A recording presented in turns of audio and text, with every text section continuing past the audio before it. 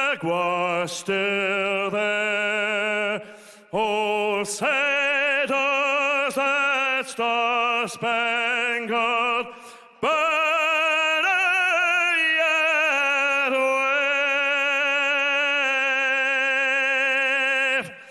o'er the land of the free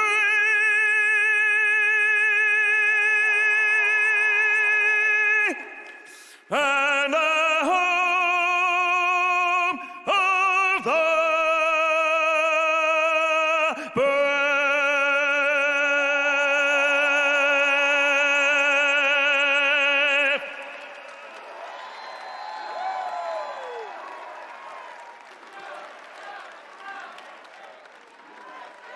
Ladies and gentlemen, please welcome Britta Horn with today's invocation.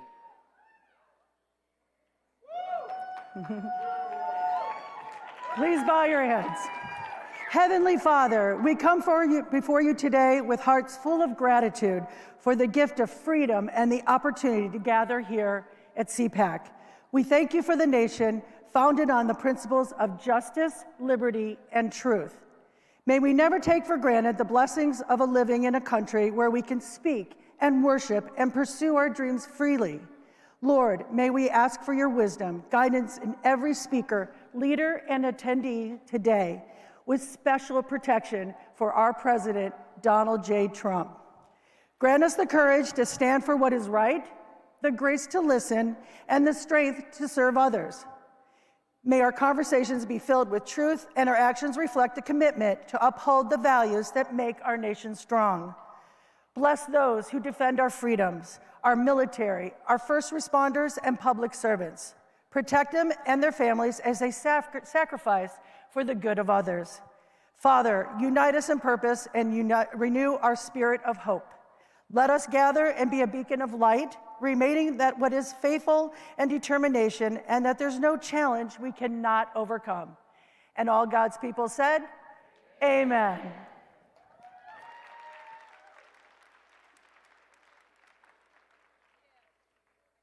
It's our America. We conquered it. We built it. Great values like honesty and fairness. Great courage. A great nation needs a free press. Newsmax is it. 30 million Americans regularly go to Newsmax when they really need to know. They watch Newsmax TV at home. On the free Newsmax app, they go to Newsmax.com. Start today. Newsmax is real news for real people.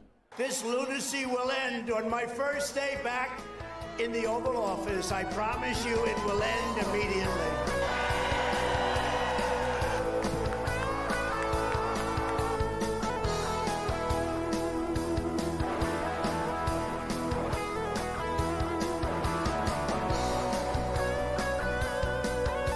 I, Donald John Trump, do solemnly swear. RSBN, by the way, how good is RSBN? They do a good job. So beautiful. Who's AARP really watching out for these days? They've made billions partnering with big health insurance corporations while opposing reforms seniors want, like applying big discounts to medicines directly at the pharmacy counter. Instead, AARP supports liberal price-setting schemes, giving politicians, not seniors, control over any so-called Medicare savings with no guarantees. Funds won't be spent on unrelated programs or pad big insurers' profits. If AARP and Congress believe America's seniors aren't watching, think again. Paid for by American Commitment. Every institution today is under attack. The home, the church, the government. And many people are asking, what is the truth? Jesus Christ claimed to be ultimate truth. Are you willing to face the truth? Do you think the MKUltra project ever actually ended? The Central Intelligence Agency is actively involved in mind manipulation. We all answer to one God and one Savior. And he's there to change your life for the better. Hey, it's Matt Schlapp with CPAC. You know, we've had a huge problem in this country with election fraud. But at CPAC, that's not a problem. Our only problem is getting each and every one of you to vote. So look at your badge. You have a number on that badge. And get your phone out and vote on all the issues that matter. And my guess is you probably like what Trump's doing as well. And we'll have the results for you very soon. Ladies and gentlemen, Obama didn't care. Regaining truth and health. Please welcome President of American Commitment, Bill Kirpin. Founder of Unleash Prosperity Now, Stephen Moore. Director of CPAC Foundation Center for Regulatory Freedom, Andrew Langer. Moderated by From Clear Health, Jerry Rogers.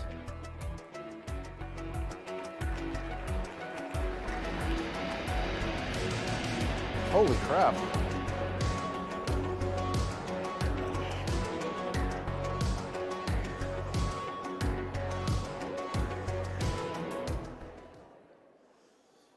Good morning. Good morning, Good morning. All right, I must be in the right place. All the finest people are here. And of course, I'm here with the heads that know things about health policy. And yes, health policy is very sexy. And we're going to talk about it today. Really? You're going to talk sexy at 8:30 on Saturday Well, sex and health go together, right? That's true, yes. Let's get right to it. We were introduced. Obama didn't care. Look, healthcare is a mess, and we can fix it. The Trump administration is ready to do it. And let's talk a little bit today about how the rest of the world freeloads on American innovation. Steve, talk about those freeloaders. Well, hello, everybody. Great to be here. Don't you love 2.0 Trump? It's even better than Trump 1.0. And what an honor it is that the four of us get to be Donald Trump's warm-up act. Yes, so that's right. fantastic. And Javier Milei's. Yes, there you go. So I'm very, very qualified to talk about the economy and healthcare. I worked at McDonald's for 1 year, so I'm very qualified. I'm here to tell you a couple of quick things. Number one, I just turned 65, and I will not join AARP. It's an evil organization. They're too liberal. I call it American Association for Ripping Off Old People, and we should get out of that. Number two, we need more. Phil, you're not old. We need more healthcare transparency in this country so people know what they're paying for, and hospitals are telling us what it's going to cost, and patients are telling us when they go to the hospital or when they buy drugs or when they go to see a physician. You know, no one knows what these things cost, so we have a market that needs to be fixed. And finally, and then I'll turn it over to the rest of you, you are so right, Jerry. We lead the world in drug innovation.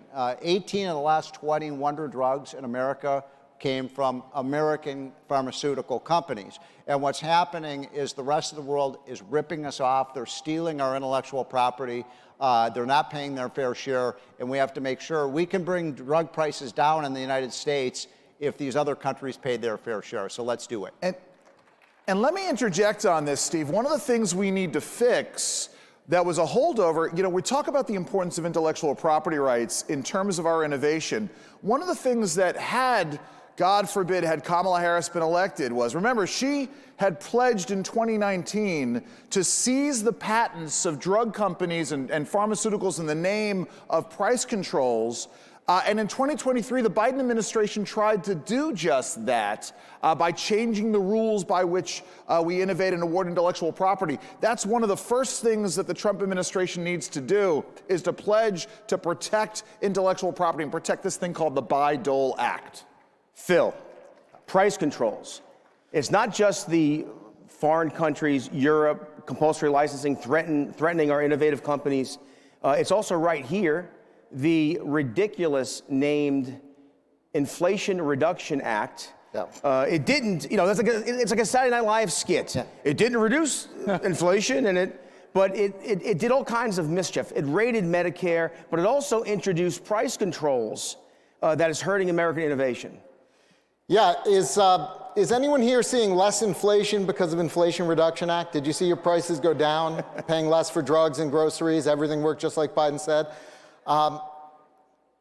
We call it the Inflation Acceleration Act. This is one of the most absurd, misnamed laws. And see ahead for knowing things. What they did that was so outrageous is they put these price controls on prescription drugs. And price controls are always a bad idea because when you put a price control on something, you create shortages. You get less of what you're price controlling. Everyone who lived through the 70s knows what happened. We put price controls on gasoline, you had long lines.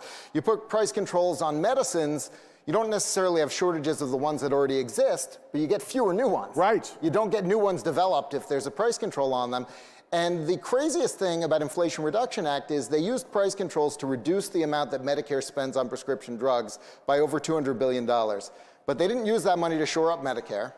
They didn't use that money to send it to seniors in the form of rebates or lower prices or lower premiums. They used that money for giveaways to wind and solar guys and electric vehicles, all this unrelated left-wing spending. And so that bill is completely outrageous. Let me just finish my All right, go ahead. And inside the price controls, this is even the craziest part, inside the price controls, they have more draconian price controls on pills than they have on injections. Yep. So they actually created an incentive within it for every new drug that is developed now is going to be an injection because injections have a 13-year protection from price controls. Pills only have 9. There you go. Now, every person I know would rather take a pill than stick themselves with a needle.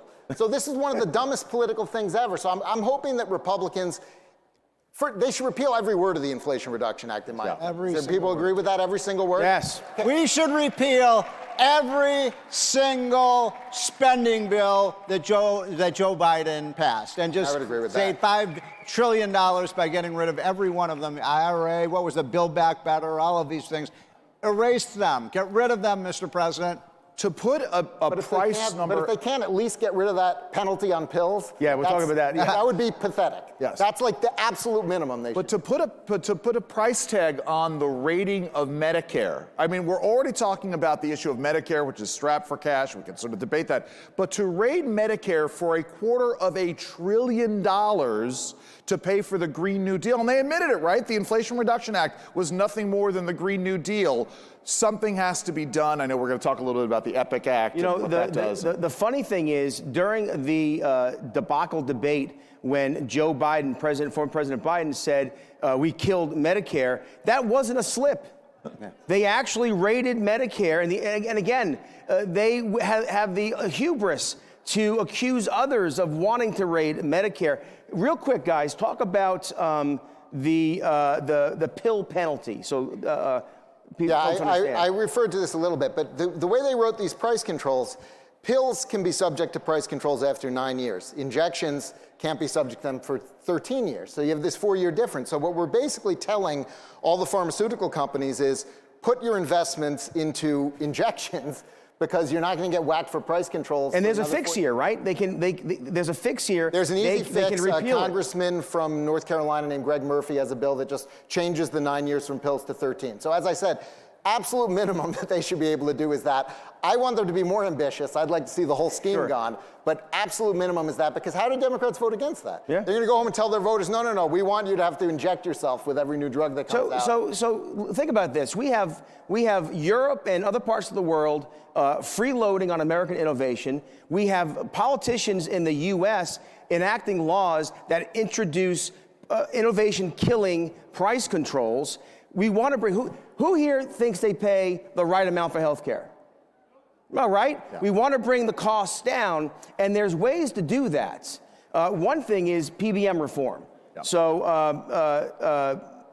all you guys, start here, Andrew, PBM reform. So let me just gin off of the issue of the price controls and the importation issue. Go. Because it is parallel to what we've been asking in terms of foreign policy generally, right? As we are asking other nations in NATO to pay their fair share for, so that America doesn't foot the bill for global security, we need to be doing the same thing with regards to healthcare, especially with the amount of innovation we're doing. Now, the issue of PBMs is an important one, and what's amazing now, what's about a PBM? That's a pharmacy benefit manager. It's essentially a middleman between the drug companies and the consumers in terms of setting prices. And it's an area, weirdly enough, in which Democrats and Republicans can agree that something needs to be done, and yet, nothing has been getting done. I know Phil could Phil can speak to that issue. We need to get it done now. We've had Phil, opportunities. I grew up in the Bronx and in Irish Italian neighborhoods, and there was always a guy walking around the neighborhood who would go and visit the stores and such.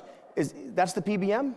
Well, the PBMs now are actually all owned by the big insurance companies. Yes. So they're not really a separate company. It gets a little bit confusing. But basically, normally I love middlemen. I'm not one of these middlemen are horrible guys. I think that usually they're market makers. They reduce friction. So I try to be safe. But in I'm this against case, middlemen. In this case, it's actually, they exploit a loophole in federal law. They have an exemption from the federal anti-kickback statute. I don't know why or how they got this exemption, but in any other federal program, you couldn't do what they do. And this is what they do in Medicare Part D. When they're negotiating prices, the insurance company's PBM division, when they're negotiating prices with the drug makers, they don't go in and say, hey, we have huge buying power, we have 10,000 pharmacies, we want lower prices on all these drugs. Instead, because if they did that, they'd have to pass on the lower prices because there are caps on the copays. Okay, what they do is they say, we actually want a really high price, and we can base the copay at the counter on that really high price, but then give us a huge rebate, and we can pocket the rebate, because we're exempt from the federal anti-kickback statute that in any other federal spending program would make that illegal. So Trump tried to end this. He actually, in his first term, they did a regulation from HHS that prohibited pocketing those rebates, said any rebate has to be passed on to seniors at the point of sale in Medicare Part D. And in the Inflation Reduction Act, they delayed the effective date of that Trump rule until 2032.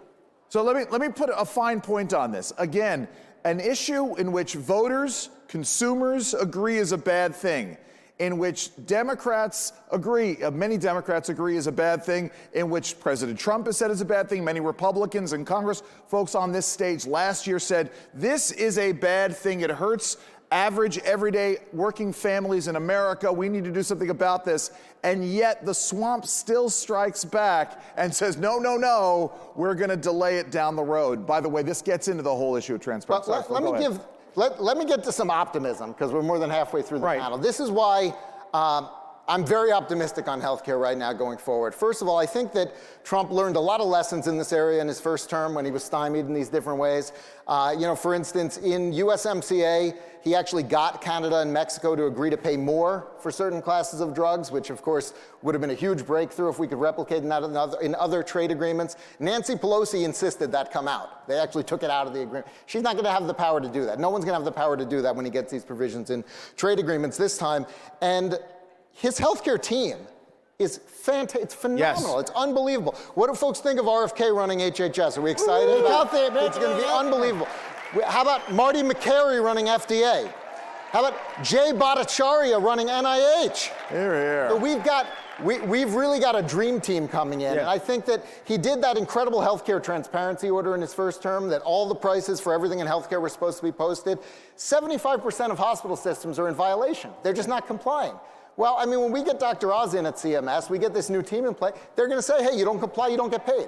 And we're going to force them to comply. So I'm really optimistic with the team we have coming in. Speaking of lessons learned from Trump's first term, and we all want to make America healthy again. That's why RFK Jr. is going to be one of the great HHS secretaries ever. But can we all agree, everyone in this room, that never, never, never again will we let the government shut down our schools. Never again should they shut down our government. Never should they shut down our churches. What they did was so terrible for our health, and we will never let the government do it. It was the greatest abuse of power ever.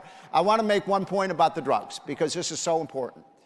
Folks, we are on the cusp of so many incredible breakthroughs in medicine. It is so exciting. We, in everyone's, unless you're over the age of 9. By the way, I'm 65. I'm so excited to learn that I'm going to be able to get Social Security for the next 65 years of my life, right?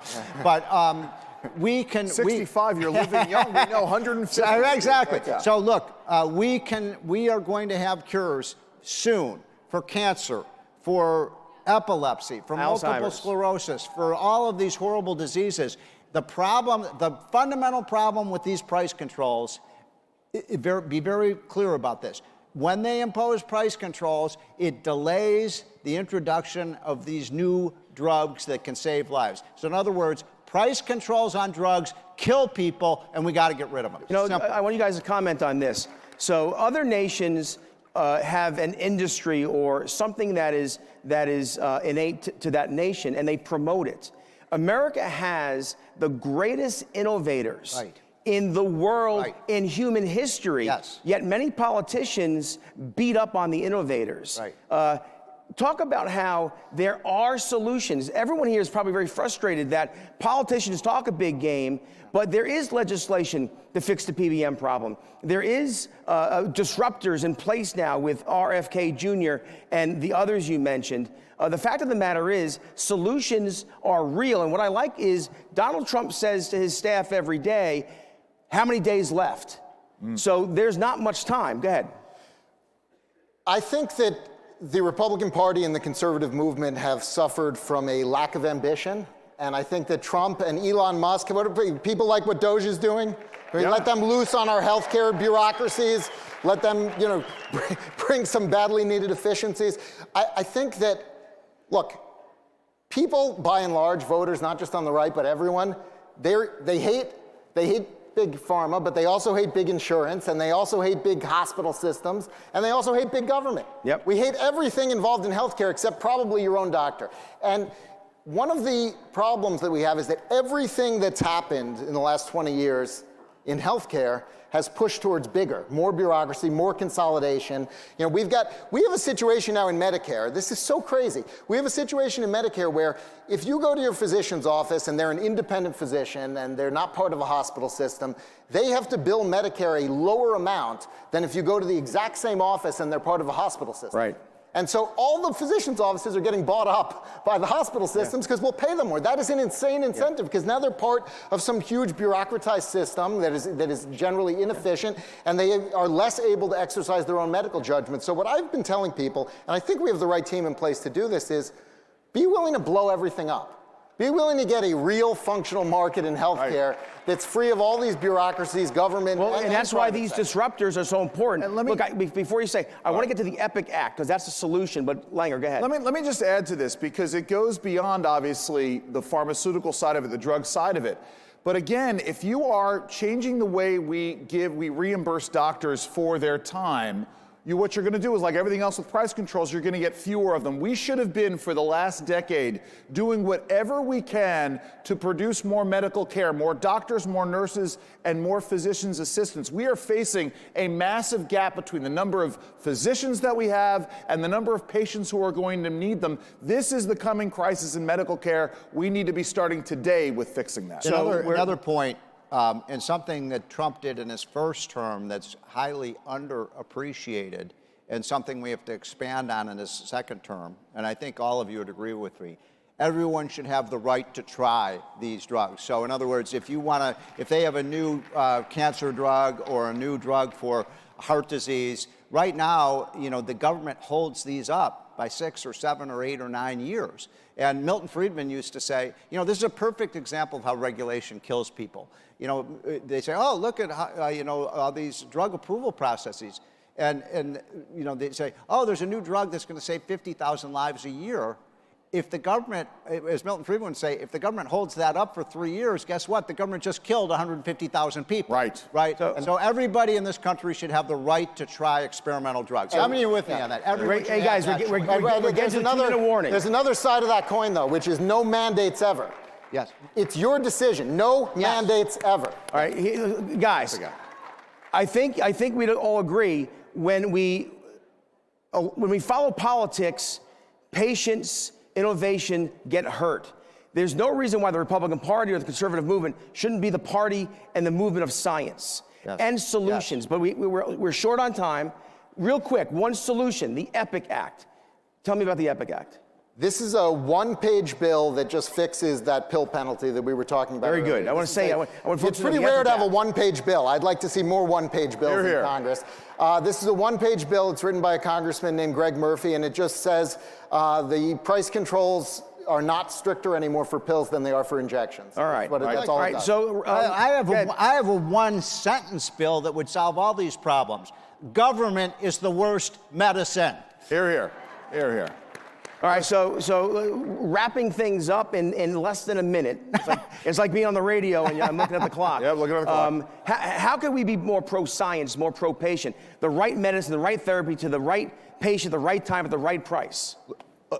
Well, I think this is the challenge to the new team that's coming in with RFK and Marty McCary and Jay Bhattacharya. And I think we've got a lot of people who have been very committed to science. And you got to do it by, don't tell us, show us. Yes. Publish the results, prove it. Don't expect us to take your word for it. Steve? I'm going to go back to what I said at the very outset. No, we're up on we a have break. a lot of seniors in this room, a lot of people in their 50s. We're going to make a pact today that we're going to get, everybody's going to get out of AARP and we're going to join AMAC, okay? That's the way and to no solve more the problem. freeloading. No more freeloading from other countries on our innovation. Hey, we are in a good place in this country. We should be hopeful and understand that innovation in science is on And how cool is this, by the way, that today you're going to see the two most popular leaders in the world, Javier Milei and Donald J. Trump. I mean, how about that for a Thank you very much. Thank you all very much. Thank you very much.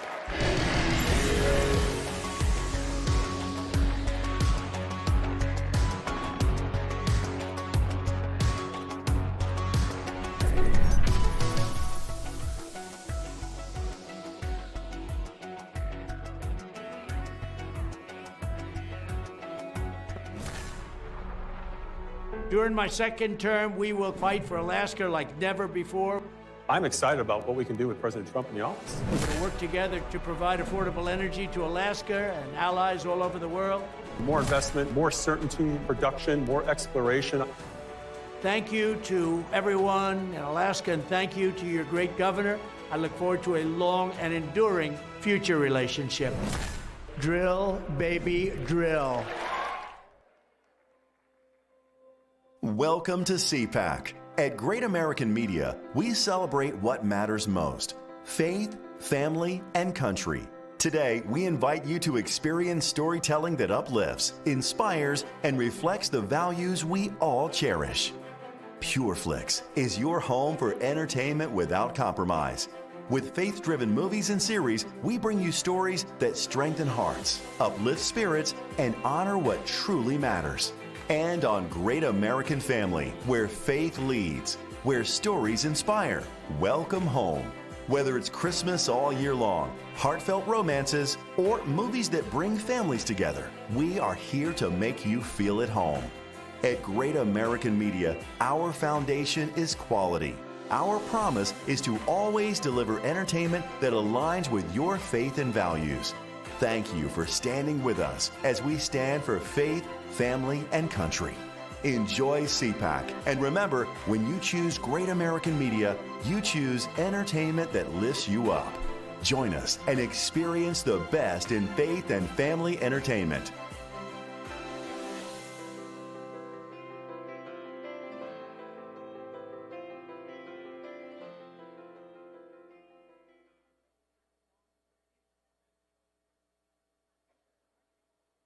America is under attack. Our families are being crushed under the politics of a radical agenda. But moms have had enough. We are standing up and we are fighting back. This is our battle. This battle is every bit as important as the Revolutionary War because we fight for the same thing. Moms for America is a national movement of moms reclaiming our culture for truth, family, freedom, and the Constitution. I think Moms for America is exactly on track and is doing the right thing for the future of our country and our children. Like, Moms for America is going at the heart of the issue. I want to go on the record and say I'm for moms, I'm for America, and I'm especially for Moms for America.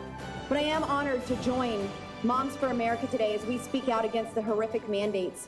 With a national network of over 500,000 mothers, Moms for America is one of the fastest growing movements of women in the country. Well, the most dangerous place in all of nature is between a mama bear and her baby cub. We are the change.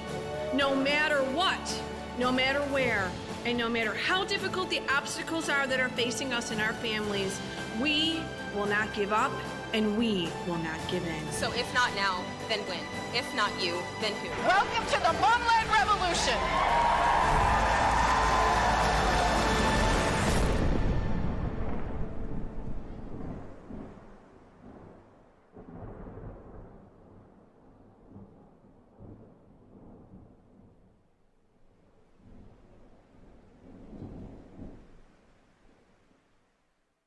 Freedom Foundation is not your average think tank. The Freedom Foundation is a battle tank. Our job is to defend the rights of public employees against the nation's biggest bullies, government unions.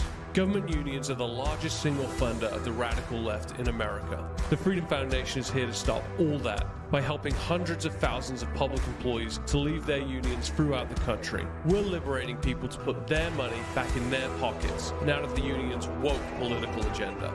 This is how we take back America. Hey, it's Matt Schlapp with CPAC. You know, we've had a huge problem in this country with election fraud. But at CPAC, that's not a problem. Our only problem is getting each and every one of you to vote. So look at your badge. You have a number on that badge. And get your phone out and vote on all the issues that matter. And my guess is you probably like what Trump's doing as well. And we'll have the results for you very soon. Ladies and gentlemen, it's Trump's world now. Please welcome co-founder Unplugged, Eric Prince, and CPAC board member Gordon Chang.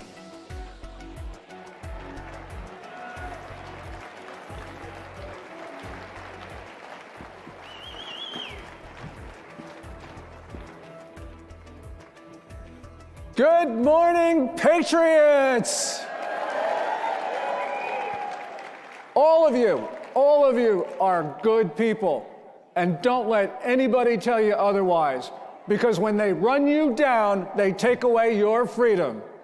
And freedom is the basis of our constitutional republic. And we've got a defender of freedom right here. Eric, I am so proud to be here today with you. Glad to be here, Gordon. Eric, we got problems all over the world. There are wars, there are disturbances, there are conflicts, but let's start at our southern border. This week, the State Department designated 8 Latin American cartels as foreign terrorist organizations. 6 of them are Mexican. So those 6, primarily 2 of them, control our southern border. What do these designations mean? Well, it certainly unlocks a lot of tools that can be used against these cartels. They have plagued the Mexican society for decades. I feel terrible for a Mexican policeman who, within days of coming on a job, gets a very unwelcome visitor, and they say, plata y plomo, silver or lead, you're going to pay you or we're going to kill you. And so I think most of the Mexican people really want to be rid of the cartels. The United States has invaded Mexico twice, 1845 and then around 1912-13, chasing Pancho Villa. I don't think we should do that at all, but I think by designating them terrorists, it unlocks a lot of surveillance capabilities, a lot of intelligence gathering, and certainly the ability for special operations units to do of, by, and through Mexican units to help really degrade these cartels' ability to terrorize the society. So what you're saying is that we are going to bulk up the confidence of the Mexican forces, I guess, right? Yeah, the federales, the federal police there are very corrupt. The state and local guys are very intimidated and cowed. They've actually had to use the Mexican Marine Corps as one of the only reliable forces against the cartels, and even they have problems. So again, having a true mentorship, providing significant technology to overmatch the cartels, hopefully helps degrade their ability to terrorize that society. But again, part of the guilt is on America. We need to stop our own drug appetite, because that still flows through Mexico, and that illicit profit screws that society up. You know, it's interesting. Do you think that the Mexican forces can actually outfight the cartels? Because I get the impression the cartels are pretty good. They're pretty good, but they've never met a JSOC level force. Okay. You mentioned 1845, President Polk sends the U.S. Army down there. What happens if we have to resort to that? That's a long time from now. Look, we don't want our southern neighbor collapsing. We don't want it to be a narco state. Colombia was on its way to becoming a full narco state. Remember during Pablo Escobar, and he blew up the Justice Ministry and blew up airlines, and the U.S. never had to invade. They sent advisors of, by, and through, severely degraded the cartels, the FARC, et cetera, and eventually got them to a peace deal. So I think that kind of solution is possible. But we just have to be extremely careful. I think there's been talk about even allowing the private sector to help the government, because the more government we send, we don't have a great track record of stabilizing difficult countries like Iraq or Afghanistan. So I think being extremely light in the touch and being very severe in the cartels is necessary. Okay, we got a problem not only at our southern border, we actually got a bigger problem at our northern border. They call it the longest undefended line. Well, you know, the number of terrorist watch list suspects apprehended at our northern border is more than double the number apprehended at the southern border, even though the number of migrants coming across our southern border far exceeds those from Canada. And the problem is that the Canadian government has actually allowed dangerous elements to use Canadian territory essentially as a staging ground for assaults on America. What do we do about Canada? I know the president has imposed tariffs, the Canadians have done this and that, but what do we do? Some weeks ago, when the president was threatening tariffs on both Mexico and Canada, it was about that border issue. And I think Canada committed to spending a couple of $2 billion and some very specific border security capability. The RCMP, the Royal Canadian Mounted Police, not a bad organization. It requires leadership. Canadians have fantastic special operations units, so they can interdict the terrorists within their own border. It comes down to leadership, and hopefully the Canadian people will dump Trudeau very soon. We got a lot of problems in the world. Let's go to Europe. What did Britain just do to Apple a few days ago? They just tore up the Magna Carta. I remember a few years ago, the Magna Carta was visiting the Museum of the Bible, and it's such a significant document because it's the first time that it defines a citizen's role versus the government. And I feel like we should keep it because they've lost the right to have it. Because what the British government did, they forced Apple to turn over the encryption keys for their cloud storage. And so the government, police can have unlimited access to anyone's iCloud account and all the pictures, content, whatever, with no warrant or any probable cause. It's the biggest invasion of privacy in the world. It's something that not even occur in China. You know, it's interesting because J.D. Vance at the Munich Security Conference last week talked about how freedom was being eroded in Western Europe. This is really the same thing, isn't it? Case in point. I mean, terribly. It's that surveillance state that there's a reason our founding fathers have a constitution, but immediately a Bill of Rights to define what government cannot do, and the British people don't have that, and they are lacking for it. And you can see the slow eroding, even destruction of that society. Because in Britain and in other places, we have these pictures of like people being rounded up for posting nasty comments. Yeah, you can misgender someone and actually go to jail. There was a guy that, as JD pointed out, a guy sent to prison for praying for his unborn child less than 200 meters away from an abortion clinic, and he was sent to prison for that. It's extraordinary. Wasn't doing anything violent. He was praying. Okay. I got to have time for a commercial. The Trump tribe of Texas is over there. Everybody give them a hand.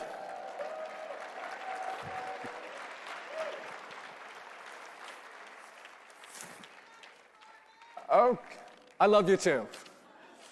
I asked Twitter what they wanted me to ask Eric. And if I were sort of up to date, I'd actually take out my iPhone 5 and scroll down and get to the answers. But I'm not only old, but I'm old school. So here is a question for you, Eric, from Twitter, a guy named @NIXREL828. And he asks, what are we going to do with regard to future relations with Korea? There's a lot in there. So if you haven't noticed, Korea had a bit of a political meltdown. There is massive North Korea-sponsored and CCP-sponsored subversion inside South Korea to shift their government leftward. The previous president saw that, declared martial law, probably a bit clumsy in how it went down, but it was because there was a lot of funded, organized subversion to capture that government, and now they're in real political turmoil. Beyond even North Korea threat for South Korea, their biggest threat is demographic. They are collapsing. It's one of the lowest birth rates in the world, and it's like people have stopped having children. They don't date, they're not married, they don't have kids. Demographic collapse is a real possible problem for them. And what we're seeing is a possibility that the communists could actually take over South Korea. And I know that sounds inconceivable, but the people who are now leading in the popularity polls, they are pro-North Korea, they are pro-China, they are anti-America, they're pro-communist. this is a dangerous situation because South Korea is a really important country. An extraordinary economic success to literally climb out of a very agrarian, super poor, starving society at the end of the Korean War to one of the highest standards of living in the world, with unbelievable internet connectivity, productivity, industry. I mean, they make an enormous amount of vehicles, steel, electronics. Their aerospace industry is incredible, and I can't believe they're throwing it away. Yeah, and that really is a situation which is hard. We've got Korea CPAC here. Talk to these people around the... They are fantastic. And, oh, there they are. Save Korea. You know, and the good thing, Eric, is that when conservatives in South Korea...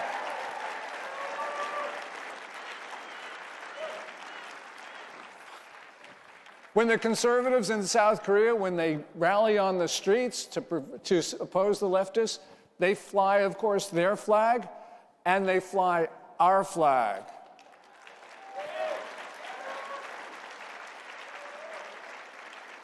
Well, and it's important to remember, 1953, we were still fighting against millions of Chinese communist troops there. Yeah, and we did fight a war. It was the Korean War after 1 million plus Chinese volunteers rolled across the Yalu River. And that war, quote unquote, ended with an armistice, 1953, and there has been no peace treaty, which means there is still technically war on the peninsula. The North Koreans actually believe it because every once in a while they have these big terrorist events and cyber attacks all the time against South Korea. And by the way, in that armistice is China. So we are technically at war with China. There's an armistice. What's going on in China, Eric? Look, Xi Jinping has kind of made himself dictator for life. Normally, after Mao, they were only staying for 10 years. And this last, 2-3 years ago, he changed the process, has really run an anti-corruption campaign, smashed any political opposition. It's important to remember they have political factions there as well. The Shanghai faction, the Young Princelings, he's one of those because his father was literally someone that was rolling with Mao back in the 30s already. And the Communist Youth League. Xi has smashed all that opposition. I mean, Jack Ma, who's kind of the combination of Jeff Bezos and Zuckerberg all in one person, made some negative statement against the Central Bank of China. Oh, yeah. He was disappeared from public view, and he reappeared 6 months later lecturing at an elementary school in rural China. And the government said he had embraced supervision. So it's very Orwellian. Look, the issue with China, it's really a global competition of governance. Do we, as citizens that have rights under a constitution, under natural law, we choose our own government versus being effectively a serf under a Chinese Communist Party, very centralized rule where you have 0.0 rights. That is the global contest in governance. And so when people say, wow, we're contesting China in Africa or elsewhere, it is that global competition for how shall we govern ourselves? Or shall we govern ourselves or shall we be ruled? You mentioned China and Africa. That reminds me, a good friend of mine, Jonathan Bass of Argent LNG, had a question for you. And that was, Blackwater provided security for American companies. Now you have the Wagner Group providing security for Chinese enterprises, especially in Africa. Who is going to provide security for American businesses going forward? Part of the issue with USAID, and I would say an over-reliance on U.S. government everywhere, doing stuff, wasting an enormous amount of money and not being very effective at it, is it really crowded out the private sector from doing a lot of those creative solutions. And I think the great thing about capitalism, if there's a demand signal, the private market will respond. And as American companies do start to go abroad for energy, minerals, infrastructure projects, American private sector will be there right there with them. Great. Another question from Twitter. This is from @RRA. Is there a plan to improve relations with Cuba? I think the whole issue of we're invaded, right? Every day, well, much less now. But we had millions of people coming to America illegally. It is, again, that competition for governance. They're coming here to America because the water works, the power, the sanitation, et cetera. When I go to really rough places and I see everything is chaos, but you go to a hotel, a nice hotel, and the power, water, sanitation, and the food is there, it is a little microcosm of good governance. It's the private sector organizing things. We have a very robust private sector here with 3 levels of government: state, local, federal. The more things we do at the local level and at the private level, the better we are. Cuba has gone completely the opposite way, and a lot of the people coming from these failed countries have an all-government, all-the-time solution. Cuba, of course, embraced all communism from the early 60s, and that has completely and totally collapsed. And I think a great outcome of a Trump presidency would be that these countries that are trapped in communism are actually liberated from it, whether the people rise up and say, enough, like Milei said, afuera, with these big government, big bloated incompetencies to be done. You got another one in Venezuela, where the people voted in socialism in '99. They've had 3 elections. The leftists completely and blatantly stole the election last summer. They lost 70-30, the Maduro regime, backed by Cuba, backed by the Chinese Communist Party and Iran. They deserve our support, our moral support, and they need to get rid of this cartel. I mean, Venezuela has effectively become a narco state. We should do business with them, but do enough business with them to flush them out.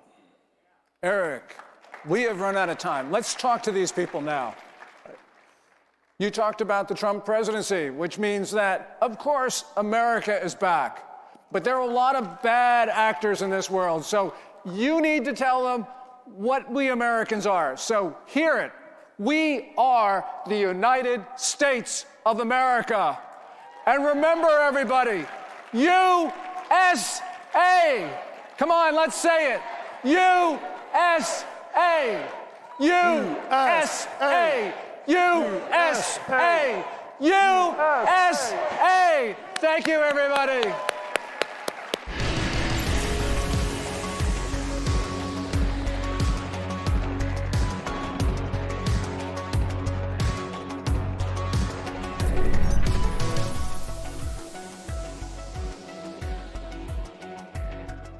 I switched. I switched. I switched. I made the switch to Newsmax.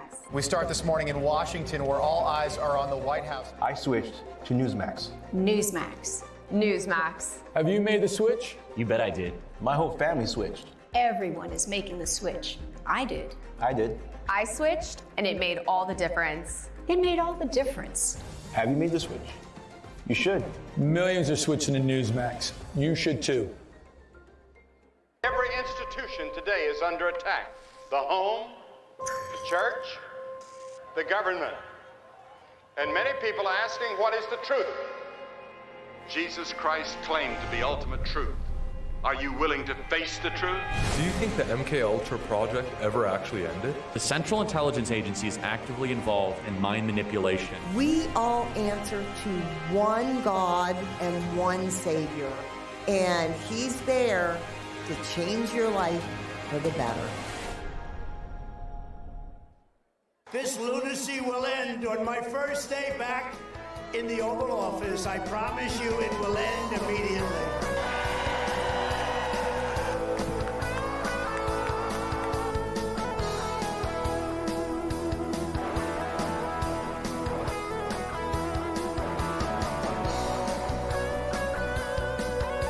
I, Donald John Trump, do solemnly swear. RSBN, by the way, how good is RSBN?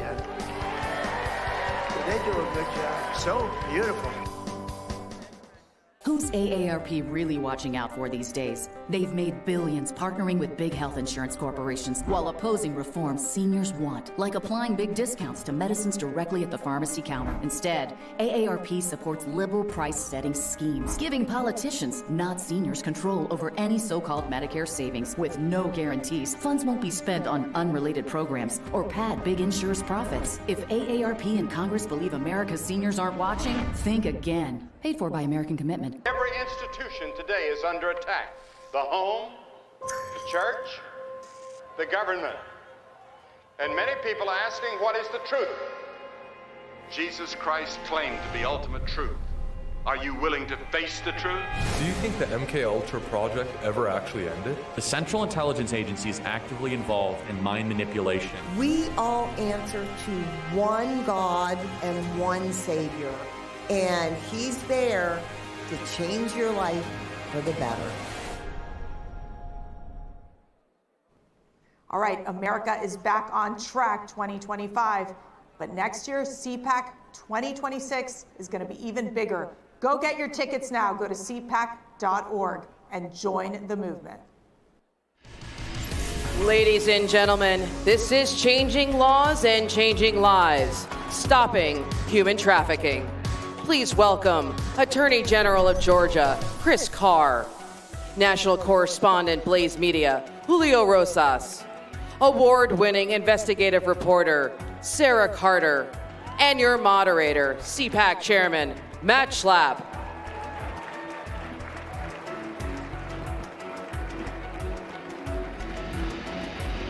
Hi, Carol. I love Sarah, too. I love Sarah, too. We all love Sarah. But how about Julio? Woo! Guayavera, huh? I like this. It's a bold move. Red, white, and blue. Still, I love got it. the Latin flair, but still patriotic. It's good. It works. It's kind of like it adds to the international flavor of this. I just missed Florida, so I'm looking forward to going back. Yeah. All right, guys, let's dive into this awfully important topic. I want to be made irrelevant in this conversation because all of you are doing amazing things. But Sarah, I just want to pitch it to you to get started. Okay. We went down to CPAC, Mexico. We're in Mexico City. By the way, my Cuban wife was like, I don't know if you guys know this, there's like a little rivalry between all the Latinos and Latinas. Very. Not the Latinx, because that's like an unexistent thing. But you know, the Cubans and the Puerto Ricans and the Venezuelans, there's like, you know, they have their own little rivalries. And I will tell on my wife a little bit. She's like, oh, the Mexicans. I don't know, should we be doing CPAC Mexico? And then she like falls in love with the Mexicans. If you've ever been to Mexico City. You absolutely fall in love. And let me tell you, Americans have to be careful because we're like, oh, we can't go to Mexico City, it's dangerous. And after I got back from Mexico City, I was like, I think Americans ought to stop saying that because have you been to San Francisco or LA or New York City? I think we got our own problems. But the point is we go down to Mexico City and with Eduardo Verostegui and Rosie and all these new friends we made, tell us a little bit about what they're doing in this great orphanage, Chalco.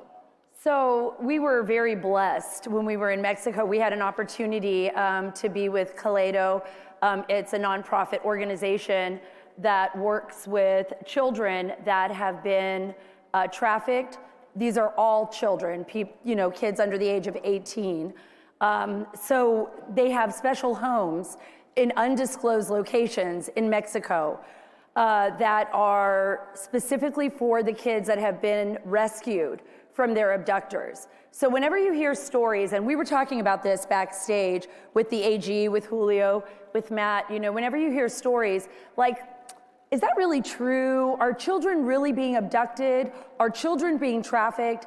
Yes, they are, because I took you and Mercy with Rosie to these homes so that you could see for yourself and meet these children. And we were able to go to the homes and talk to some of the children that were being kept there.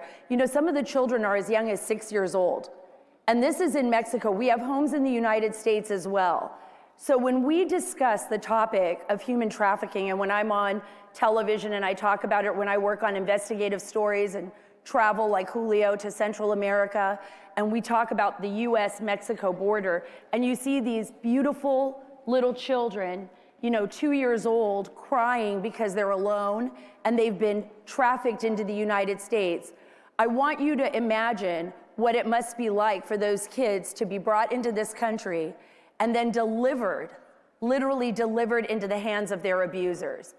But when I was backstage and I saw that video clip of President Trump, and after he was shot, and thinking how close we all were to losing him, and how grateful I am to God that he is now the president of these United States. Literally saving children's lives. Literally saving children's lives. You know, when we were here last year, and I'll let you move on right after I say this. When we were here last year or the year before, we were always talking about, what are we gonna do? How are we gonna stop this? It's being stopped right now because we have a president that actually cares.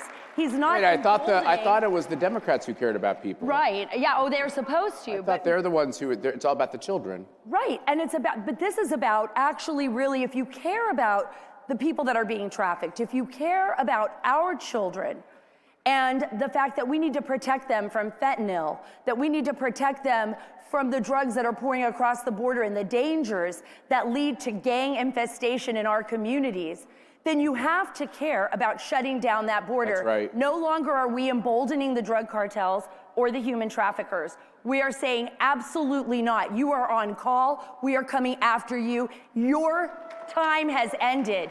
It is over for you. And our president, President Donald J. Trump, with the help of this administration, is going to do that.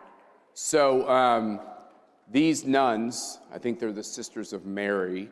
Right. They're actually in some of the worst poverty areas all over the globe. They're in Korea, they're in the Philippines, Correct. They're in Mexico. They pull, Nancy's sitting here in the front row, she knows this. They pull 4,000 girls approximately out of the most desperate of situations around Mexico. And they tell their families, give us your daughters for a period of time. Mm-hmm. They learn many languages. They have rosary, I think, every night at 6. They have an amazing formation. It's like a small number of nuns. And when I say they're a small number of nuns, they are small nuns. But I don't know if you know something about nuns. They are. The smaller the nun, the more they pack the punch. These are tough ladies. These are tough and sweet ladies. And they're surrogate mothers for 4,000 girls, many of whom pulled out of trafficking, pulled out of sexual abuse, pulled out of just terrible poverty. And you see this room and you realize one child at a time. Right. One child at a time. You save one child. You change history, right? You change history. And a lot of these young women, and Nancy, you can attest to this because you know them as well, they get treatment. So these children, once they've been abused, once they've been sold into trafficking, the houses where we were at, there was a lot of sexual abuse. We went both to a house that held young girls. We also visited a home for boys. A lot of these children get psychological treatment, medical treatment, full treatment. So it's an all-around, all-encompassing, multi-purpose, multifaceted home to get them prepared for the future and for their future lives. Many of these young girls, in fact, a few of them have become international lawyers fighting against human trafficking. The graduates of these programs are amazing, and they have such character. We walked into the home with the boys, and you meet them, and then they sang for us. Yeah, they did. Not a dry eye in the house. Can you imagine, after being through things I can't even imagine? I can't. Yeah. Most of us can't imagine. They still have the character and the strength to raise their voices to God and to, have this beauty about them. And so it's. I'd just like to encourage you all to, if you ever read cynical reports of what's this trafficking thing, I don't know. It seems like they're making it up, putting it in movies and everything else. Chris, you and I are old now. You seem to have lost your hair. I seem to have had my hair turn a different color. We both had brown hair at one point when we were working together on the Hill. You're now doing great work in Georgia. What can this room do? What can CPAC do to help those of you who are in law enforcement get the bad guys and make sure they don't victimize any more kids? Well, and Sarah was talking about one element. That's restoration. Think about it. Let's talk a little bit about what human trafficking is, sex trafficking. And what we see in Georgia, we're talking about the average age of a victim is a 14 to 17-year-old girl. So we're talking about the 8th to the 11th grade. And human trafficking breaks human beings. And I believe everybody in this room believes in the dignity, value, and worth of every human being, and we have an obligation to put those human beings, try to put them back together. But you do it through restoration, but you also do it, Matt, through legislation. And that's why your ranking system matters, to make sure that legislators and the public understand what laws need to be passed. Because as you said, 8 years ago when I became Attorney General, people said that we were making this up. but we're literally having children. Making it a political issue. Making it a political issue, trying to scare people. But when you have 14 to 17-year-old girls being bought and sold 5 to 10 times per day, this is an issue that I think we not just have a legal obligation, but a moral one as well. So absolutely. So education.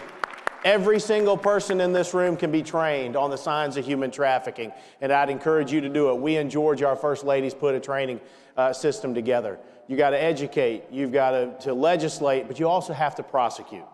And that's what we've done. So in 2019, in our state, our governor, our legislature gave us the authority to prosecute human trafficking. In these 5 years, we've rescued and assisted over 200 victims. That's 200 lives that will forever be changed. We've convicted 50 individuals on trafficking, and this is sellers as well as buyers and enablers. What's an enabler? Well, we prosecuted a clerk in a hotel that was in on the act as well. And as Sarah said this, you cannot be serious about fighting human trafficking if you're not willing to secure the border. Because gang-affiliated, human trafficking, 80% of human trafficking is gang-affiliated, both in the country as well as transnational gangs as well as the cartels. And finally, we have an administration that's not willing to coddle criminals, but President Trump and A.G. Bondi and Kash Patel, they're willing to go after and partner with us too. So the cavalry is coming, and the people in this room are the cavalry as well, and God bless you for doing it. So when you go to the airport and the either TSA official or the airline official, I have 5 daughters, and when they look at me and ask me a couple extra questions, or my daughters a couple extra questions, you might think that they're harassing you. They're not. Because what these perpetrators do is they act like the little girl with them or the little boy with them is their kin. And oftentimes, especially with all this illegal immigration, they're not. And so welcome those questions. And if you see something that doesn't look right, go tell someone, I don't think this looks right, because they're masquerading as families, but they're really victimizing these kids. Is that right, Chris? And that's a critically important point. When you train, you'll see the signs of human trafficking. Then you got to get over the stigma of actually going to somebody in law enforcement and saying, hey, I think something's wrong. We would be better off to be wrong than let one more child be abused, okay? Please take this seriously. So what Chris is saying is all of us together collectively, all of you who support CPAC, we're the only group that ranks and rates every state legislator, every state senator, every state House member, every U.S. senator, every congressman, every governor. We're ranking all these people. There's all these international people. I think we should start rating the EU personally, the EU Parliament as well. But it's all the same stuff, guys. We're fighting all the same evil, satanic battles.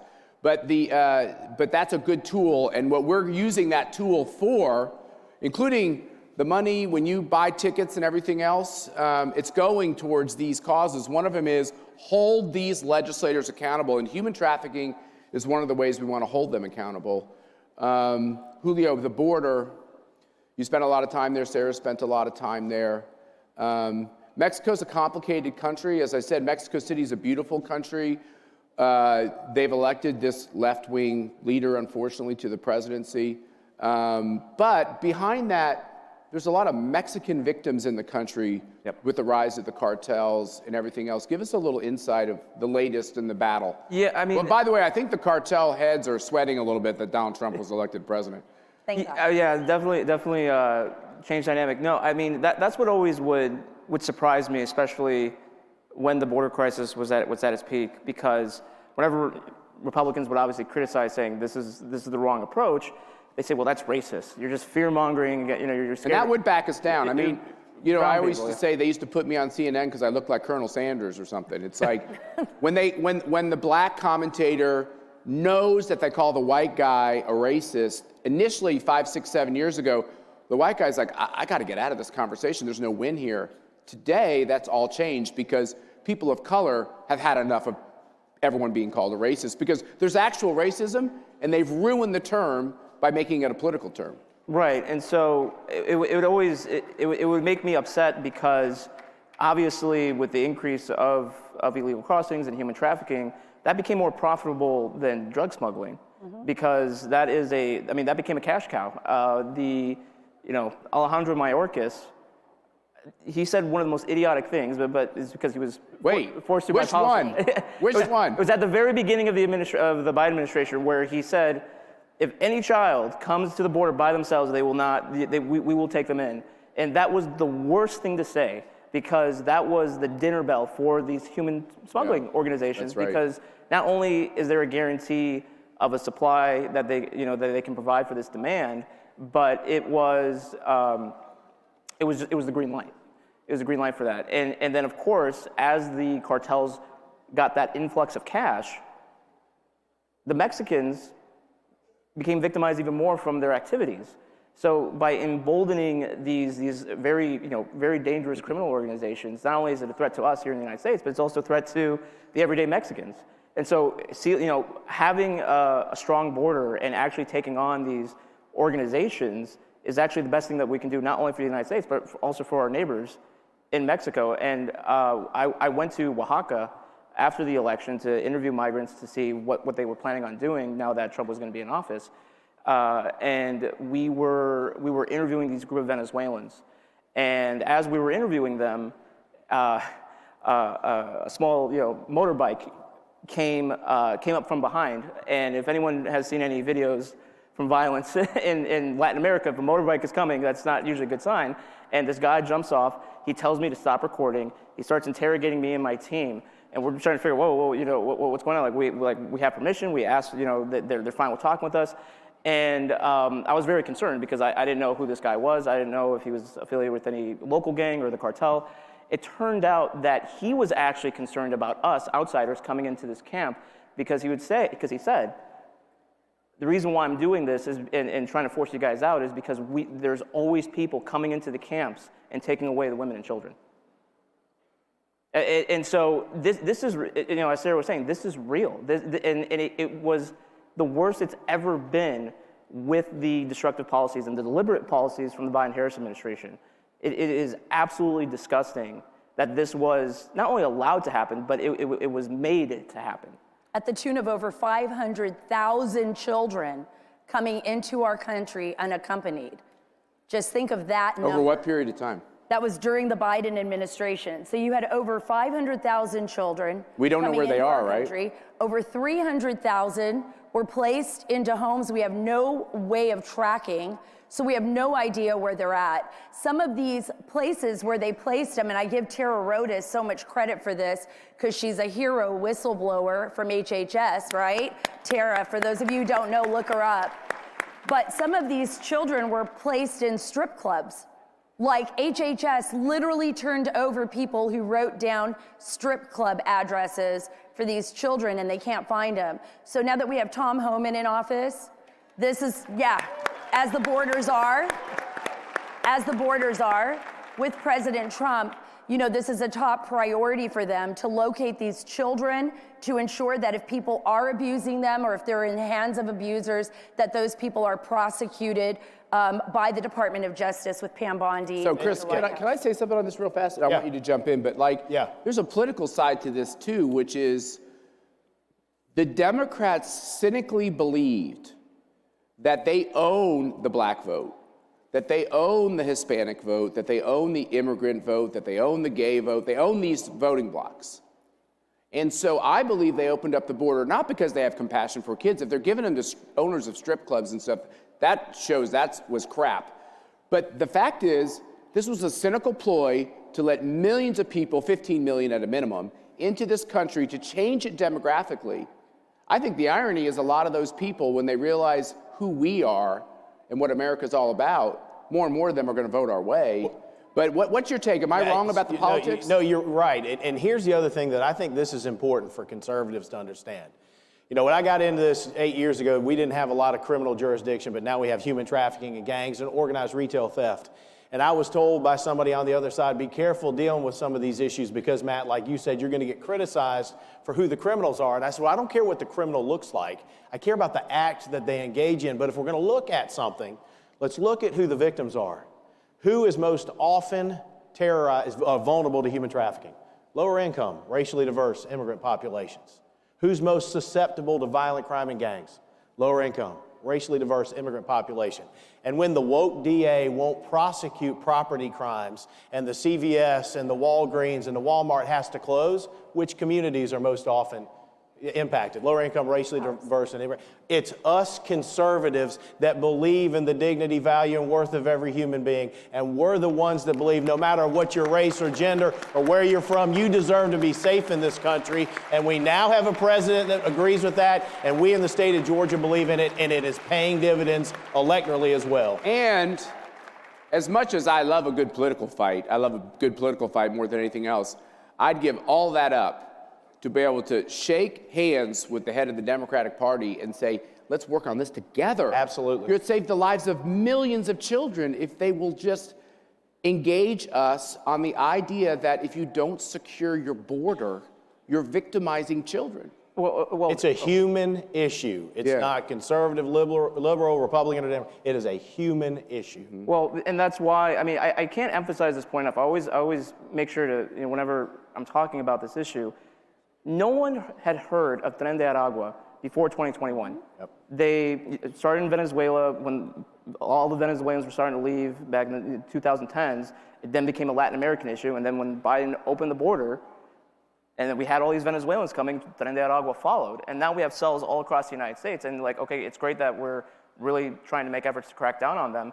But it had to take cases like Lincoln Riley in order for people to actually take this seriously. And so many other victims as well. And that's why I have to laugh, because as we all seen, there's been anti-ICE protests by people who look like me. And they're say we have to stop deportations, you have to screw ICE and all this stuff. They're taking away hardened gang members right now. That's who they're prioritizing. Come on, Julio. I know you're as cynical as I am. How are these? First of all, I wouldn't take on Tom Homan if you gave me like $1 million. He scares the hell out of me. He's going to be here, and I'm going to be very deferential. But second of all, these are paid agitators. Sometimes they have a pink you-know-what hat on their head. Sometimes it says BLM on their shirt. Right. Other times it's like anti-ICE. This is a coordinated, well-funded campaign to destabilize our political gains, right? And momentum. And Antifa.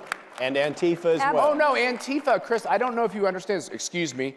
I always forget. I know we're friends, General. Excuse me. Antifa is what did the guy say, the FBI director? It's a made-up. Yeah. It's an idea. It's an idea. It's not an idea. An actual group. It's an idea until they punch you in the face, and then it's not such a good idea. And I would say that, exactly after right. 2020, because of the unbalanced judicial system that we previously had, even though the rioters stopped, the systems that were in place in 2020 to maximize that chaos, it never went away. And so that's why I kind of have faith now that we have Kash Patel at the FBI. Kinda. I do. That those networks will finally be dismantled. And that's not to say there can't be any other types of chaos, but the systems, that never went away. Can I just say, well, and this is... you have children, I have children. Right. Marty's probably done this. Here I'm living in the swamp. Not very popular in the swamp. Not very popular in my neighborhood. Not very popular with the local paper. You know that. And not afraid. Not afraid to put the Trump signs but up. I had to sit my girls down. I hated this. This was one of the grossest moments. Sat them down and said, the FBI comes to the door. Don't let them in. Don't talk to them. Don't trust them. I felt like dirty in saying that because I'm a pro-cop guy, but that's the reality. Kash Patel coming in, Tom Homan coming in, Trump coming in, people like Chris Carr in office, we got to stop the weaponization. Well, that's it. Stop. That's it. And I know we're running short on time, and I just want to say this really quick, too. She's a TV person, so she's very good at the prompter. When it's over, it's over. Yeah, it's over, it's over. It's like, okay, sorry. But this is what Matt's saying is absolutely essential. What we were up against the last 4 years was a weaponization of our bureaucracy in such a way that it was destroying the foundation of our nation. It was breaking and tearing our nation apart. The reason we have people like Kash Patel and others, thank God, in these bureaucracies is to root out that corruption and to expose it. And the only way we're going to be able to protect ourselves and our families is by doing what's right. Common sense tells us, don't leave the border wide open. Don't do it. We protect our homes, we shut our front doors at night. Why do we leave our border wide open? This is gonna take a lot of work. It's gonna take the FBI, it's gonna take the DOJ, it's gonna take UAG, you know, working day in and day out in order to save our country, because as much as we're talking about the victimization of these children, our adversaries are out there, China, you know, Iran and others, and they're seeing that border, and they saw that border as the last 4 years as an open sieve to destroy our country. And many times it comes across as a proxy war, like they did with fentanyl coming from China. And so we have to be very aware, and I'm just so grateful to be living in this time, in this amazing time where I know our country. Did this room is do on a the good right job track. or what? Wow, this Thank room's you guys. amazing. You Thank saved you. America. I think you saved civilization. I do too. I know that sounds like a broad term, and I just want to say in conclusion, thanks for being here, of course, and keep up the good work, Chris. And we got 2 real journalists here. These are real journalists. Thank you. The new version of journalists. But I just want to say one thing in conclusion. When you see the videos throughout the next couple of years, when you read the false charges about how either Cash or Tom Homan or Kristi Noem or Donald Trump or fill in the gap are destroying the lives of these mostly Hispanic people who are here illegally as deportations occur, all the lies and slurs that will come out, videos that will be true, probably deep fakes. Right. You know, instead of the ones when they said, well, Biden doesn't really have Alzheimer's, he's actually sharp as a tack. Yeah, whatever. When you read all that, understand behind that, what they're doing actually in securing the border is saving the lives of millions of kids who would have committed, you know, killed themselves with fentanyl, who would be victimized because they don't matter in our system. So don't let them lie to you. Know what's behind the headlines. Every country that believes in freedom starts with a border. And Chris and I are Catholic, even at the Vatican, by the way. You can't get in the Vatican without an appointment. That's right. And a country shouldn't be any different than that. So thank you all for being here today, and keep up the fight. Okay, appreciate it.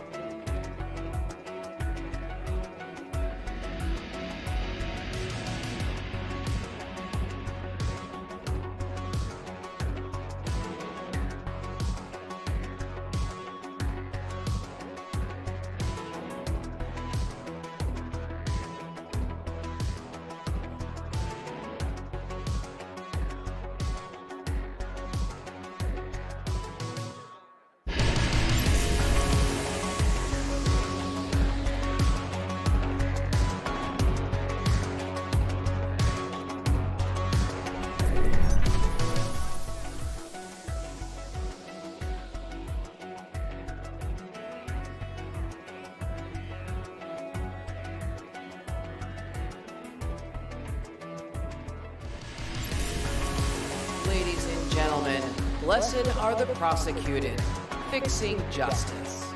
Please welcome Attorney General of Pennsylvania, Dave Sunday, Mayor of Knox County, Tennessee, Glenn Jacobs, CPAC's Nolan Center for Justice Senior Fellow, Savannah Chrisley, and your moderator, Director of CPAC's Prosecutors and Law Enforcement Advisory Council, Frank Russo.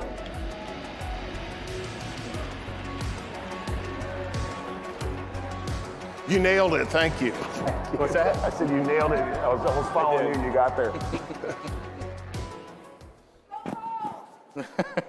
I'll ignore the go Vols being a Georgia Bulldog myself, but thank you all for joining us today. We are honored to be here with such an important panel focused on one of the most important issues. You just heard from our chairman, Matt Schlapp, that the weaponization of government is tearing our country apart. And thankfully, in November, the voters brought an end to that damage. Amen. But unfortunately, there are still victims of that weaponization. And thankfully, there are prosecutors and elected leaders who are working to fix it. So I want to start with someone who's had to live through this weaponization. Savannah, you are well known to this audience, not just for a slightly popular show that some of us have seen on Bravo. My wife's a little jealous. Well, thank you. But also for some of the challenges your family faced when prosecutors who put politics over public safety harmed your family. Can you tell us your story? 2 years ago, both my parents went to prison for a combined 19 years. My dad got 12 and my mom got 7. This was in Fulton County, Georgia, and where prosecutors labeled us the Trumps of the South.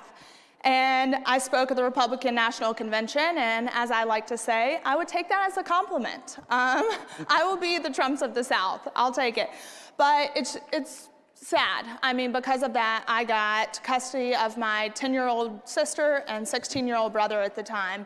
And that's when I learned to fight. That's when I learned to fight and to uncover the injustices that happen with us. There were huge Fourth Amendment violations, and the government even went to accuse us of money laundering and terrorism just so that they could access certain financial documents.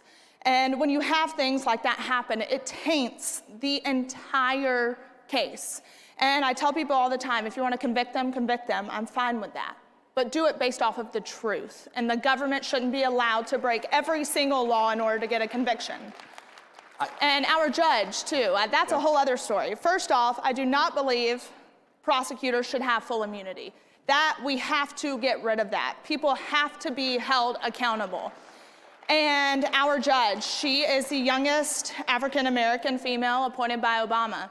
And you look at her Wikipedia page, and her notable cases are ruling against Trump for mail-in ballots.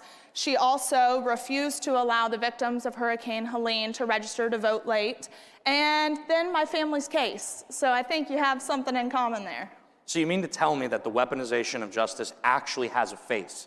And it's your family. It does. It's families who care about the communities they live in. And I think what's sad is we had the money to fight this. Yes. And we spent millions of dollars. I want to say it was about $6 million on trial lawyers. And they still ended up in prison for a combined 19 years. And most people don't have those resources. That's why the DOJ has a 98, 99% conviction rate, because they scare people, and people have to plead out no matter if they're guilty or not. And 1 in 20 criminal cases result in a wrongful conviction. I would argue it's more than that, and that is why I had lunch at the White House on Thursday, and that's why I am a daughter fighting for justice for my parents and to get them home. Yep. So now that we know what the problem is, we have 2 gentlemen who are going to have to fix it. No pressure. Yeah, none. Mayor whatsoever. Jacobs, can you talk a little bit about accountability and redemption? Because we still want to hold the actual criminals accountable. And then we want to ensure those who come home have the resources to stop that cycle of crime. I know you've been doing that work in Tennessee. Yeah, right. As conservatives, we believe in public safety. We also believe in fiscal responsibility. On the left, what they've done with the criminal justice system has undermined both. They've used the criminal justice system for weaponization against political opponents while allowing violent criminals to literally go free, and it's been done at a huge cost, not only to public safety, but also fiscally. First of all, law enforcement's an extremely difficult job. We lost an officer that was killed in line of action a couple years ago. He was a young man named Tucker Blakely. So my hat's off to everyone in law enforcement, as well as in the criminal justice system at large. As you say, when you think about the criminal justice system, obviously some folks have to go to jail. They've committed crimes that necessitate that they have to be removed from society. We also have to realize that 97% of these people will come back out of jail at some point, and what happens then. So in Tennessee, we're very invested in reentry programs that lessen the rate of recidivism. That's the 3-year rate at which people go back to jail. Across the country, it's 70%. In Tennessee, it's still at 50%. One of the organizations that we work with is Men of Valor. It's a Christ-centered prison ministry that walks with men through their incarceration as well as post-incarceration. The people that complete this 1-year program It is a great program. The people that complete this one-year program, their recidivant rate drops to less than 15%. So it makes a significant difference. And the great thing is, this is a private organization. So there's very little government funding that goes to it. But I think that when we're thinking about criminal justice, we have to look at those two. It's public safety, but it's also fiscal responsibility. And we can do both. I agree completely. And I think the faith element is so vital to this process. These are people we are restoring to our communities to make sure that we stay safe. Well, now we have a president that is bringing Jesus back to the center. And I think when you have that at the center, everything else falls into place. 100%. And the question I think a lot of people ask is, can you win on this message? We saw last fall, and I think one of the great successes of that cycle was the only attorney general's race that flipped Republican. The only race in general that flipped at all was Dave Sunday in Pennsylvania, who ensured that we pushed out progressive prosecutors and brought in a conservative leader. Dave, can you talk about how this message resonated with voters and got rid of that progressive prosecutor movement that has made so many people, so many of us here, you're in Washington, D.C. or close to it, unsafe? I'll say that the best policies, I think, all come from your own personal life experience. And, I was a little bit of a knucklehead when I was a kid, and so I joined the Navy right out of high school. I came home and I worked at UPS for 8 years, all through college and all through law school. And when I worked at UPS, I will tell you, I worked with people that worked so unbelievably hard, that fought every day to put food on their table and take care of their families. I then went on after law school and became a prosecutor. Prosecuted, everything from gang murders to domestic violence killings, drug traffickers. And what I realized all those years of prosecuting and putting people in jail, that the reality was if our community is not safe, nothing else matters. And the only way we could get to that place was by not only holding people accountable, but by embracing redemption for those that have already served their time. When people come out of prison, what I want to see is them work. I want to see people have career jobs. I want to see people take care of their families and pay their taxes and pay restitution. And more importantly, recognize that they have the power within themselves to change their lives. They don't need government to do it. They can do it themselves. And when you apply that to the criminal justice system and work with the business community, the manufacturers associations, when you work with the faith-based community, with substance use counselors, mental health counselors, you get everybody together, then what happens is magic, and crime rates go down. And our crime rate went down almost around 45%. Our homicide rate dropped by over 80% during that time period. And this is critical because success breeds success. And then other people that weren't quite sure started coming to the table. And we realized our prisons are full of people that have severe mental health illnesses. And so we tried to find a way to help get them to get mental health treatment.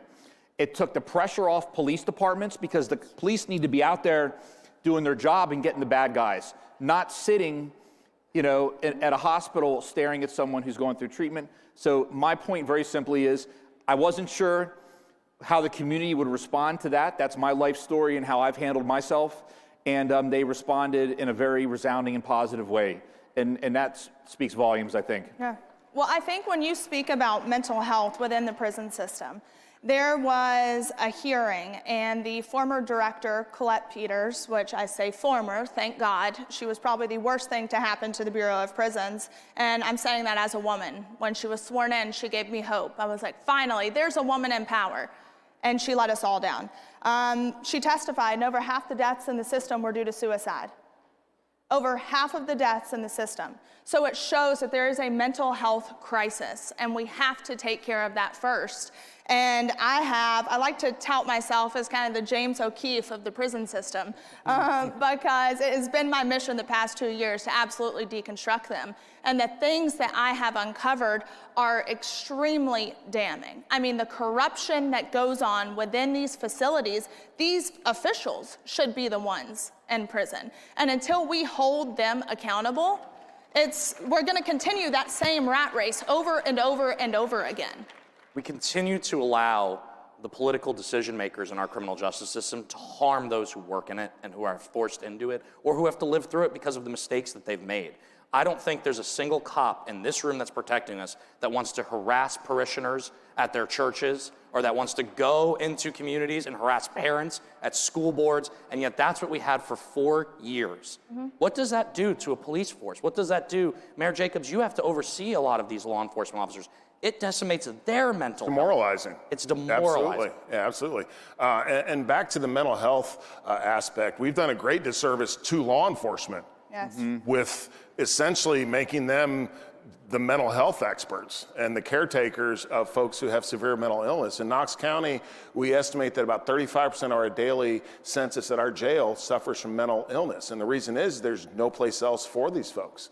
So you have law enforcement people who are trained to be cops, or in this case, corrections officers, and they're forced to be mental health professionals, which they're not. I was really happy. We just started a mental health court in Knox County. There's only about 300 around the country. It's a new concept in Tennessee. But basically, folks that qualify, that have mental illness, stand in front of a judge, but instead of going to jail, the judge oversees their sentence, and they have to go to counseling. They have to be on their meds and all those sort of things. But yes, that frees up police resources because then they're no longer acting as mental health professionals. They can do the job that they're trained to do, and it makes things safer for everybody. Right. And also, you're exactly right. President Trump's First Step Act is overwhelmingly popular with Republican primary voters. So it is a winning issue. With the First Step Act, my biggest issue, I am a huge advocate for the First Step Act, but what the last administration failed to do was implement the First Step Act.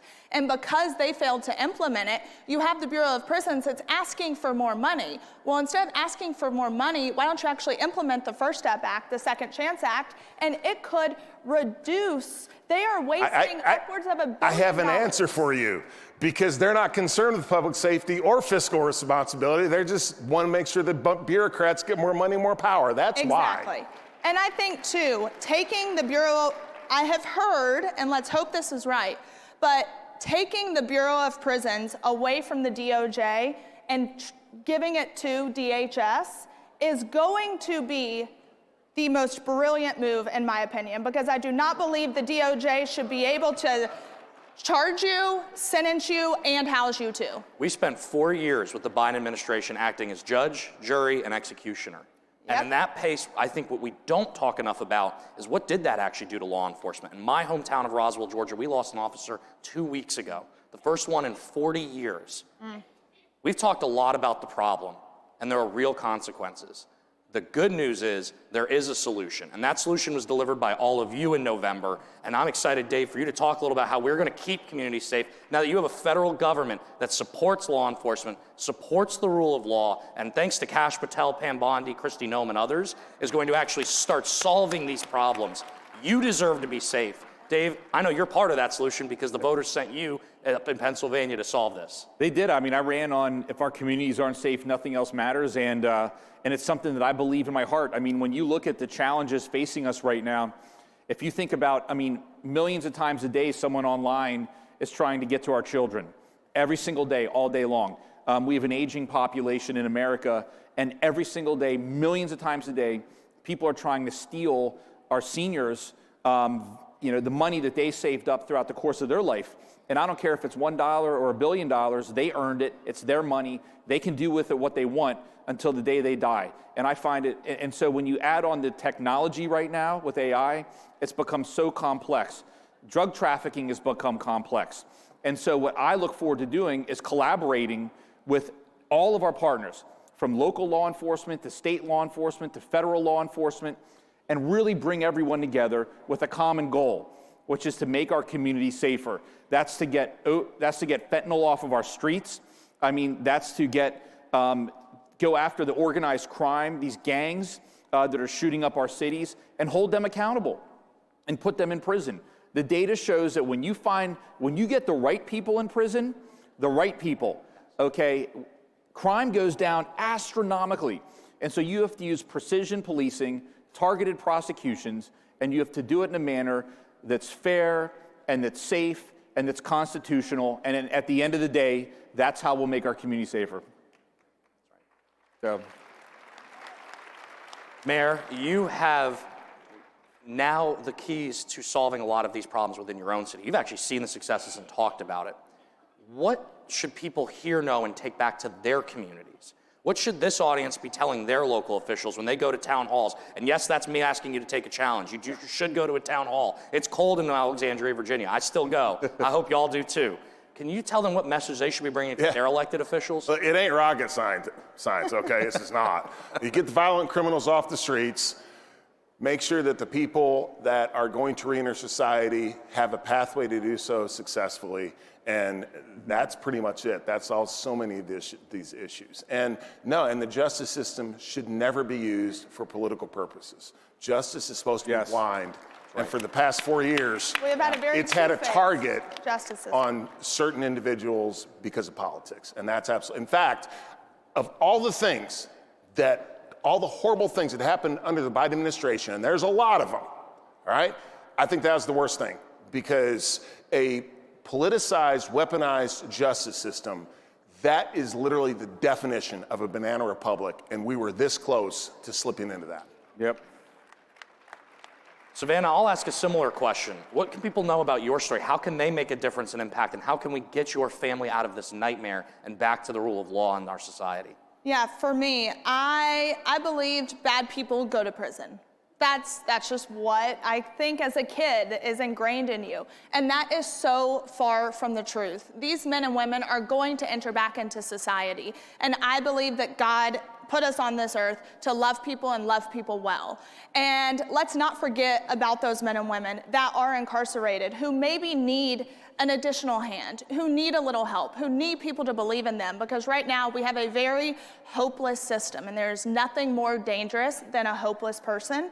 And right now, with all the issues that we're working on and restoring hope within these individuals, I think Alice Marie Johnson is a prime example of what happens when someone believes in them. Alice was pardoned by President Trump the first go-round, and now he has brought her on as the pardon czar, and he went out on a limb. He believed in her, and he gave her a chance. So just don't ever think you're too good to give out a helping hand. Makes a lot of sense. I think communities of all backgrounds came together to support President Trump. And the reason is, there's one thing that binds this room together. It's we care about public safety. And we care about the rule of law. And unfortunately, at whatever conference is happening back in the Biden administration, apparently that wasn't in the topic areas. So Dave, I'm gonna leave it to you to answer. What do we do next? What do we expect to see next? And how do we do the hard work? You've touched on what you've already done in Pennsylvania. Yep. How do we do the hard work going forward of fixing this problem? Because unfortunately, as you've heard over the last 3 days, the Biden administration apparently left us with a lot of problems. I don't think any of us are surprised by that. Shocker. So I'll try to be as quick as I can. I'm looking at the time. Yep. So to start with, we have to have the courage to fight tough battles. And what I mean by that is a lot of the things we're talking about up here, severe behavioral health problems, the opioid epidemic, issues with regard to trauma on children. These aren't things that we can solve in a day. These are things that will take time and courage to be able to work through them. They're greater than the political cycle.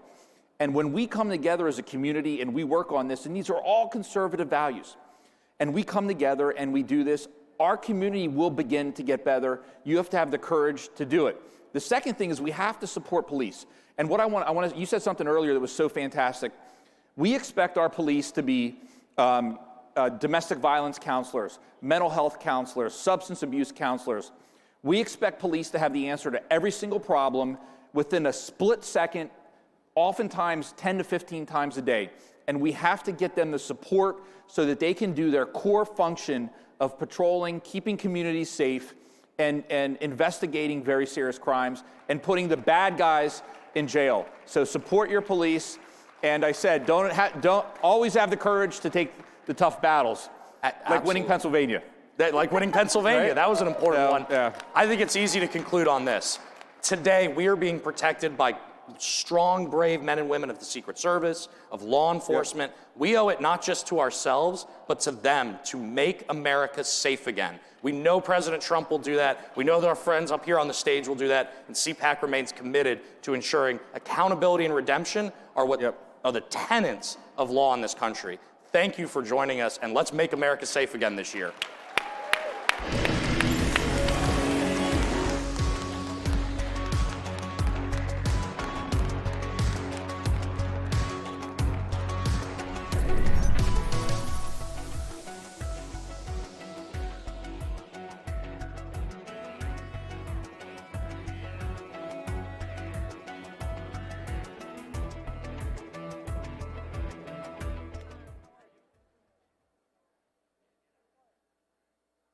America is under attack.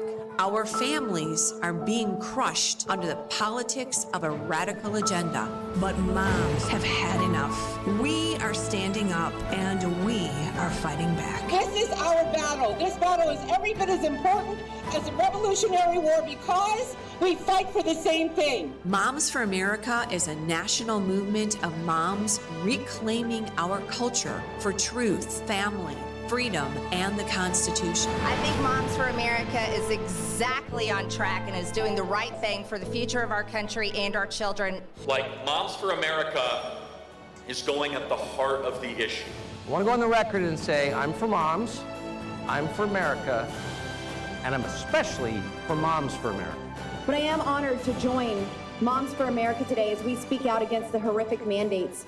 With a national network of over 500,000 mothers, Moms for America is one of the fastest growing movements of women in the country. Well, the most dangerous place in all of nature is between a mama bear and her baby cub. We are the change. No matter what, no matter where, and no matter how difficult the obstacles are that are facing us and our families, we will not give up and we will not give in. So if not now, then when? If not you, then who? Welcome to the Momland Revolution.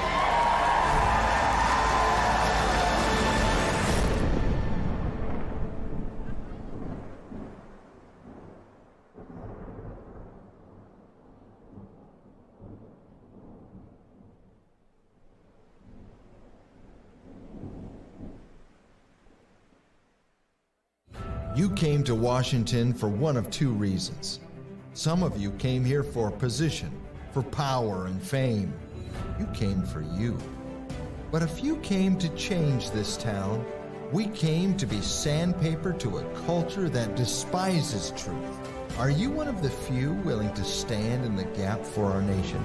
If so, come join us as we make America's national motto our personal declaration.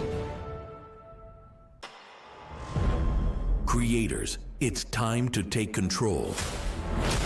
With Bursts, you create impactful content in seconds. Powered by blockchain, your content and earnings are protected, transparent, and yours to control. Play TV isn't just a platform, it's a community of creators building a new future together. Your freedom starts when you press play. The conservative movement has come a long way. Back in the 1990s, there were so few college women who were interested in conservative ideas that we all fit on a very small boardroom table. Look at all of you in this room now. There's something special about conservative women. You all have a unique opportunity, I think in this generation in particular, to step into that full vision of womanhood. All right, America is back on track 2025, but next year, CPAC 2026 is going to be even bigger. Go get your tickets now. Go to cpac.org and join the movement. Ladies and gentlemen, please welcome White House Deputy Chief of Staff, Dan Scavino.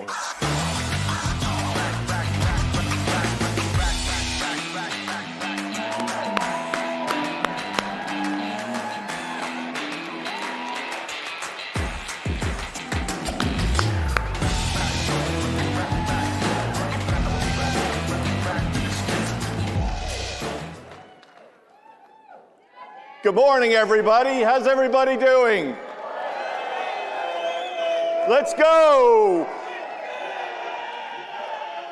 It's a great honor to be here. Mercedes and Matt, thank you very much. Congratulations on everything that you've accomplished with CPAC over the years. And again, it's a great honor. I'm truly humbled to be here. Thank you. I have two words for all of you. I said this before. I don't speak a lot publicly. I like being the behind-the-scenes guy doing my job. I'm not a public speaker. I don't often come out and speak. But when I do, I speak from the heart. I have a lot of passion. I had the option for teleprompters. I said, no, thank you. I just wanted to come and say a few words and say two words. We're back! USA! USA! USA! USA! Let's go. Again, thank you for the support of the 45th and the 47th President of the United States of America. He will be here in a couple of hours. He's excited to be here. He's got a great history of coming here. Some of his all-time greatest speeches that have gone on for hours have been right here. He'll go out before the speech is expected to be 40 to 45 minutes. Comes out on stage, comes back 2 hours later. Doesn't go off. He goes off the teleprompter. It's let Trump be Trump. Speak clear and transparent to you, the American people. What you see is what you get. He's a great man. He's a great president. And there's so many stories I could tell. It's been a long journey. And speaking of journeys, President Trump oftentimes behind the scenes will say, "You are so lucky I took you on this journey." And Team Trump that is out there will know exactly what I'm saying, whether it's subpoenas, grand jury testimonies, indictments, out on the campaign trail, big victories, out on the golf course, state dinners, championship games, World Series, Super Bowl, on the plane, in the Oval Office, good times and bad times, no matter what the news cycle is out there, he would sit and say, "You are so lucky I took you on this journey." It's been the journey of a lifetime for me. I've been with President Trump for 32 years.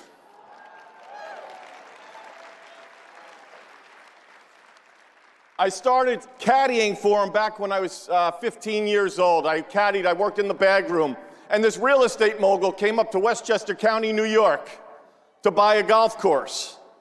Pulls up in the limousine. I couldn't believe it. I went to high school. I was probably a sophomore. That Monday in school, you won't believe who I saw, who I met. The New York State real estate mogul and tycoon who redefined the New York City skyline, Donald J. Trump. And here we are 32 years later, and Mr. President, if you're watching, this has been one hell of a journey, the greatest journey of my lifetime. Thank you for having me. And by the way, thank you for joining us and supporting us, everybody out there, all great American patriots. We appreciate each and every one of you. We campaigned in a courthouse this past summer. We were all over the place. Literally, the campaign run out of the courthouse.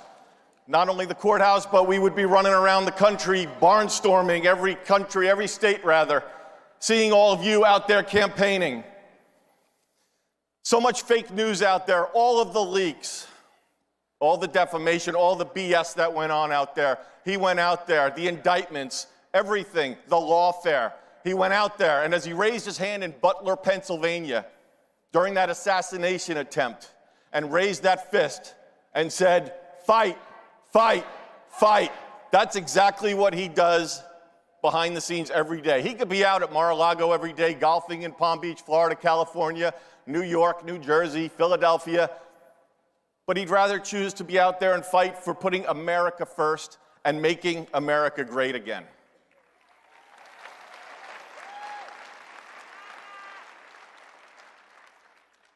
His behind-the-scenes moments in the assassination attempt in Butler, Pennsylvania, in the hospital, just to show you his mindset. The guy just got shot in the damn head. Somebody attempted to assassinate him. He's in the hospital, and I show him that iconic picture of him raising his fist. He goes, "Hey, Dan, how's it playing?" "Sir, the entire world is wondering what's going on right now. How's everybody doing? How's the team doing?" And myself and Susie Wiles and Stephen Chung and Walt Nauta were back with him. He cared about everybody else. He cared about his family. We're connecting him with Melania, Ivanka, Don Jr., Eric. He's speaking to them. "How's it playing?" I showed him that iconic photo. Doug Mills took it from the New York Times, great photographer. He stared at the picture, just stared at it. And he said, "How is Doug Mills doing? Is Doug okay? Call Doug and see if he's doing okay." That's his thought process with everything going on. He's just a fighter. He's truly, I call him like America's greatest host, because he's a great man, and everybody in the administration, the cabinet, and the people that spend those moments with him behind the scenes will understand, and they get what I'm saying. He just loves America. He loves people. He's just a happy-go-lucky guy, and the guy works his ass off from 5 in the morning till midnight. The guy barely sleeps, and trust me, I know from the phone calls and the messaging and things that we would put out on social media and platforms. But to be in the hospital with everything shot in the head, and he's worried about everybody else. A few hours later, we went wheels up. I believe we went back to New Jersey that evening. He was on the plane joking with all of us on the plane to make us feel, I mean, we were all, to this moment, to this day, and none of us will ever forget it. He cared about all of us on the plane, trying to make us all feel better and lift us up. And ladies and gentlemen, that is your 47th President of the United States of America.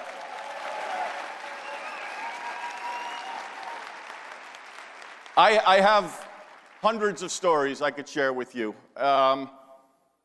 Let's talk about in Pennsylvania, when he got excited to go work at McDonald's, because that's where Kamala claimed to have worked.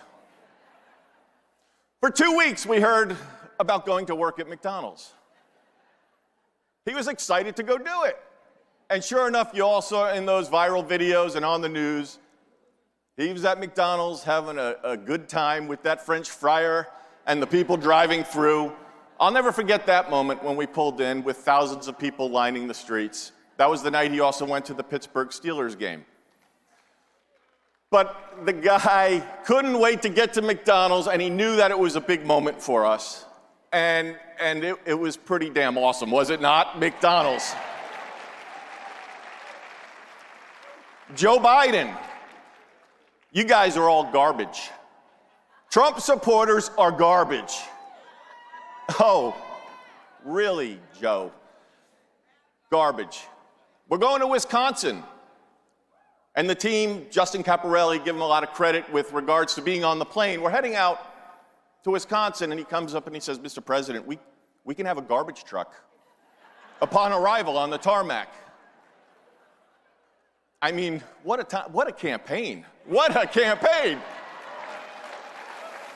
Oh, sir, and by the way, before we went wheels up, I have an orange vest for you to wear. If you want to wear it, you go wear it off the plane. Give me that vest. Let's put that vest on. He puts the vest on the plane. We're still flying. He's being brief. We're going to land. There's going to be a garbage truck upon our arrival. It's going to say Trump 2024 on it. And sure enough, an hour and a half, 2 hours later, we land the plane. We look out the window, and there's the garbage truck being escorted to the motorcade. And there's the president sitting with his orange vest on, just looking out the window like this. I mean, just total classic and priceless. He gets off the plane, he wears the vest into the garbage truck, right? Great moment. But then he wore it in the motorcade to the rally. Then we get to the rally, he meets Brett Favre, who endorsed him, backstage taking photos and clicks, laughs, good times, he's getting ready. We're feeling good because this election's coming up. Where's the garbage vest? Out onto the stage. And I don't know if you heard the stories of why he wore it, but he thought he looked rather trim in it. And so he's sitting, looking in the mirror. I look rather thin in this. I look very trim. I look good. He wears the orange vest out. Hour and a half rally, comes off stage, walks back out. Time to get in the motorcade to go back to the plane, right? You take the vest off, right? He wears the orange vest into the motorcade. He said, I'm not taking this off till we get on the plane. He kept the vest on the entire time. That was a big moment for us when we were all garbage. It was like that deplorable moment. We're all sitting backstage saying, here's the moment. I could go on all day, but I don't have that much time left. We're very grateful for you. There's so many times that the president is just so grateful for the support he sees out there on social media. I mean, we won the election in an electoral landslide, swept all 7 swing states. And we not only have the 45th president and the 47th president of the United States, we got a great president who's going to put all of you first. He's going to fight, fight, fight, and he's going to continue. And his legacy will go down as one of the greatest presidents of all time. And together, everybody in this room, with your support, we're going to make America great again. God bless each and every one of you, and thank you for having me. Thank you. Thank you. Thank you.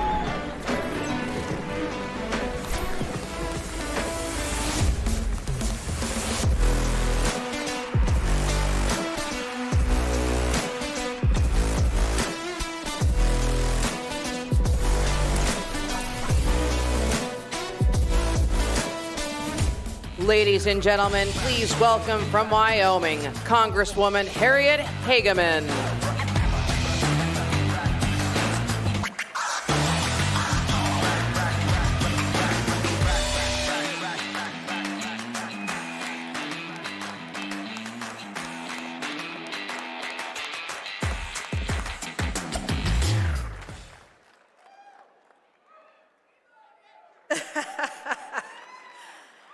I bring you greetings from the great state of Wyoming, home of an abundance of affordable and reliable energy, wildlife galore, wide open spaces, gorgeous rivers and streams, magnificent mountains, beautiful blue skies, and not one Liz Cheney anywhere to be found.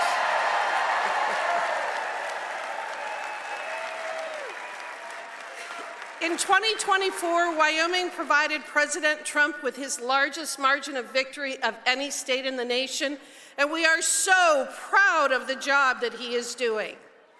We are ecstatic that he is exposing and eradicating the massive government waste, fraud, and abuse that we have known for decades has been happening, and yet no one before would do anything about it. We are overjoyed that he has tasked Elon Musk and his team with overseeing DOGE, using their skills to implement what may be the closest thing to zero-based budgeting that we will ever see in the federal government.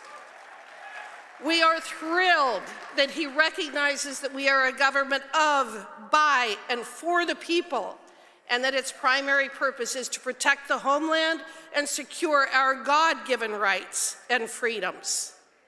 It is quite apparent that the Democrats long ago stopped caring about the concerns of working-class people, the truck drivers, farmers, airline employees, miners, custodians, and construction workers, among others. And they paid for such neglect by being shellacked in the last election. But far be it for them to undertake a legitimate self-assessment of their policies and ideas. They are instead engaging in kabuki theater while standing in front of government agencies, screaming their opposition to everything good and just generally making fools of themselves. The agencies that they have chosen for their performance art are telling, are they not?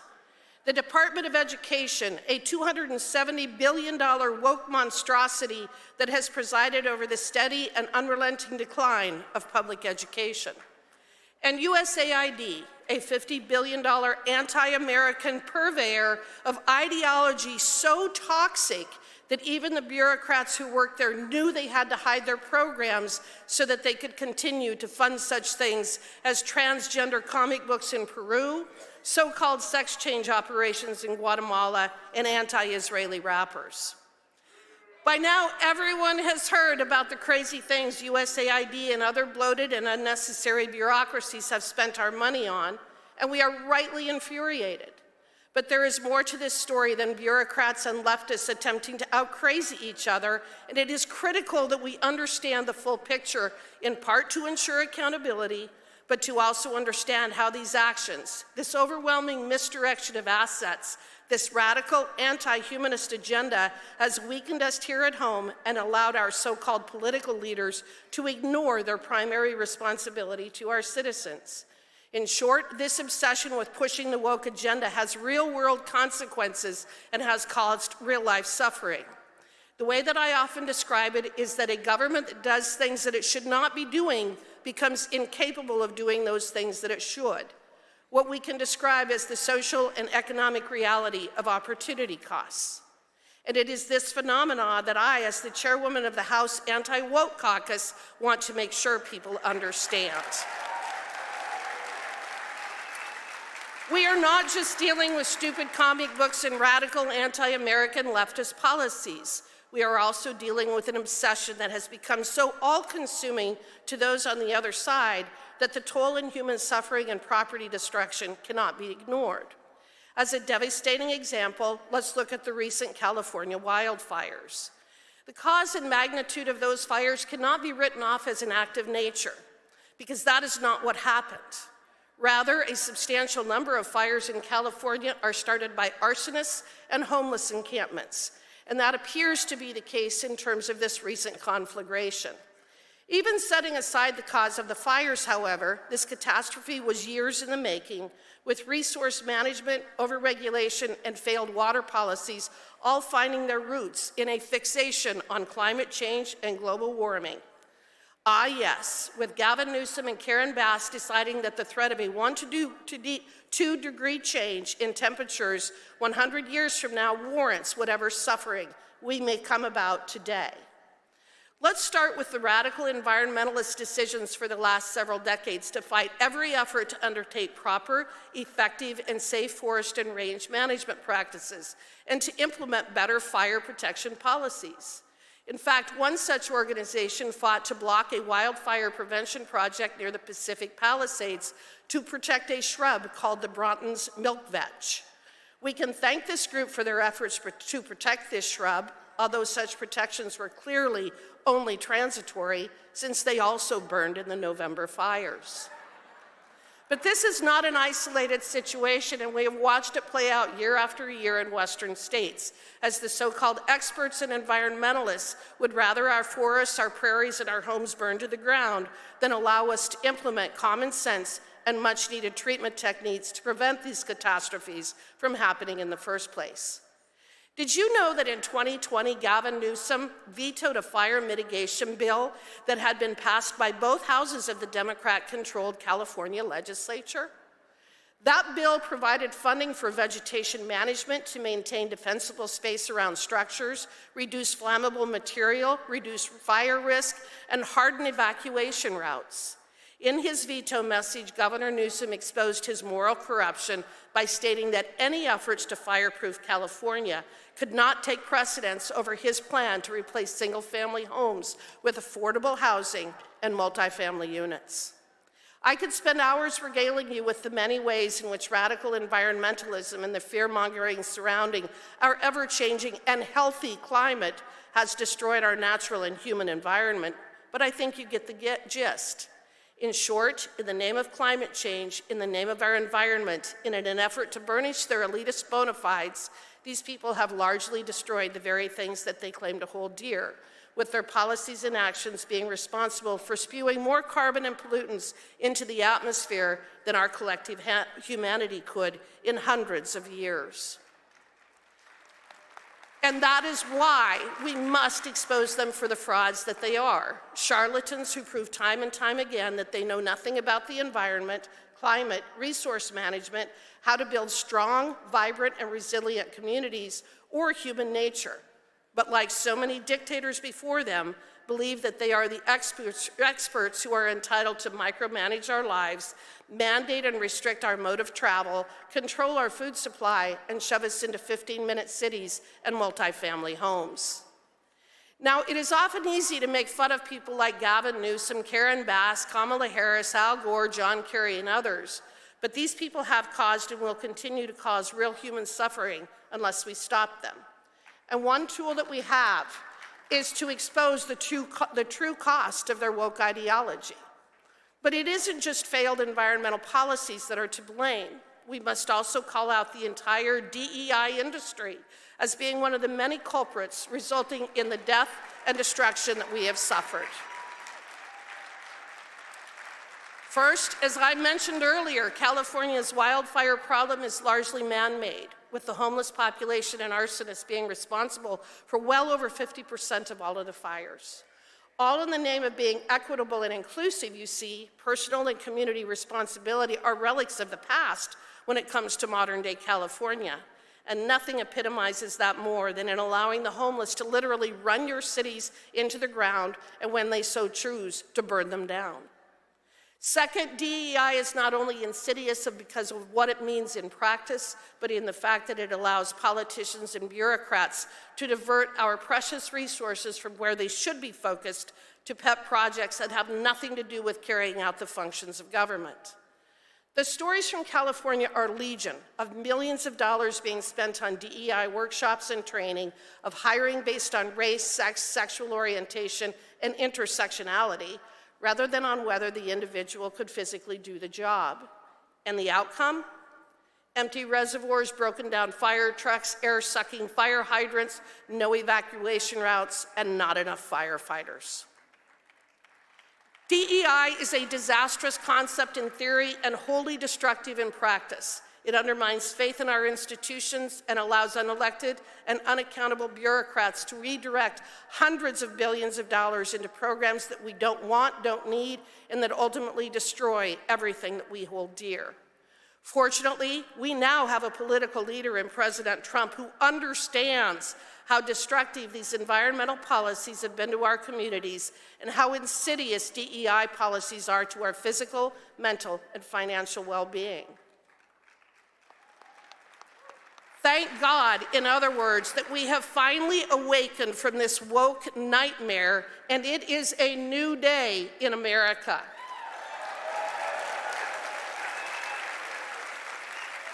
God bless CPAC, God bless President Trump, God bless our warriors who are fighting on behalf of all of us, and God bless America. Thank you very much.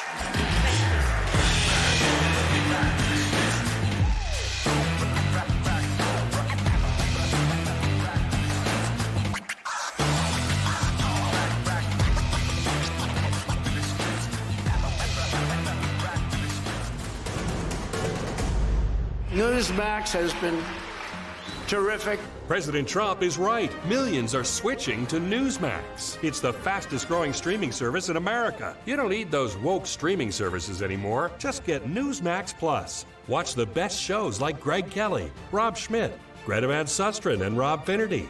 Greg Kelly over at Newsmax. The Newsmax people have been really terrific. Gain access to exclusive documentaries, series, and special briefings. It's free to start, so go to NewsmaxPlus.com now to sign up and watch Newsmax anytime, anywhere. Welcome to CPAC. At Great American Media, we celebrate what matters most: faith, family, and country. Today, we invite you to experience storytelling that uplifts, inspires, and reflects the values we all cherish. PureFlix is your home for entertainment without compromise. With faith-driven movies and series, we bring you stories that strengthen hearts, uplift spirits, and honor what truly matters. And on Great American Family, where faith leads, where stories inspire. Welcome home. Whether it's Christmas all year long, heartfelt romances, or movies that bring families together, we are here to make you feel at home. At Great American Media, our foundation is quality. Our promise is to always deliver entertainment that aligns with your faith and values. Thank you for standing with us as we stand for faith, family, and country. Enjoy CPAC, and remember, when you choose Great American Media, you choose entertainment that lifts you up. Join us and experience the best in faith and family entertainment.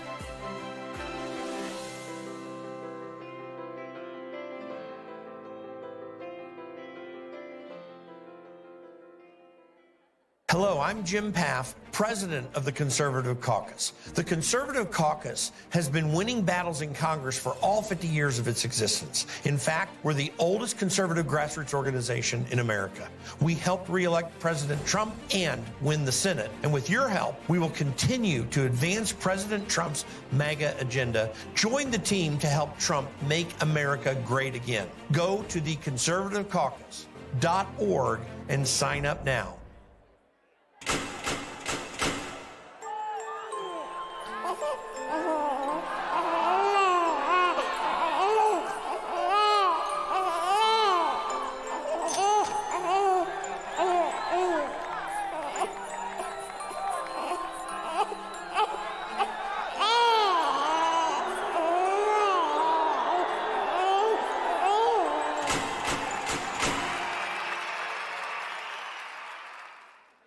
institution today is under attack.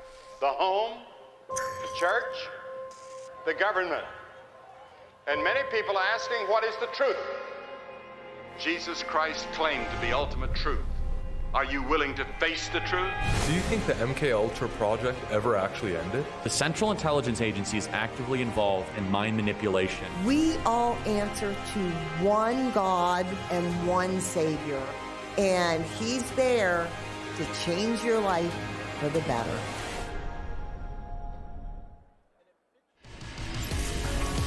Ladies and gentlemen, up next, an interview with Governor of Arkansas, Sarah Huckabee Sanders, hosted by CPAC Senior Fellow, Mercedes Schlapp.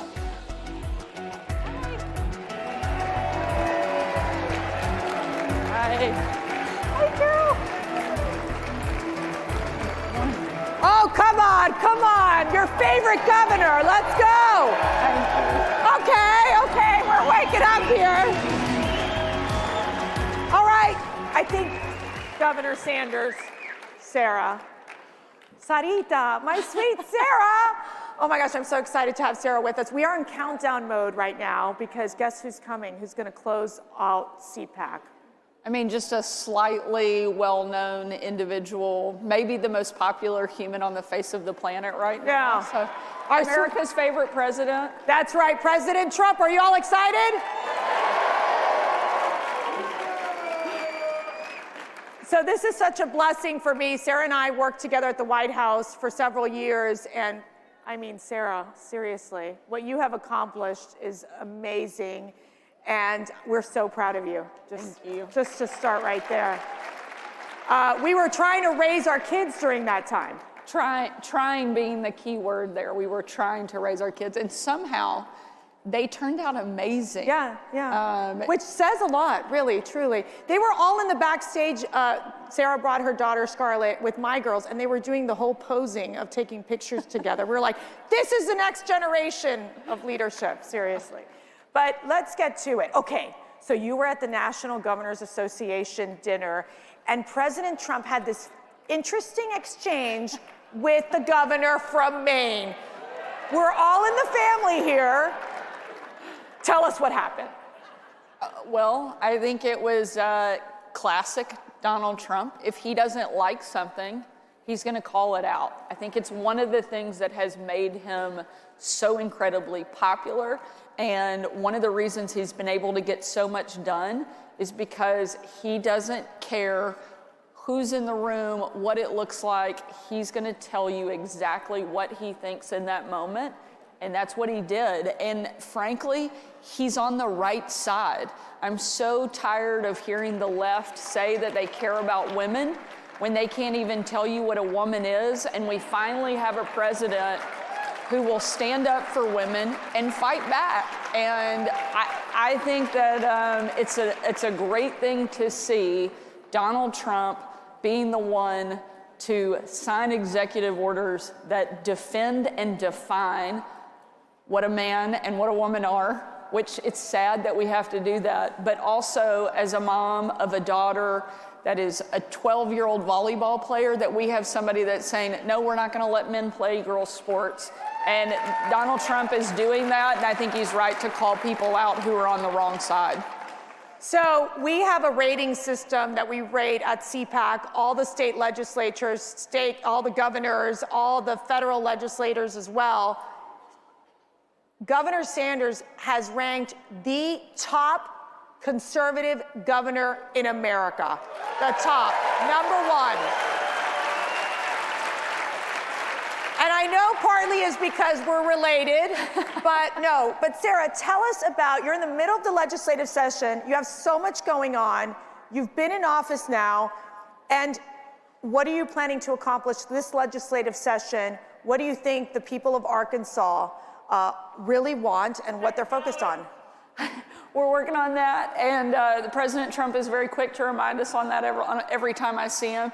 But what we've really focused on is bringing conservative principles back, and everything from opening up universal school choice. We were one of the first states in the country to do that, starting next semester. every single student in Arkansas will be able to choose where they go to school, and their parents will be empowered to make that decision. And I'm really proud we were one of the leaders of that. We've cut taxes 3 times in the state of Arkansas in just 2 years, now making us competitive with every other state in the region. We are getting indoctrination not just out of our K through 12, but also out of higher education. And we don't care if you're tenured or not. That is one of the big pieces of legislation that we have going through this cycle. We're also removing cell phones from the classroom, and I signed legislation this week. Bell to bell, no cell, and really proud of what we're doing for young people, for parents, for families, and we're going to continue fighting and making Arkansas the most conservative state in the country. And people are moving in. It is becoming a popular destination. I mean, walk us through why your state, and you know, we always talk about these federal elections, and obviously having President Trump in office is such a critical win. But these states are just as critical as well, because we meet people from California who talk about how horrific it is to live under Democrat oppression. Let's just call it what it is. And here we have a perfect example of what you're doing in Arkansas to be that blueprint for other states. What's your advice to other governors, especially Republican governors, that are trying to do the same? And we talk about conservative principles, but these are American principles of being pro-family, pro-economic prosperity, pro-safety. Well, one of the big differences now is we actually have a partner in the White House instead of somebody we have to fight every single day. I got to see Lee Zeldin yesterday. He's the new head of the EPA. I said, I'm just glad we have somebody there that we don't have to sue every single week, and we can actually work with to get things done. You know, over the last several years, Republican governors are the ones who have held the line. While Washington was a completely broken, dysfunctional mess, Republican governors are the ones who stepped up and worked on securing the border. We sent Arkansas Guard to the border 2 separate occasions over the last couple of years because Joe Biden wouldn't get the job done. Now we have a partner in Donald Trump who's not going to just be a partner, but he's going to be a leader. He's going to be the #1 fighter, pushing back on some of the crazy wokeness that we have seen the left try to impose on our families, on our schools, on our businesses. And Republican governors are going to be right there with him. We're going to make sure that our schools do not become indoctrination factories for the left. We're going to make sure that you can run your business the way that you want to, and that you can raise your kids the way that you want to, as it was intended in this country. And I'm proud of the work we've been able to do. Arkansas is now the #1 state in the country that people are moving to. It's not Texas, it's not Florida, it's not Virginia, it's Arkansas. So if you don't live there yet, we're ready for you to move and call that your home. We're the #1 state for economic growth. We're the lowest cost of living. We are booming on all fronts, and it's because we're implementing good conservative policy that lets you live your life without constant government intrusion. And that's something we're proud of and something we're going to continue to do in our home state. Gosh, wouldn't she make a great vice presidential pick in 2028? I think so. I do. Sorry, Sarah, you don't have to respond to that. Okay. I'm not. Very happy to be in Arkansas. Okay, maternal health, you're providing funding. I really want you to talk about this problem this crisis you discovered in your state, how you're solving it, because it's not only impacting states like Arkansas, but other states as well in the South. Walk us through what you're doing there. You know, one of the things that I think is so important for the pro-life community is that we don't just focus on the baby when they're in the womb, but it's what does that look like after, and making sure that we are actually fighting for kids every single day. And that's something that's really important in our state. We had about 10% of moms in Arkansas that were never seeing a doctor until they were in labor. That's unacceptable, especially when they have that access to care. They just weren't taking advantage of it. We know that healthy moms make healthy babies, so we've invested heavily in making sure that those women get the care that they not only need and deserve, but they know that their life and their child's life has value. And it's something that we want to protect at every single stage. And so we're investing heavily in the maternal health problem in Arkansas, and something that we're going to expect to see a dramatic impact and dramatic results just in a short amount of time. So we've seen President Trump right now, where he's been in office for 32 days. It feels like it's been like 10 years that he's been in office. It's so remarkable to watch the amount of work he's been able to accomplish. Now, as us, the Trump 45ers, is that what we are? Yeah. Okay. Makes us sound older than we are. Makes us sound so old. Help me figure out here. Like, I'm watching this and going, I'm amazed. I'm amazed. It is so different from what our experience was at the time. Give us that comparison of what you're seeing, and also what advice you're giving to this next administration right now. Look, I can't say enough good things about the president and his team and what they're doing. You know, we used to joke that you aged in dog years during the first administration because it was like 7 at a time. And so we haven't aged, not a bit. Well, we didn't, but it was the most intense, most, I think, polarizing, difficult time that we've seen probably in political history in a very long time during Trump's first administration. Nobody expected him to win. And when he did, they weren't happy that he was here. Then they saw what life was like under a Trump administration, and they had a chance to see what life was like without Trump in the White House, and they didn't like it very much. And so now that he's back, people want to see him doing exactly what he talked about on the campaign trail. They want a strong economy. They want somebody who will secure the border. They want somebody who's going to take China on. He was the first president in my lifetime that actually called China out and is holding their feet to the fire. I was the first governor in the country to kick China out of our state, off of our farmland, and impose a fine on them. We know that's popular. And it was because of Donald Trump that we were empowered to take those type of strong actions. We have a president who's going to make our allies actually respect us and our enemies fear us. It's a total opposite of what we saw over the course of the last 4 years. You know, you joke at the speed of which Trump is moving. They always have heard the moniker that we wish that government could move at the speed of business. Well, he's redefining that all over again. There's the speed of government, there's the speed of business, and now there's the speed of Trump, which is unlike anything I've ever seen. And he's doing so much so fast, they don't even know how or where to attack him this time. Yeah. And so I hope that he can keep up this pace. I've never seen anybody with the level of energy that he has. As you know well, it was not surprising that we could get a phone call from the president at midnight, 1 a.m., asking us to do a laundry list of things and then calling us back a couple of hours later at 4 or 5 in the morning and saying, "Did you get all that done?" I'm like, "No, I didn't." But he doesn't sleep. He doesn't expect anybody else to sleep either.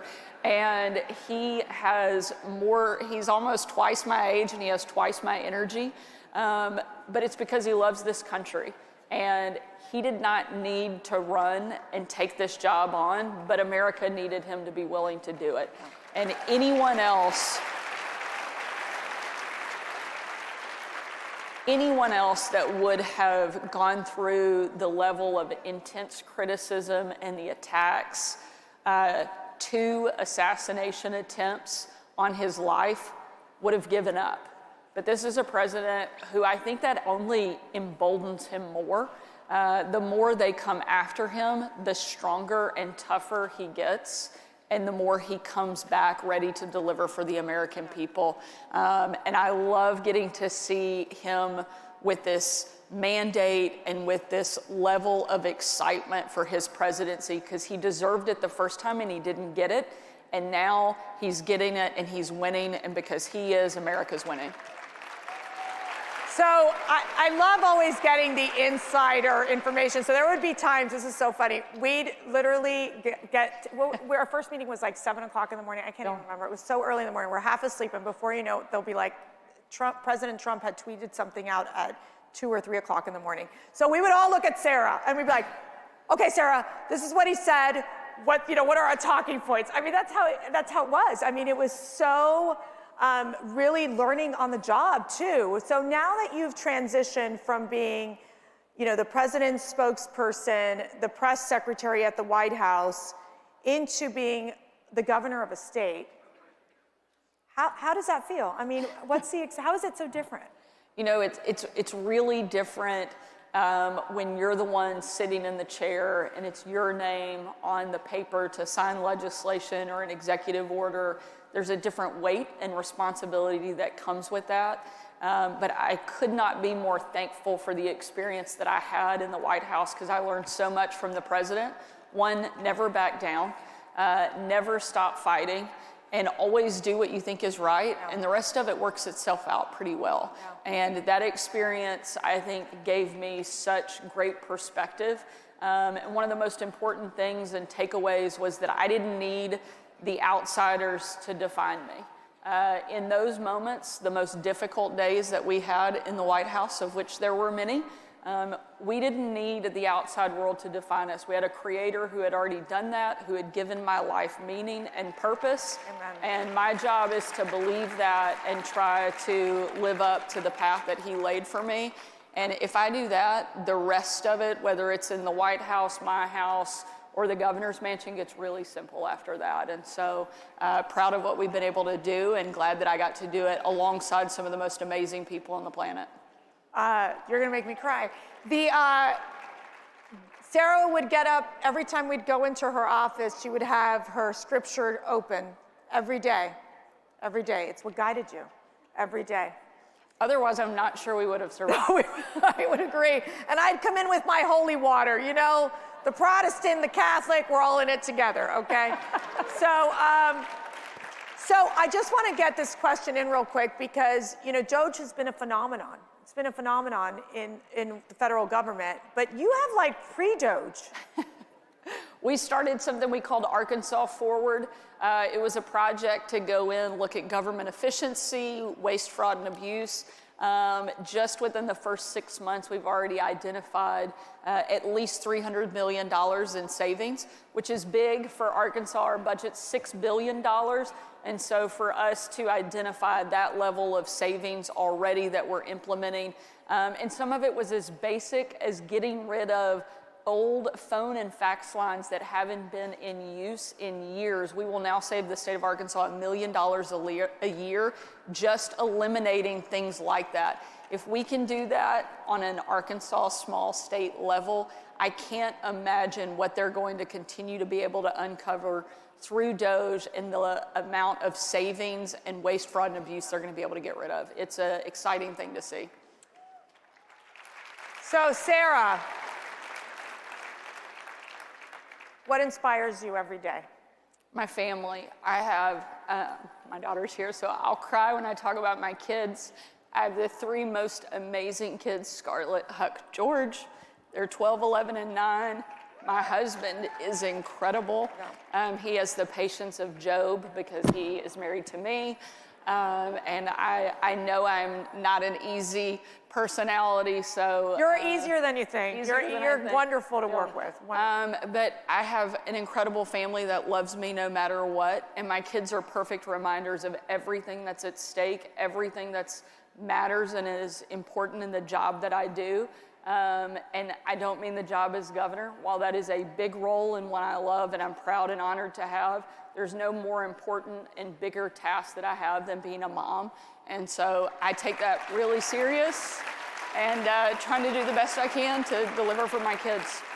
So my call to action to you all is that you pray for Governor Sanders and her family, because it's really hard to raise a family, be in the public eye, and do the incredible work that you do. And what is your call to action to our CPAC family? To keep fighting.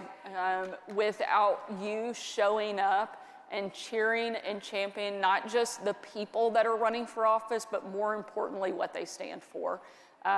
Find people who love this country as much as you do, support them with everything you can, and keep showing up, because it makes a difference. Because there are moments where you're running for office or you're in office and you think you're all by yourself and nobody is there. And so when you look out and you see a room of people like this who love America as much as you do, it is a great reminder to keep fighting and not to let the naysayers get you down. So keep showing up, keep doing what you're doing. Thank you so much for being here. Okay, we love our Governor Sarah Huckabee Sanders.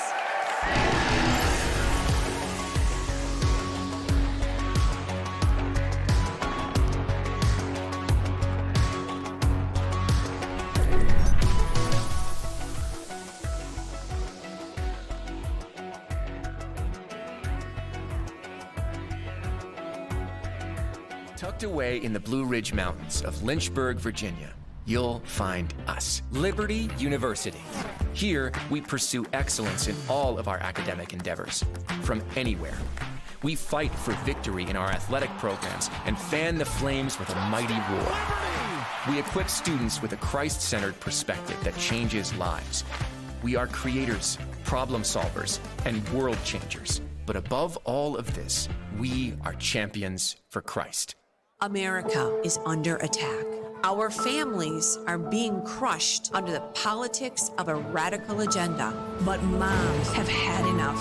We are standing up and we are fighting back. This is our battle. This battle is every bit as important as the Revolutionary War because we fight for the same thing. Moms for America is a national movement of moms reclaiming our culture for truth, family, freedom, and the Constitution. I think Moms for America is exactly on track and is doing the right thing for the future of our country and our children. Like, Moms for America is going at the heart of the issue. I want to go on the record and say I'm for moms, I'm for America, and I'm especially for Moms for America. But I am honored to join Moms for America today as we speak out against the horrific mandates. With a national network of over 500,000 mothers, Moms for America is one of the fastest growing movements of women in the country. Well, the most dangerous place in all of nature is between a mama bear and her baby cub. We are the change. No matter what, no matter where, and no matter how difficult the obstacles are that are facing us and our families, we will not give up and we will not give in. So if not now, then when? If not you, then who? Welcome to the Mom-Led Revolution.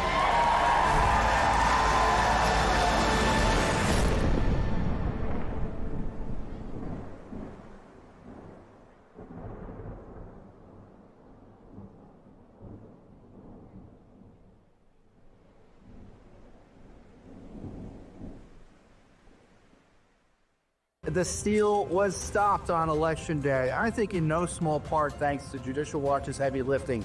In just the last year and a half or two, we've cleaned up 4 million dirty names from the rolls. We also got that huge Fifth Circuit ruling that found counting ballots received after Election Day is unlawful.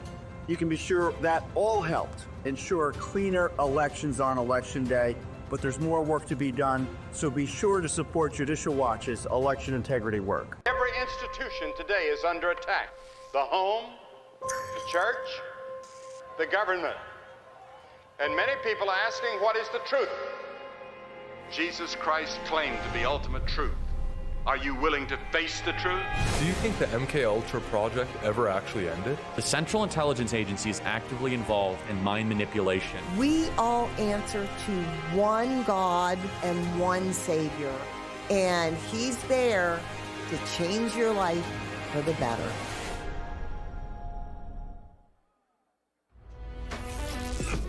Ladies and gentlemen, please welcome the President of Argentina, Javier Milei.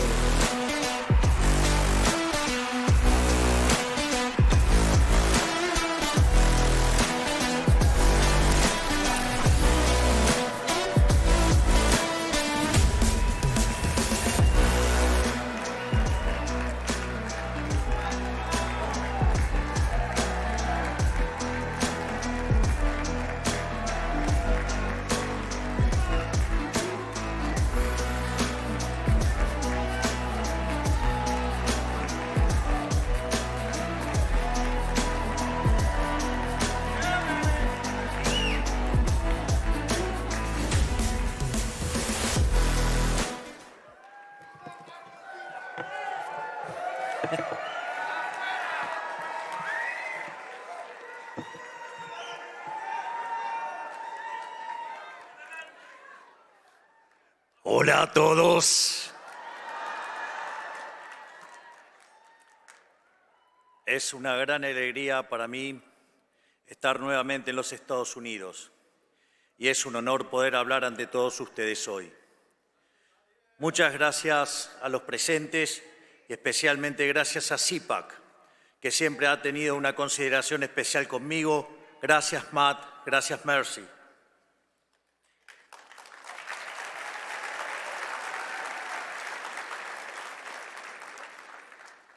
Hace apenas un mes dije en el foro de Davos que creo que estamos atravesando un punto de inflexión en nuestra historia.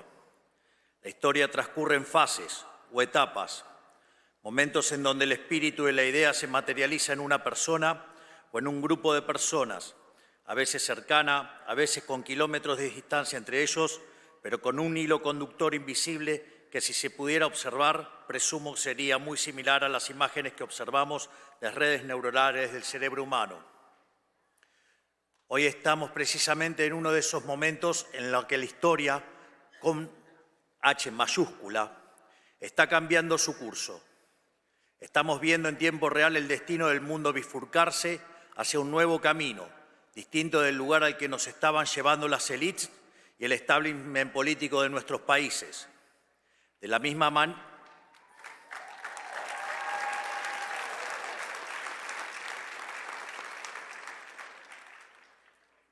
manera que en la década del 30 se podía vislumbrar que la llama de la libertad se estaba apagando y que comenzaba un nuevo cambio de servidumbre para la humanidad, hoy finalmente podemos decir que la era del Estado omnipresente ha terminado.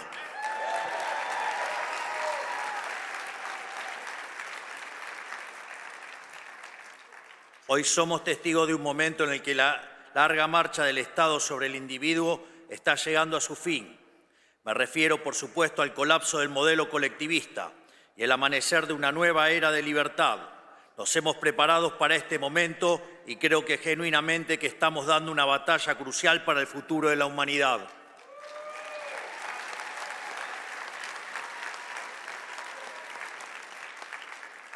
Pero como siempre digo, solo se puede obrar de forma eficaz si el diagnóstico desde el que uno parte es el correcto. Hay que entender dónde estamos parados y a qué nos enfrentamos para poder saber cómo llegar a donde queremos.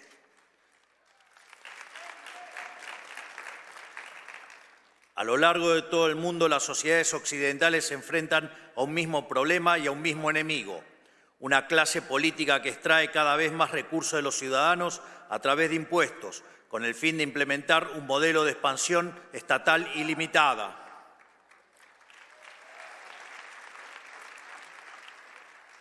Una clase política con complejo de Dios, que pretende regular cada aspecto de la vida de la gente, haciendo honor a una de las máximas del fascismo de Benito Mussolini: dentro del Estado todo, fuera del Estado nada y nada contra el Estado. Hemos llamado a esta clase política el Partido del Estado, una casta extendida cuyos miembros, más allá de diferencias superficiales, comparte la idea fundamental del avance del Estado sobre la sociedad. Son todos aquellos que por interés económico o convicción ideológica o incluso cierto idealismo ingenuo trabajan para los intereses del Estado. Los medios de comunicación tradicionales o ligas y media, la oligarquía sindical, los empresarios prebendarios, los burócratas permanentes no electos y en consecuencia intrínsecamente irresponsables, las organizaciones mal llamadas no gubernamentales que hacen el trabajo sucio de los políticos, las instituciones académicas que proveen el marco teórico para la expansión estatal, los organismos supranacionales y todos los que de alguna manera pertenecen a la gran secta del colectivismo mundial.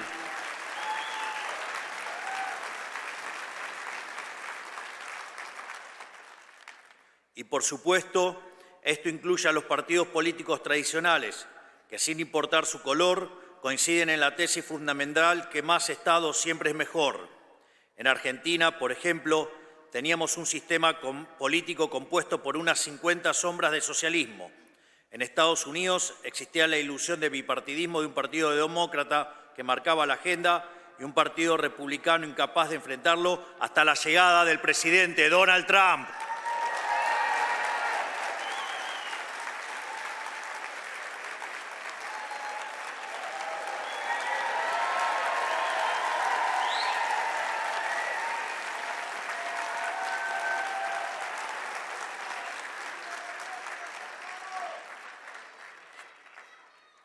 ¡Viva!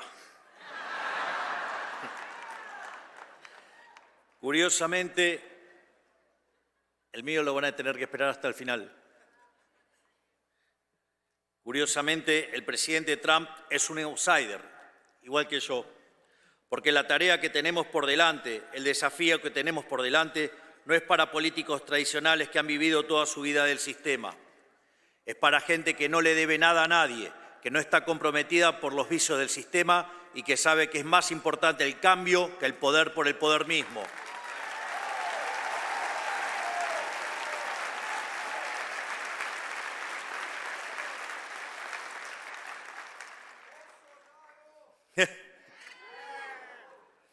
En el establishment político de nuestras dos naciones existía una mentalidad más o menos explícita de que el avance del Estado equivalía a avance de la democracia, que cada conquista del Estado implicaba un acto de justicia social ante las supuestas injusticias de la libertad, que el rol del Estado era llevarnos a una utopía igualatoria mediante la creación sistemática de supuestos nuevos derechos que obviamente debían ser financiados por los pagadores de impuestos.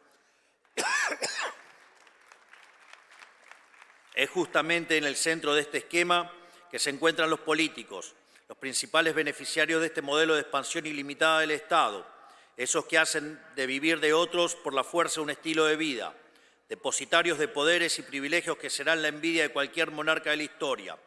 No importan las peleas televisivas ni las supuestas diferencias partidarias, todos trabajan para el mismo Dios, el siniestro, y su manifestación en la tierra, el leviatán del que hablaba Hobbes.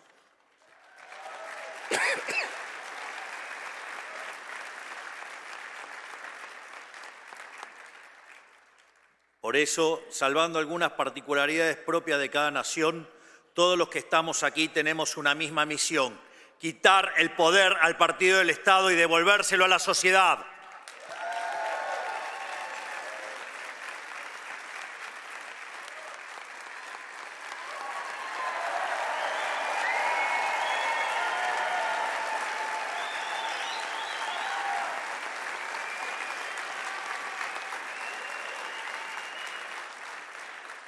Es decir, como decía Albert Nock, que describió en su libro En nuestro enemigo el Estado, que el poder social fue progresivamente arrebatado y trasladado al Estado por la fuerza. Nuestro objetivo es hacer el camino inverso, aumentar del poder del ciudadano y quitarle el poder al Estado.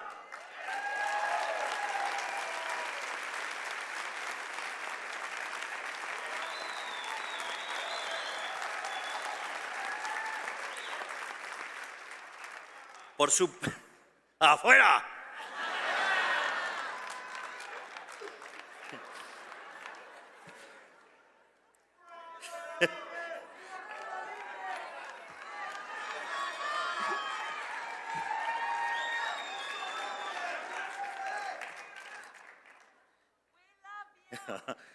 Me too.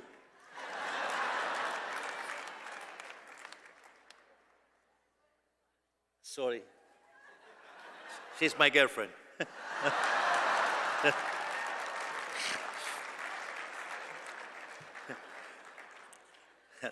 Again,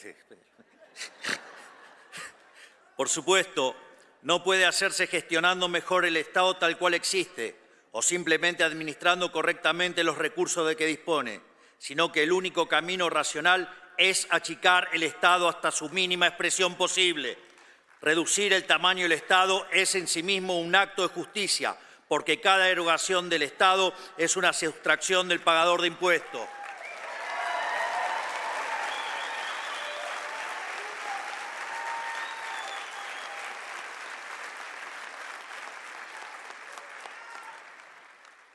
Desde nuestro punto de vista, el único Estado aceptable es el Estado más chico posible para devolverle al ciudadano lo que es suyo.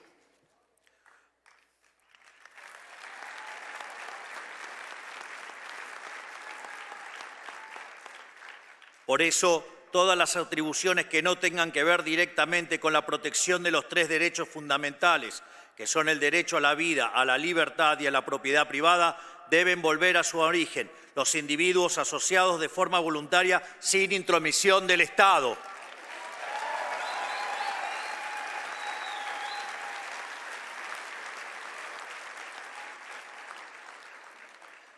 Esto debe ser así porque, a diferencia de la economía, el poder es un juego de suma cero. Todo el poder que tenga el Estado necesariamente no puede obtenerlo al mismo tiempo la sociedad.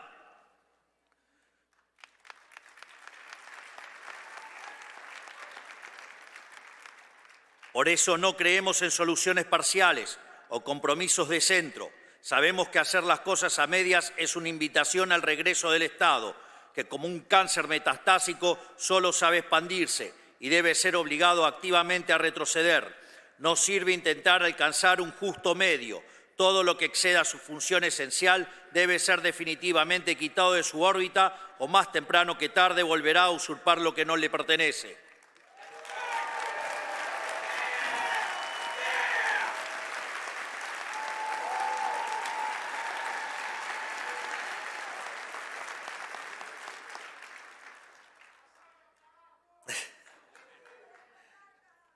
Sabemos que no es una tarea fácil. El Estado moderno tiene herramientas de sobras que han crecido en sofisticación con el paso del tiempo. No estamos hablando de un Estado obvio como el fascista o el comunista, sino de un Estado sutil e insidioso que avanza sobre el individuo a través del arte, de la propaganda y la infiltración cultural. O al menos así era hasta hace poco, ya que le resulta cada vez más difícil disimular su carácter totalitario. Hemos visto, por citar solo un ejemplo, que en ciertos países de Europa ciudadanos están siendo arrestados por expresarse en redes sociales.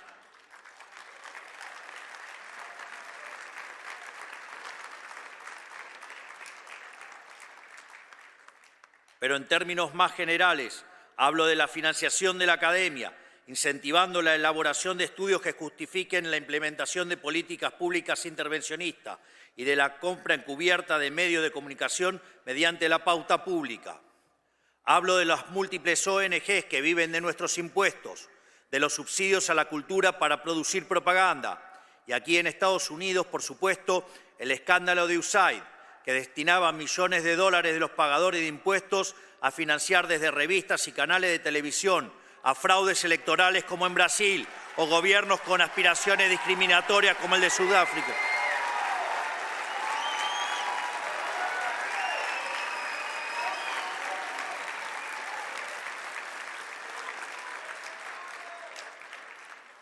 Y como decía, gobiernos con aspiraciones discriminatorias como el sudafricano, entre tantas otras aberraciones, incluyendo la agenda de la paranoia climática, los excesos de la ideología de género y la investigación que derivó en la creación del virus del COVID-19.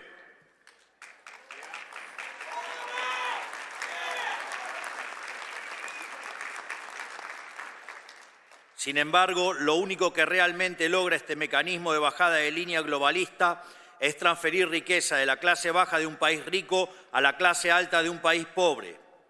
En pocas palabras, hablo de una red global de influencia y formación de opinión pagada con los impuestos de los ciudadanos, un aparato de propaganda sin precedentes en la historia humana, quizás el escándalo político más grande que hayamos visto. Y luego esos mismos hipócritas acusan a Elon Musk de interferir en las elecciones de otros países. Claramente su descaro es tan grande como sus aspiraciones totalitarias.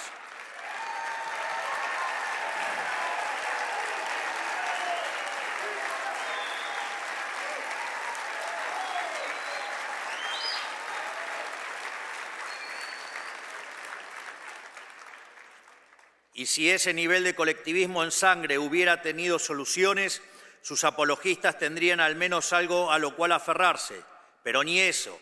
Esa fue históricamente la excusa de los estatistas del pasado, que la prosperidad llegaría mediante la administración racional de recursos por parte del Estado, recursos que el sector privado era incapaz de aprovechar.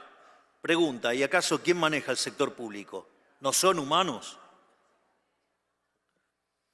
Sin embargo, hemos sido testigos de que a mayor expansión estatal, peor es la calidad de vida de la gente. No por nada Hayek dedicó su último libro a explicar este fenómeno, al cual llamó la fatal arrogancia.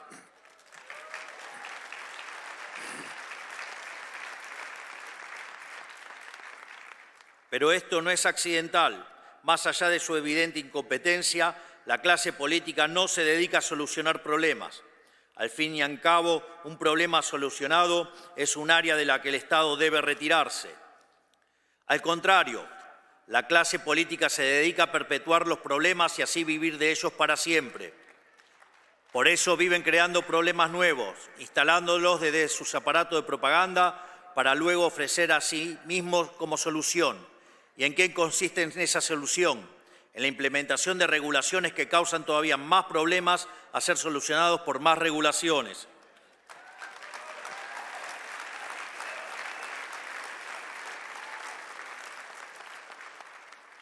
En medicina se usa el término iatrogenia para referirse al daño que sufre un paciente como consecuencia de la atención médica. Podría decirse entonces que el régimen estatista consiste en la iatrogenia como política de Estado, o sea, es el médico que se enriquece a base del deterioro progresivo e intencional de sus pacientes. Con el modelo del Estado presente, el Estado te quiebra las piernas para después venderte las muletas como un sobreprecio y obligarte a agradecerle, y te persigue si no lo haces.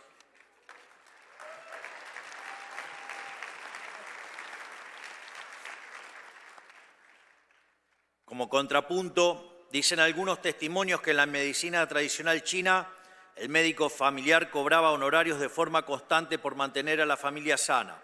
O sea, según la leyenda, cuando un miembro enfermaba, el médico dejaba de percibir los honorarios, viéndose incentivado a resolver la enfermedad de una forma eficiente y rápida.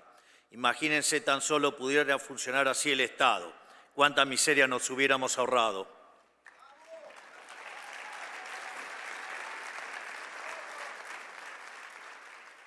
Hoy, a quienes queremos desmantelar este sistema demencial nos llaman antidemocráticos. Pero nuevamente, esta es una tergiversación de las palabras, algo muy propio de la izquierda, para variar. Ellos no le llaman democracia al gobierno del pueblo, sino al paradigma de expansión total estatal ilimitada que ellos mismos administran. Para ellos, la democracia existe si y únicamente si ganan los que ellos quieren, para poder someter a la gente a sus caprichos. Pero cuando la minoría electoral son ellos, la elección de la mayoría pasa a ser autoritarismo. De hecho, muchos de los que nos acusan de antidemocráticos ni siquiera fueron electos. Toman decisiones que afectan a miles de millones de personas alrededor del mundo y sin embargo nadie los conoce. No son responsables ante nadie más que sí mismos y no pueden ser echados por el voto popular. Y así y todo vienen a hablarnos de democracia.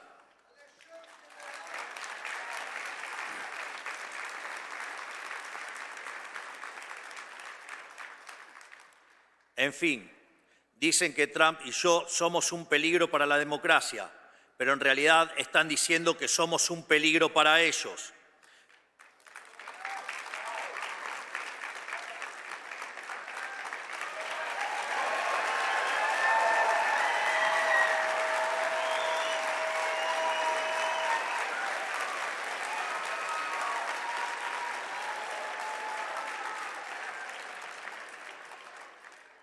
Somos un peligro para el partido del Estado, para quienes viven de su expansión ilimitada, para quienes quieren un individuo dependiente y sometido a sus caprichos regulatorios. Y ¿saben qué? Tienen razón, somos su peor pesadilla. Venimos por sus privilegios, habiendo sido elegidos por la mayoría de cada uno de nuestros pueblos, con el mandato claro de quitarles un poder que no les pertenece.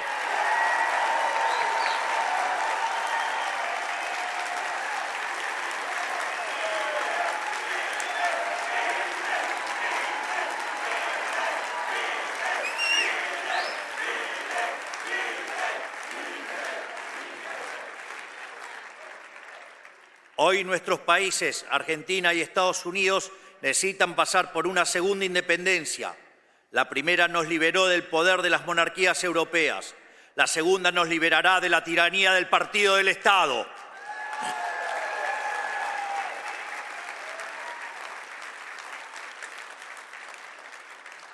Por eso hemos puesto tanto esfuerzo en identificarlo, porque no se puede luchar contra lo que no se conoce. Y tener un enemigo bien definido es un aspecto fundamental de nuestra batalla cultural. Ahora ya lo conocemos, le hemos ganado en las elecciones y estamos en proceso de desarmar su leviatán, que es una herramienta de opresión perpetua.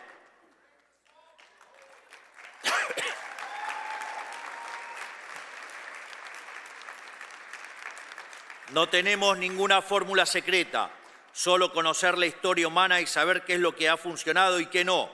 Por eso, con humildad, quiero reflexionar un poco sobre cómo venimos llevando adelante esta batalla.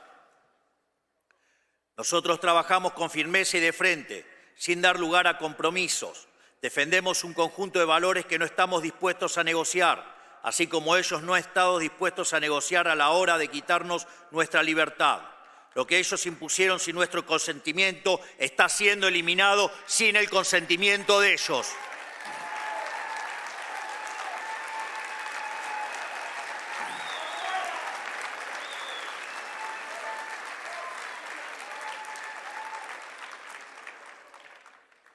Por eso hemos pasado la motosierra por los sectores y atribuciones del Estado que consideramos superfluos, redundantes, innecesarios o directamente perniciosos para la sociedad.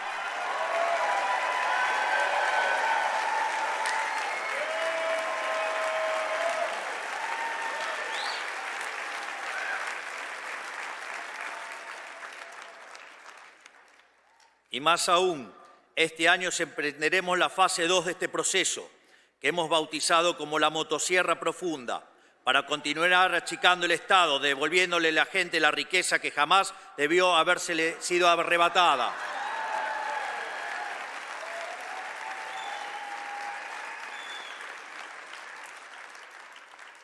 Lo interesante es que este proceso de justicia tiene un correlato político, porque por su naturaleza el partido del Estado se financió históricamente de gasto público mal asignado y de negocios turbios con el Estado. Por eso, achicar el Estado es cortarle la manguera a los clientes del Estado enquistado en él, que ejercían un feroz resistencia al cambio, valiéndose el dinero de los pagadores de impuestos para mantenernos subyugados.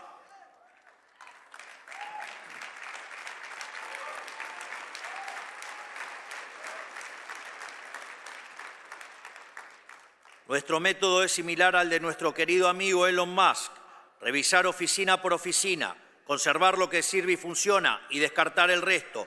Por eso le obsequié una motosierra. Con nosotros nadie que no pueda justificar el costo de su salario en impuestos está a salvo.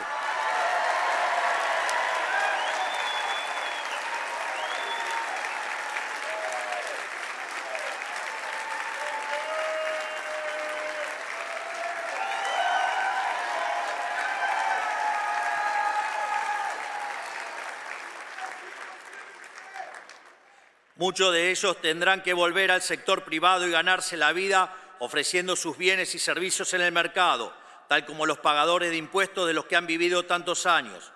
Mi más sentido pésame a los políticos que creyeron que este momento nunca llegaría y no están preparados, porque se van a llevar un baldazo de agua fría.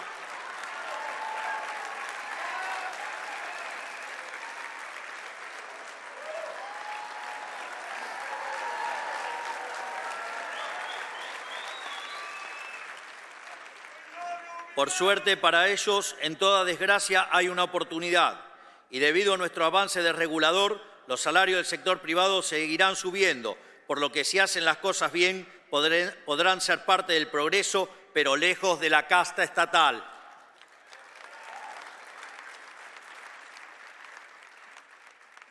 Como ya he dicho, esto no es una tarea sencilla. Aquí en Estados Unidos, burócratas rebeldes han intentado sabotear el trabajo del Departamento de Eficiencia Gubernamental y están recurriendo a mecanismos burocráticos ilegales para intentar bloquear cualquier reforma, lo cual también sucede en nuestro país y es algo con lo que debemos luchar día a día. Pero nada de eso nos ha tomado por sorpresa. Somos conscientes de que van a hacer lo posible por detener este cambio, sin importar el daño resultante. Si tienen que destruir el mundo para conservar sus privilegios, lo van a hacer. Y nosotros vamos a seguir luchando.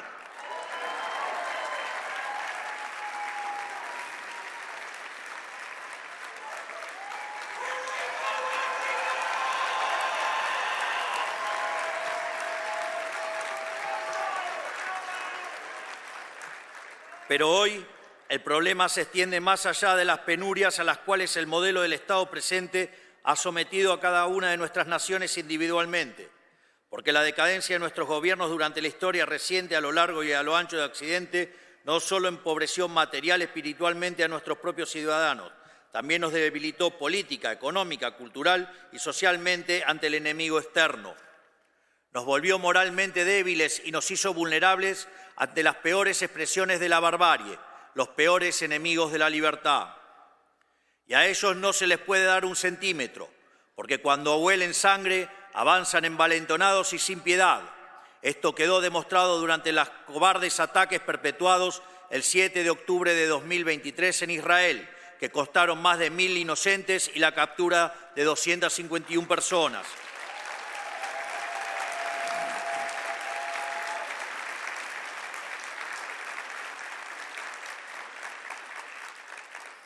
Esta semana Israel recibió los cuerpos sin vida de la familia Vivas, que permanecían secuestrados por el régimen terrorista y asesino de Hamas, entre los cuales se encuentra una madre y sus 2 hijos, un niño de 4 años y un bebé de tan solo 9 meses. Es tan inescrupuloso y sanguinario este régimen que, en el último gesto canallesco, no tuvieron mejor idea que exhibir burdamente sus ataúdes ante el vitoreo de una multitud sin el más mínimo respeto. Esto es lo que está en juego y no podemos darnos el lujo de fallar. Por eso es fundamental que las naciones que hemos abrazado las ideas de la libertad permanezcamos unidas y colaboremos unas con otras.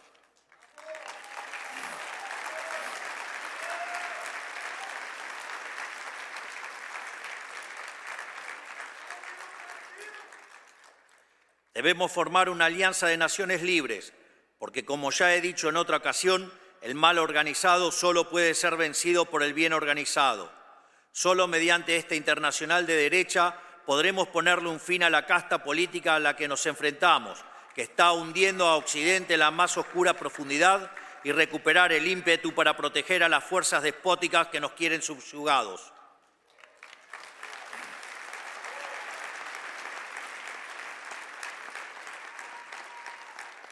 Por eso quiero también aprovechar para anunciar que Argentina quiere ser el primer país del mundo en sumarse a este acuerdo de reciprocidad que pide la administración Trump en materia comercial.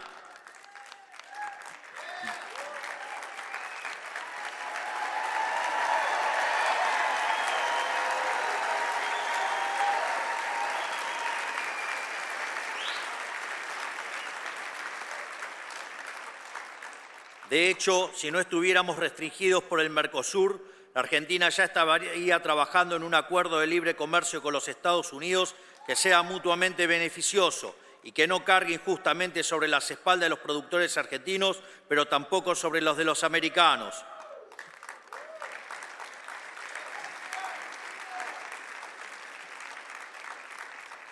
Esto es así porque solo trabajando juntos aquellos que queremos construir un mundo libre podremos salir adelante.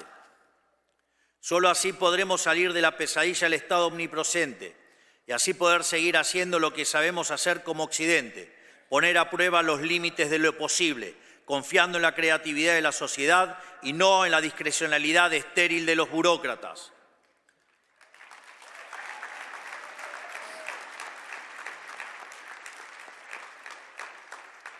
Solo así podremos retornar nuestro camino de grandeza como civilización, haciendo honor a nuestros antepasados que dieron la vida por ver un mundo libre y una humanidad próspera.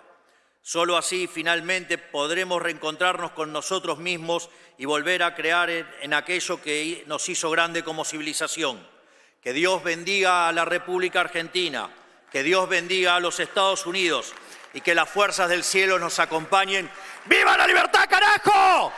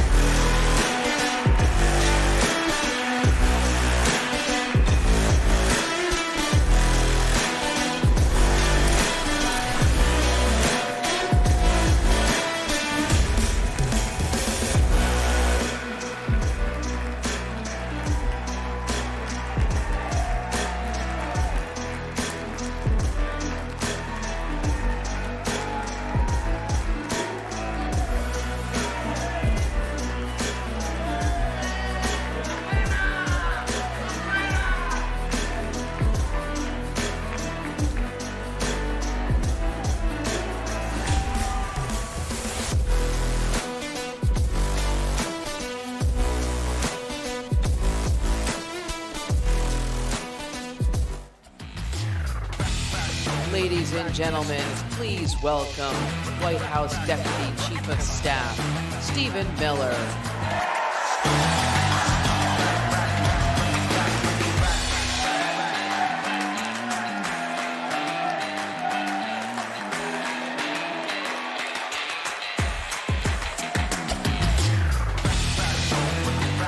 Hello, CPAC.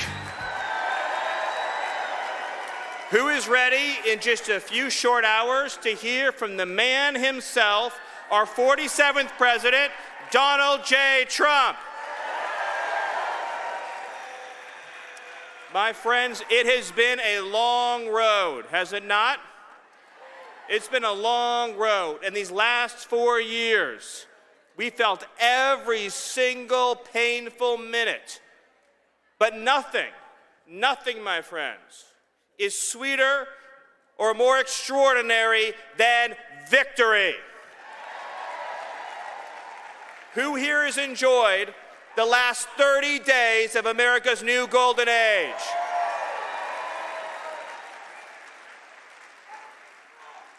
And who here has been filled with pride and excitement in watching President Trump install the most extraordinary cabinet and team any of us has ever seen?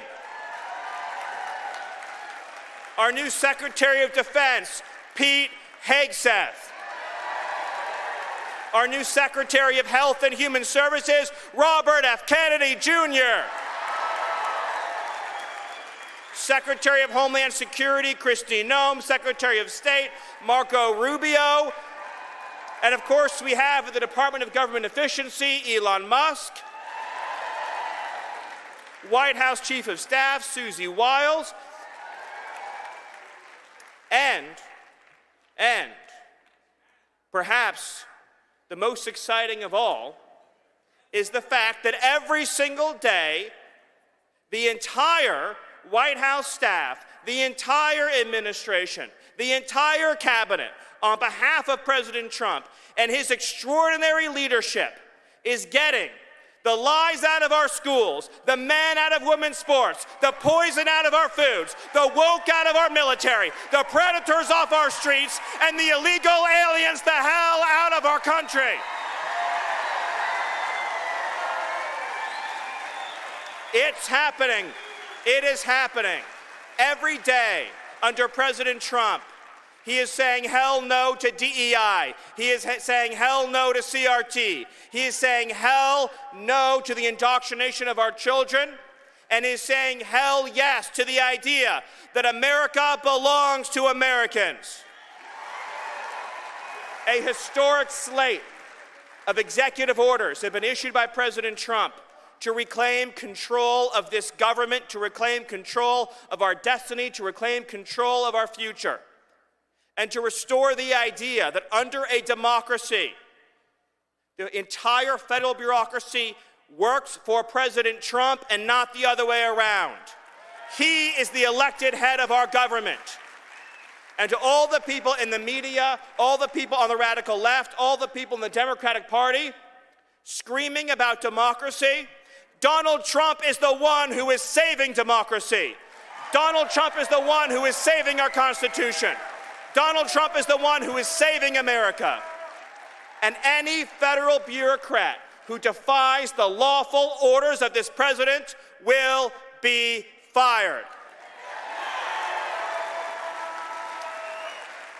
President Trump will ensure that whether you work at the FBI, whether you work at the CIA, whether you work at the Department of Homeland Security, the Department of Justice, the Department of Health and Human Services, career civil servants, also known as bureaucrats, work for the American people, and they work for the president the American people elected. They do not set their own agenda. They do not write their own rules. They do not work for themselves. They work for each and every one of you. You pay their salaries. You pay for the buildings they work in. You pay for every single thing they do. And if they are not following the laws, the Constitution, and the President of the United States, then they will find a new career.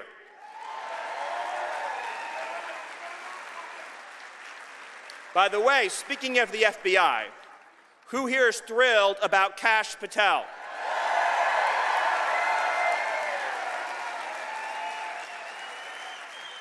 Let us not forget what President Trump endured in order to get to this point, to climb to the top of that Everest summit. Let us not forget what this whole movement has endured to reach this glorious day. 8 long years of weaponized government, the Russia hoax, the Ukraine hoax, one lie after another, one fraudulent impeachment after another, one hoax, one smear. Government weaponized at every level against democracy. Government weaponized at every level against the people. Democrat prosecutors, Democrat attorneys general, Democrat careers using their power to try to sabotage the democracy of this country, to try to keep President Trump off the ballot, to try to throw President Trump in jail, to try to arrest his aides and his supporters. An authoritarian movement in this country that has at every step tried to stop the workings of our democracy. And President Trump, on a field in Pennsylvania, nearly lost his life. And a few weeks later, another assassination plot. And let me ask you this question. When the lawsuits came against President Trump, when the lawfare came against President Trump, when the weaponized law enforcement and intelligence community came against President Trump, and when the bullets came against President Trump, did he falter? Did he back down? Did he yield? Did he surrender? Did he waver? Or did he stand up tall and strong and raise his fists into the air and say 3 immortal words, fight, fight, fight? Every day, that is what he is doing for you. He is fighting for your families. He is fighting for your children. He is fighting for your future. He is fighting for the fundamental idea that this country belongs not to the bureaucrats, not to the radical left communists, not to our foreign enemies, not to the criminal cartels, not to the criminal aliens. This country belongs to the law-abiding, patriotic, God-fearing American citizens. It belongs to the people in this room, and it belongs to the patriots watching at home today. I want you to know that every single morning President Trump wakes up and he thinks about you. And all day long, as he's signing executive orders, as he's meeting with world leaders, as he is orchestrating and directing the actions of this government, he is thinking about you and your future. President Trump's heart beats for the American people. President Trump's heart beats for the American Republic. And President Trump's heart is filled with nothing but love and loyalty for this republic. No president has done more in 30 days than President Trump has done. But we need you to stay in the fight. It is not enough to celebrate the victories we've achieved thus far.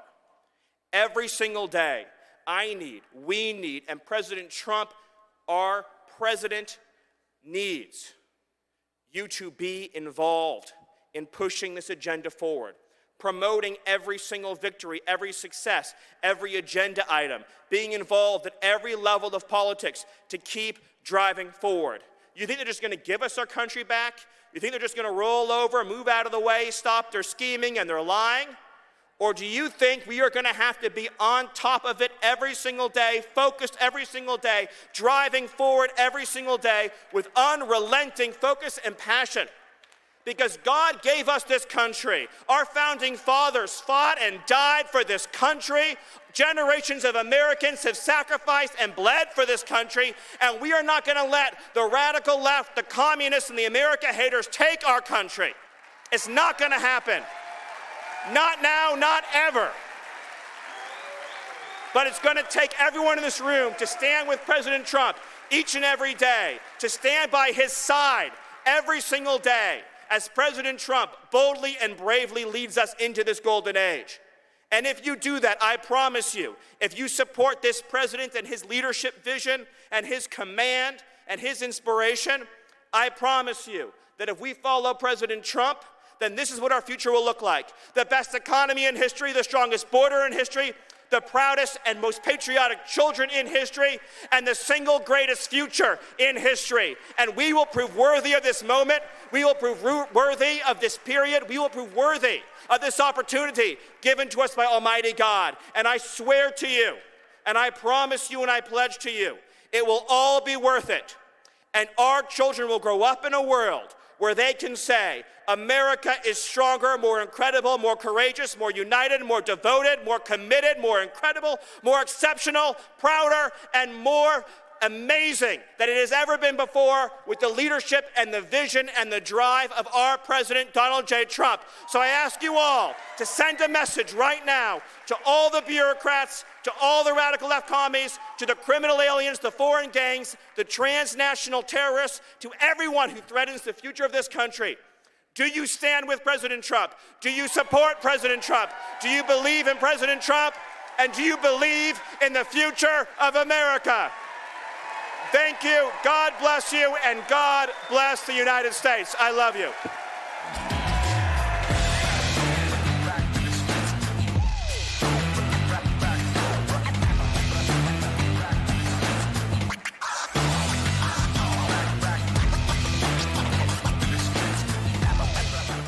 The 47th President of the United States of America. And, you know, I wouldn't say Fox has been exactly perfect. Fox has been a big difference of Fox between now and what it was 4 years ago, as you know.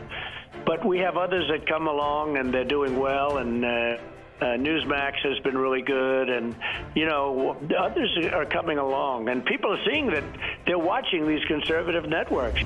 President Trump is right. That's why millions of Americans are tuning into Newsmax for the real news they can trust.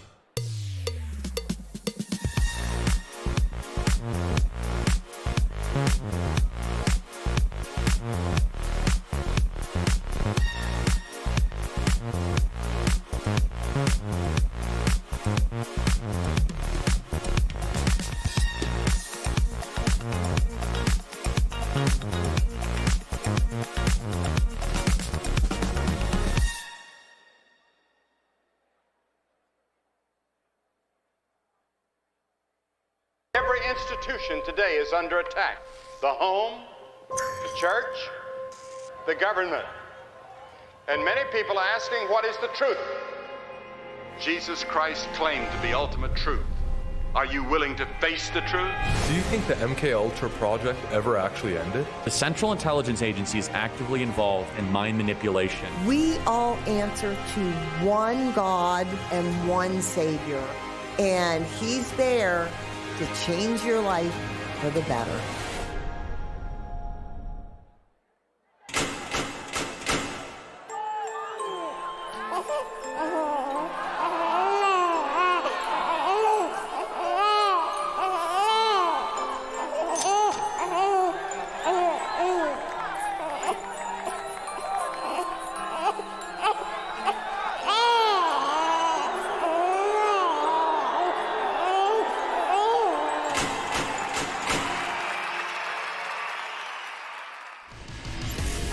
Ladies and gentlemen, it's time for the great one and his boss.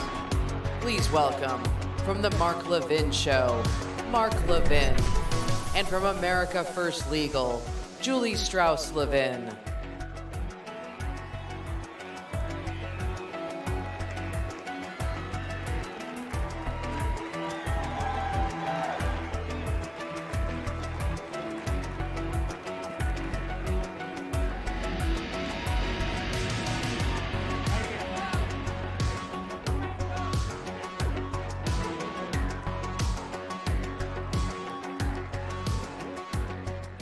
Good morning, CPAC. How's everybody today? You're looking beautiful. And I tell you what, honey, I've been here several days. The energy and the excitement in this room is unbelievable. It's hard to believe that a year has gone. Thank God we lived with 4 years of a president who tried to shove down our throats Marxism and the moral decay of the fabric of our country. And here we are. Fast forward. We got President Donald J. Trump. We have 2 genders. We have DEI gone. We have equality over equity, border crossings down 93%, and we have a world stage where America is now respected and feared. So, what do you think? Give me your 2 seconds on this. Pretty good. Next question. How is everybody? Come on, let's go. It's exciting times, is it not? Well, I was thinking about something about this cabinet that we have now, and thought to myself, we really have a cabinet that looks like America here. First of all, we have a president that knows how many grandchildren he has, and he loves every one of them.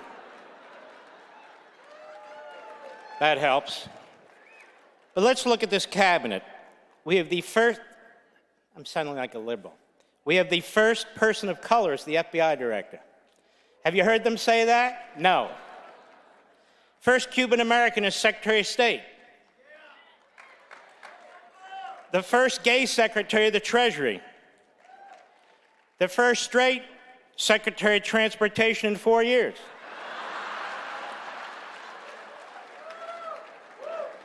We have one of the highest ranking African Americans, Elon Musk. We have the first hillbilly vice president, J.D. Vance. We have the first Secretary of Defense who isn't 114 years old. We have women in the cabinet who are proud to be called women and know what the hell a woman is.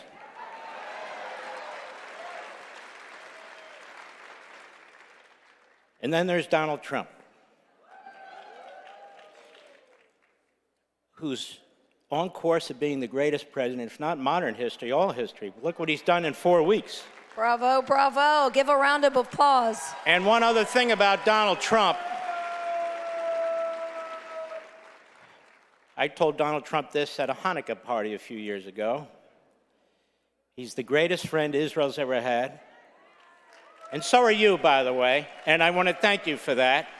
He's the greatest friend Jews have ever had, so we have the first Jewish president in American history, too. Looks like America, that cabinet.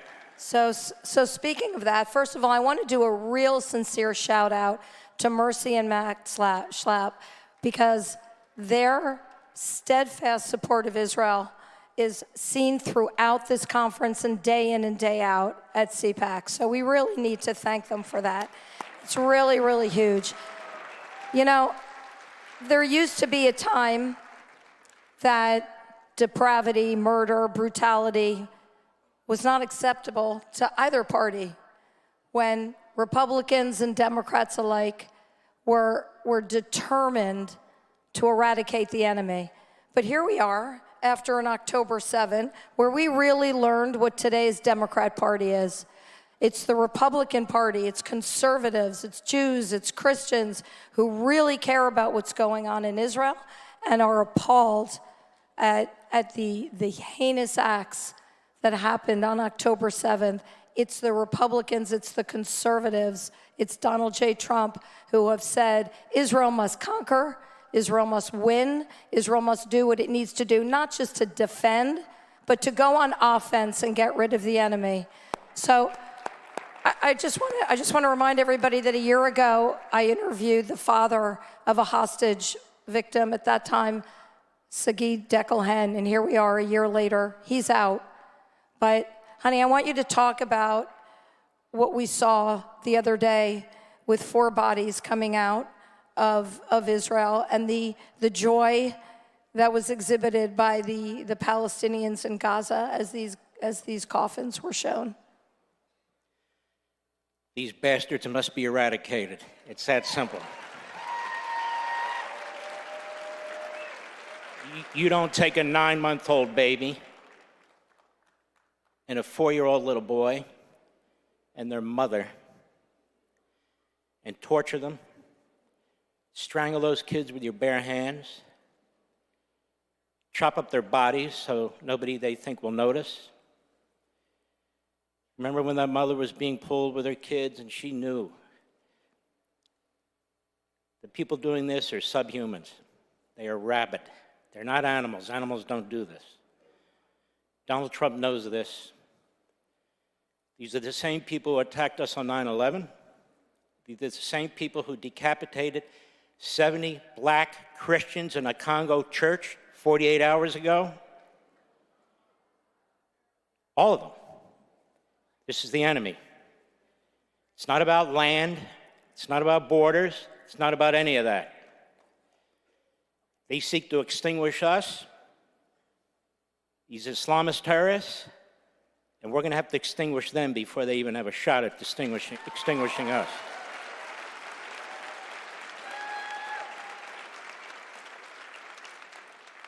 Another thing, constitutional crisis. Give me a break. The Democrat Party that hates the founders, that is pushing CRT, the 1619 Project, that tells us the Constitution's too old and too white. The Democrat Party that doesn't believe in the First, Second, Fifth, Sixth, Ninth, 10th, 14th Amendments. The Democrat Party that doesn't believe in separation of powers. We don't need lectures from them about the Constitution of the United States. That's number one. Number two, you activist judges, which are basically slip and fall, ambulance-chasing lawyers in black robes. That's what they are. You either act like judges or get the hell off the bench.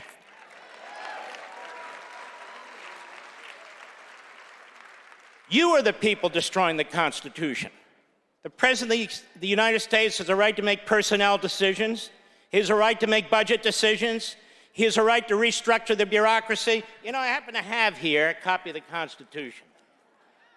Not that you need it. I mean, you really do pretty much This know little it. baby sticks with me all the time.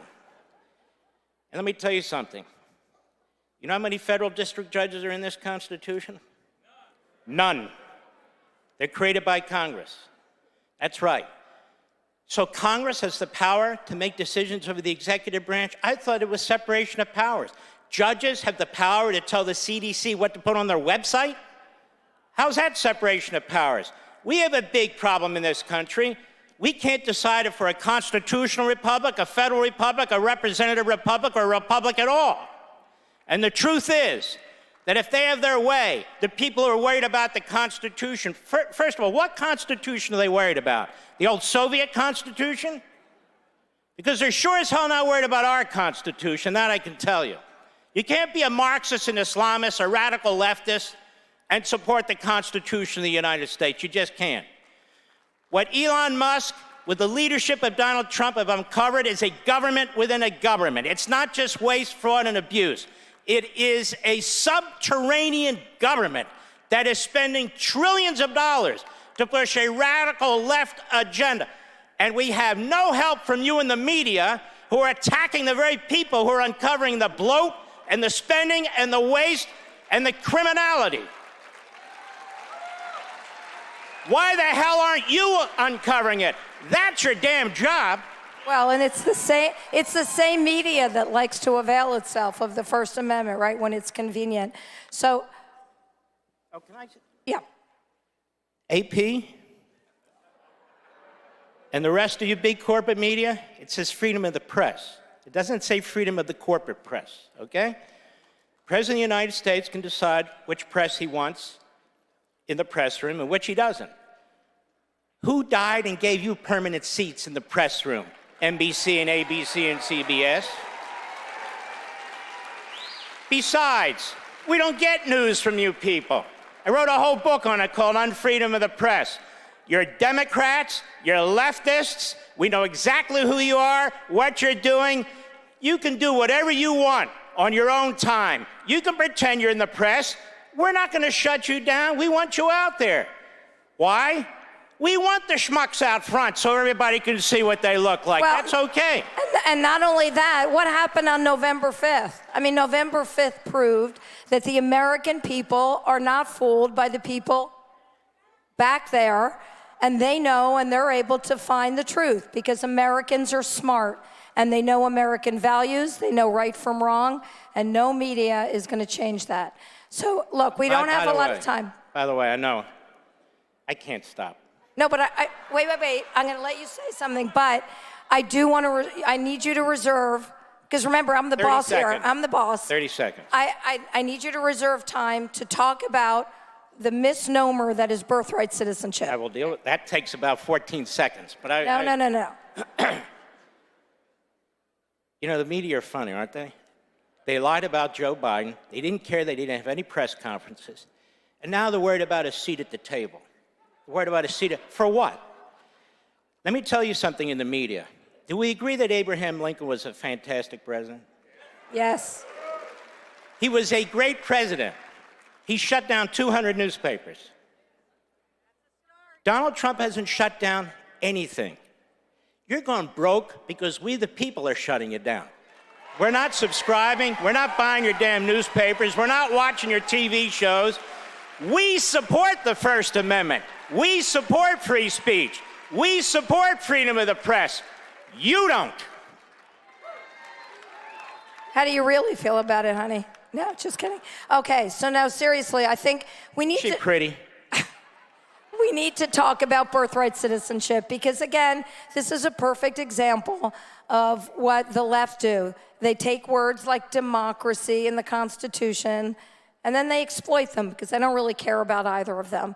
So they came up with this term, birthright citizenship, like anybody who comes here illegally and gives birth, that child, that baby, is an American citizen like magic. And that's not true. They cite the 14th Amendment. Do your Mark Levin thing where you give a little bit of a primer. No, because it's really important.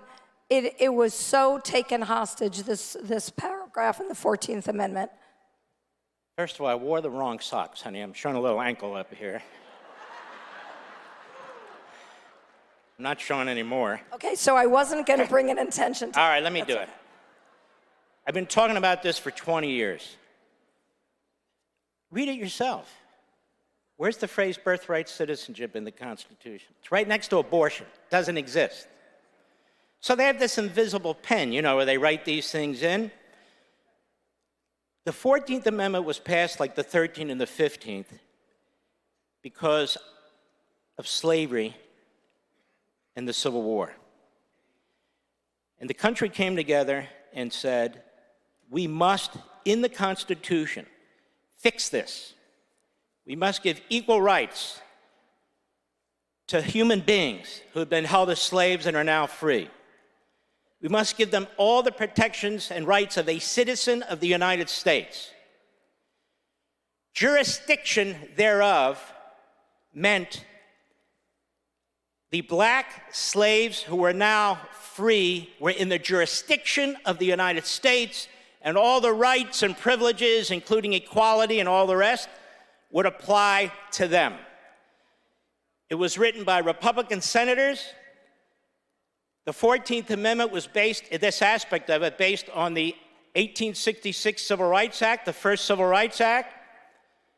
Andrew Johnson, who was then president after the assassination of Lincoln, was a Democrat. He refused to sign that civil rights bill. So they overrode him and they said, we need to enshrine this in the Constitution of the United States. That provision applied to black people who were freed from slavery and were still being abused in the old Confederacy. And that amendment was passed by 3/4 of the state legislatures, including southern states that were told, if you don't vote for this, you're not coming back into the Union. We know what they meant. The author of the 14th Amendment specifically rejected the idea of aliens, specifically. In fact, they rejected the idea of what they called Indians because they had separate countries at the time, or at least it was viewed that way. So they were excluded, underscoring the fact that you had to be a United States citizen and understood to be. So people who write that, all of a sudden, now it's interpreted to mean if you come into the United States illegally and you have a baby, that's a citizen, that baby? There is literally no language to back it up, no legislative history to back it up, no history whatsoever to back it up, and yet I suspect the courts are going to give the birthright citizenship crowd what they want. And they'll mention some 1898 decision involving a Chinese couple. It still didn't apply to illegal aliens. So illegal aliens have no constitutional basis, but I will just warn you about this. Hollywood John Roberts, that's what I call him because he's worried about the press. I don't think he, and I don't think his new best friend Barrett, will do the right thing. I think they'll join the three, I can't say women, because she wouldn't say women. They won't join. That's okay, you can say it, go for it. Two of the non-males, and one of the males. I think that's a 5 that worries me. But just understand, your Constitution does not provide for birthright citizenship, period. So I just want to add one little fine point because you said a lot. You said a lot there. You notice how it's the Republican Party that consistently has been the champion of equality and the rights of black people throughout history. Every major civil rights bill, starting in 1866 through the 50s with Eisenhower, the 60s, the Republicans either wrote it, sponsored it, or they had supermajorities to get them passed. Never forget, the Democrat Party is the party of slavery, segregation, eugenics, Jim Crow. Now they're the party of Marxism, Islamism, and anti-constitutionalism. That's a fact. And it was Woodrow Wilson who did what? He resegregated the military when he became president. God bless you all. Our time is up. Be well. We love you, CPAC. And thank you, President Trump.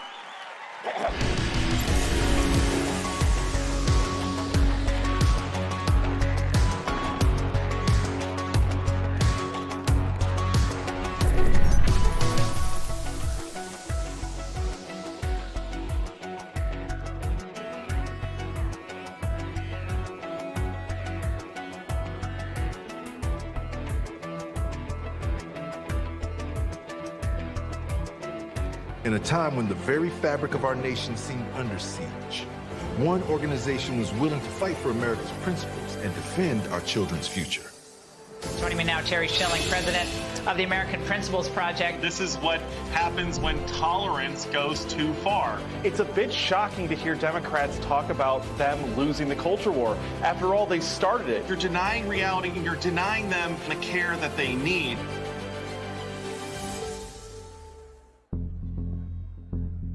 The only homicide on January 6th was the unlawful shooting death of Ashley Babbitt. This major new lawsuit that Judicial Watch filed, a $30 million wrongful death lawsuit against the United States government. She was unarmed. There were no weapons visible. She was shot in the shoulder and killed by Lieutenant Byrd. He popped out and shot her dead.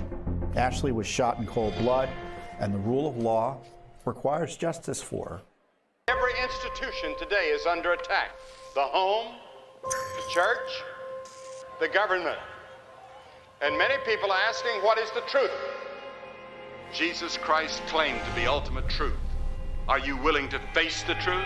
Do you think the MKUltra project ever actually ended? The Central Intelligence Agency is actively involved in mind manipulation. We all answer to one God and one Savior, and He's there to change your life for the better. All right, America is back on track 2025, but next year, CPAC 2026 is going to be even bigger. Go get your tickets now. Go to cpac.org and join the movement. As I think it was President Reagan said, we're from the government. We're here to help. I think you all know that I've always felt the 9 most terrifying words in the English language are, I'm from the government and I'm here to help. We're from the government. We're here to help. I, Donald John Trump, do solemnly swear. President Trump is back in the White House. Donald Trump won the presidency. Donald Trump has taken back America. I actually started quite a while ago in CPAC, and I enjoyed it so much that I came back for a second one, then a third, then I said, what the hell, let's run for president. Matt said, it's like 5 years ago, 6 years ago. He says, you should run for politics. He's the one who said, you should run. For the presidency of the United States. It is my honor to introduce to CPAC 2017 our president, Donald Trump. First of all, I want to thank Matt Schlapp and his very, very incredible wife and boss, Mercedes, who have been fantastic friends and supporters, and so great when I watch them on television defending me. Nobody has a chance. I love this place. Love you people. You never stop fighting for America, and I will never, ever stop fighting for you. We know that there are still more records to be shattered, new summits to be scaled, more triumphs to be realized, and more amazing history just waiting to be written. The American adventure has only just begun. God bless America, and we will see you next year. Thank you very much. You never stop fighting for America, and I will never, ever stop fighting for you. Ladies and gentlemen, please welcome host of the PBD podcast, Patrick Bet David. All right.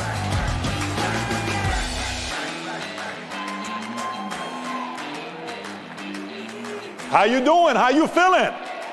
Good? Okay. I got the lunchtime slot, which means some of you are either eating or wanting to go eat, but I do have a message for you. How you doing? Yes, it's great to be with you. How many of you here watch or listen to the PBD podcast? I'm curious. Okay, it's a good amount. All right, so I got a simple message for you with the limited time that I have here for you. First of all, it's an honor to be here at CPAC. This is my first time being here. Just had a chance to speak with Matt and Mercedes, incredible people. It's incredible to be around you, especially the fact that the person you wanted to win won in 2024, which is a very big deal. I got a question for you. Can you think about the two things tyrants fear? Let me ask the question one more time. What would you say are the two things tyrants running a country fear? What are the two things? First thing they fear is you and I having guns to protect ourselves. The second thing they fear is you and I having a megaphone to express ourselves. Now, I want you to think about this. In the last 3 weeks, I've interviewed two different people. One of the ones I had on the podcast 3 weeks ago, he flew in the entire time he was nervous. He was a former founder of the IRGC, the Islamic Revolutionary Guard Corps. He started the IRGC with Khomeini in 1979. 3 months after I was born, I was living in Iran, and I brought him on the podcast. For many years, we've been wanting to have this man to come on the podcast, but obviously he doesn't want to come because directly and indirectly, millions of people died because of this man. If you go on Google, you type in founder of IRGC, you'll see his name and Khomeini's name. I bring him on. It's a little uncomfortable. I say, so let me ask you a question. When you guys took over the revolution, the Shah is gone. That's the last time the Middle East was at peace. No issues. Iran gets along with Israel. No wars. Things are good. Then you come over. You take over Iran. Khomeini flies in. You fly in. What is the first thing you guys did? He says, our number one mission was to get all the guns out of people's hands. And I said, tell me why. He says, because we wanted to be safe. I said, safe from what? Well, we had to be careful because there was a lot of criminals who had a lot of guns. I said, citizens having guns are criminals. They're trying to protect themselves. So again, what do tyrants fear? First thing is what? Your guns, because you can protect yourself. 2 days ago, I got back from Brazil. We're flying out to Brazil to do a 3-hour interview with former President Jair Bolsonaro. How many of you guys love President Bolsonaro? So we're in Brazil. While we're about to go, they are briefing us on what to be prepared for before we go to Brazil. They say, number one, have an international lawyer ready in case something happens. Number two, make sure you have an armored truck. Number three, come with a good delegation. We went with 9 of us. And then we'll be escorting you all over the place. So we go and we experience everything, and then eventually the president comes. And the president sits there, and we start conducting the interview. One of the most emotional interviews I've ever done. This man is crying, tears dropping on the table. I can't wait for the interview to come out this Wednesday. And I hear him speaking. About 15 minutes left for the interview to be done, Somebody comes in and is whispering in his ear, whispering in his ear. Boom. He swipes the hand, interview ends, doing all the stuff that he's doing. He gets out. 1 hour later, alert on the phone. Jair Bolsonaro has been charged and is facing 38 years in prison. For what? There's a judge there in Brazil. His name is Alexandre de Moraes. Anybody knows who he is? Okay. If there is a picture for someone that looks like a tyrant, it is Alexandre de Moraes. This man is a tyrant at the highest level. And he is the second man, the second point that tyrants fear is freedom of speech. I'm talking to the former president. He's not comfortable talking about certain things, but he let everything loose. He knows you can't talk. They don't want you to talk over there. So you got guns, freedom of speech, and in the world, we have 195 countries, of which 193 have constitutions. Of the 193 that have constitutions, only one country gives you full-on freedom of speech with nothing about hate speech and Second Amendment. We're the only ones here that we have in America. Now keep this in mind. Sometimes when we sit there, we hear about, next year's going to be United States birthday for 250 years. It's going to be amazing. We are one of the youngest countries in the world. It's awesome. Well, think about the oldest countries in the world. Iran, roughly 3300 BC. Egypt, 3100 BC. You got Assyria, you got Armenia, you got China, you got all these countries, right? Oldest. We are one of the youngest. But watch this here. Does anybody know what country has the oldest constitution in the world? What country has the oldest constitution in the world, including UK? We, the people, have the oldest constitution in the world. So now watch this. Some of you are clapping. You're like, I don't know what point he's trying to make here. I don't know where you're going with this. Let me give you some numbers here. Dominican Republic has changed their constitution 32 times. Venezuela 26 times. Haiti 24. Ecuador 20. Brazil's changed it 7 times in the last 100 years. While I'm there, in Brazil, we're going to the airport. Our flight's at 4:30. We get there at 2 o'clock waiting. Our flight gets canceled. We have to redirect our flight. We go to Peru, and then from Peru, we fly out to Miami. And I'll never forget when we landed in Miami. It reminded me of back in July 15th of '89 when we're escaping Iran on a Lufthansa flight. And while we're going, everybody's waiting for the one magical word from the flight attendant. Anybody knows what it is? It's very simple. You can officially order alcohol. We've crossed the border. And we're like, we're free. This is amazing. We are officially out of Iran, right? So we landed in Miami. I'm like, oh my God, this kind of takes me back to that moment when we left, Iran and experiencing what freedom's like. Then we get down here. And I'm sitting and I'm talking to all these different senators and congressmen in Brazil. And here's a number I noticed. I want to kind of take it back because it's very important for us to be thinking about. In Brazil, they have 11 Supreme Court justices, of which only 2 are conservative. In Brazil, they have 81 senators, of which only 22 are conservatives. In Brazil, they have 513 congressmen and women, of which only 130 are conservatives. Let me just kind of take back a little bit and talk to you guys about maybe possibly the greatest accomplishment any president's ever done. If the Supreme Court justice was the other way around, 6-3, and when they said Colorado wants to remove the president off the ballot, and they would have succeeded, Kamala Harris would have been your president today. I understand, I'm with you. But I want you to think about why this is so important. For 25 years of my life, I was an atheist. When you live in Iran, my mother's Armenian, her last name's Bogosian, my dad's Assyrian, Bet David. I'm living in Iran, we're a Christian family, trying to make it work. We're going to school, you're going to church, kind of keep it quiet.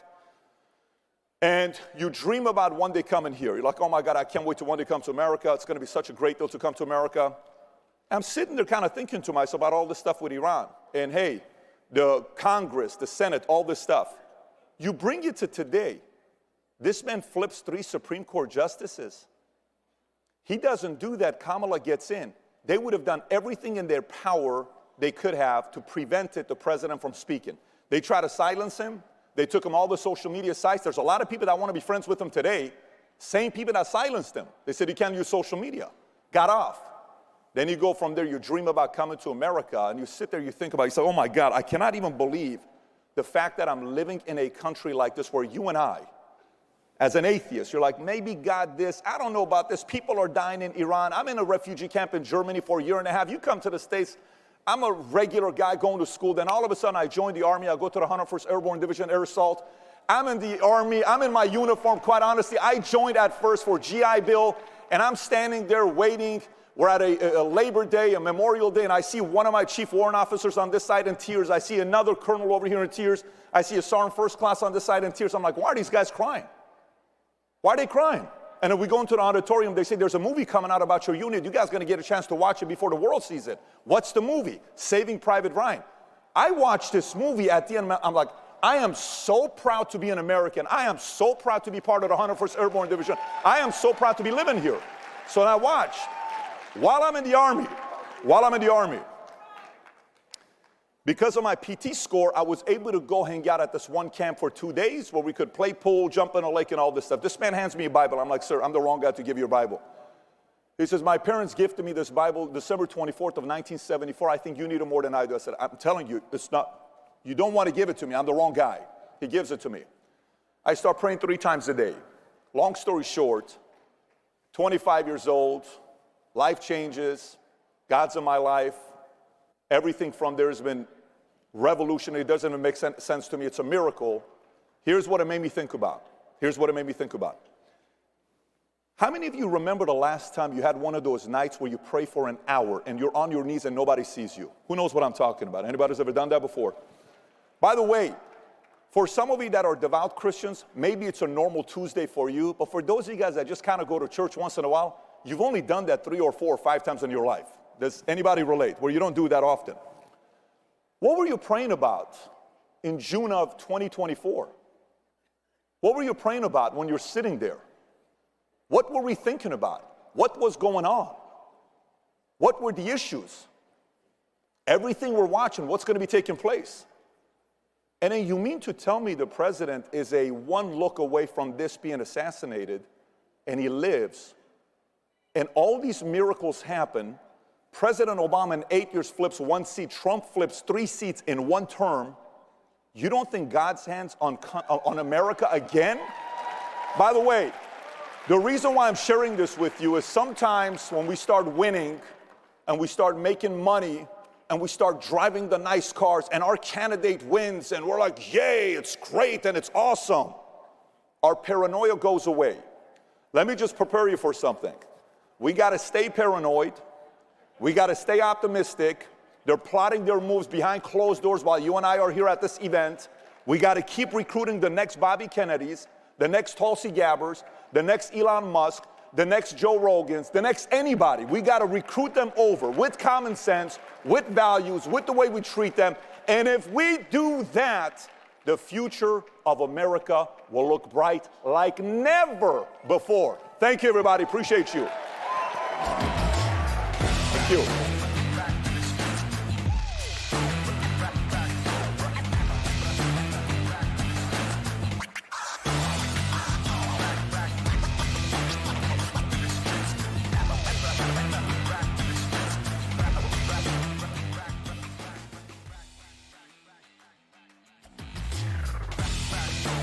Ladies and gentlemen, please welcome U.S. Secretary of the Interior, Doug Burgum.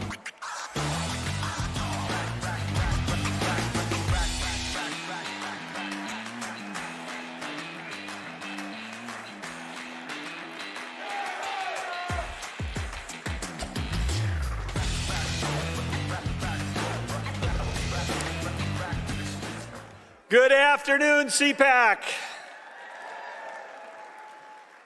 So great to be with you. We are gathered here today at a historic time, and in a few hours you're going to have an opportunity to hear from a very historic president. Here's a name you probably haven't heard of, Buddy Melgus, Olympic gold medal sailor from Zenda, Wisconsin, grew up on a small, teeny little lake in Wisconsin. How did a kid from a small little lake in Wisconsin go on to become an Olympic sailor? He became an Olympic gold medal sailor because he understood you never have to recover from a great start.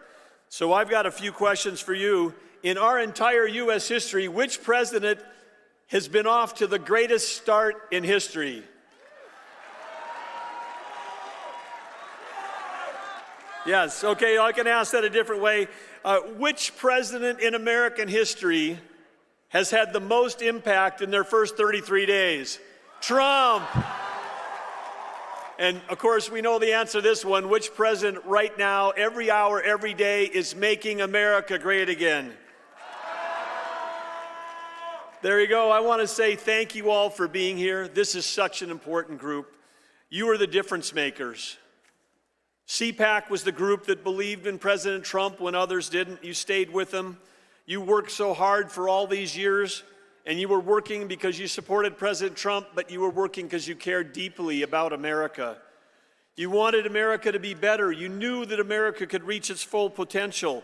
And now that is happening every single day, and it started here with you. Thank you, CPAC, for everything that you've done.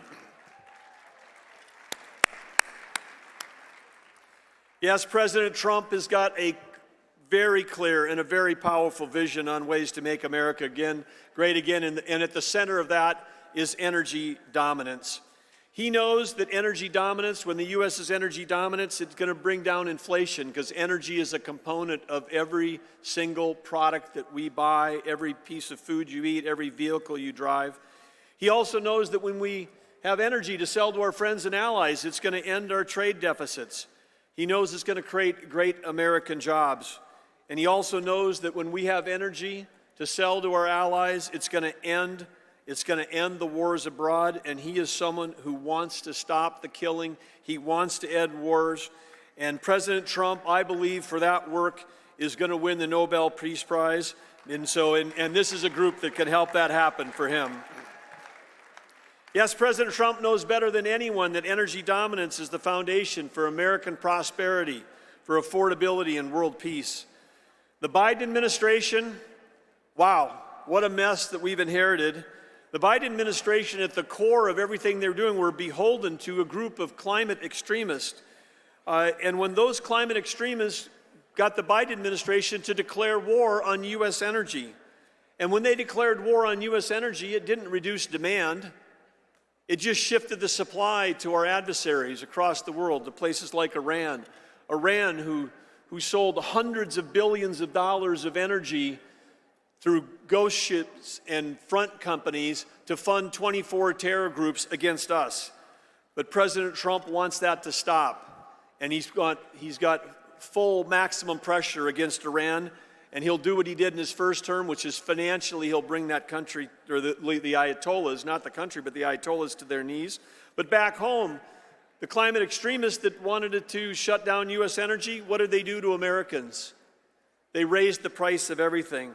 Electricity prices 30% higher under the Biden administration. Some of you, if you live in the Northeast, you're going to be staring at 15 to 17 to 20% increases again this summer. This is all what we've inherited. And when we have high energy costs, that hurts our economy and we deindustrialize. And that's why President Trump on day one declared a national energy emergency. It wasn't just about price at the pump. He understood the mess that Biden left us, and that's why he declared that energy emergency.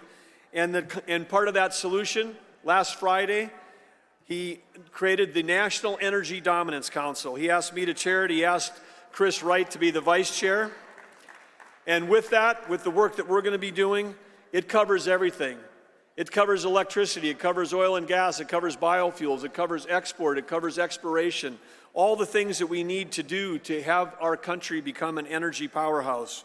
But let's just talk a little bit about one of the things that were left, and that's the energy emergency, and that is our electrical grid in this country is absolutely in danger. The climate extremists worshiped an ideology that defied physics, economics, and common sense. They believed that that was the existential threat. I will tell you that there's two existential threats that this administration believes in. One was existential threat was Iran getting a nuclear weapon. That would change the world, and this administration, working with our allies, is going to make sure that doesn't happen.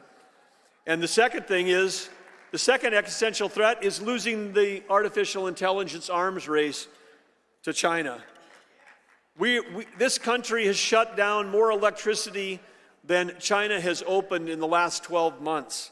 And we need electricity because electricity drives AI data centers, and AI data centers manufacture intelligence. And when we manufacture intelligence, it's going to change every job, every company, every industry. It's going to make the federal government more productive. But no, what did the Biden administration do? They focused on highly subsidized, unreliable, unaffordable, and weather-dependent sources of energy. We all know, you don't have to have a PhD to know that the sun doesn't shine 24 hours a day and the wind doesn't blow 365 days a year. And yet the Biden administration was trying to convince Americans that we could run a full-time society on part-time, intermittent, and expensive power. They pushed a Green New Deal that was a lot more like a Green New Steel because it was stealing your taxpayer dollars at the same time raising the price of electricity for all of you, raising the price of food in this country, and jeopardizing our grid. We have today, for the first time, I was in tech for 30 years before I ever ran for office. We never used more than 1% of the nation's electricity in the whole technology sector.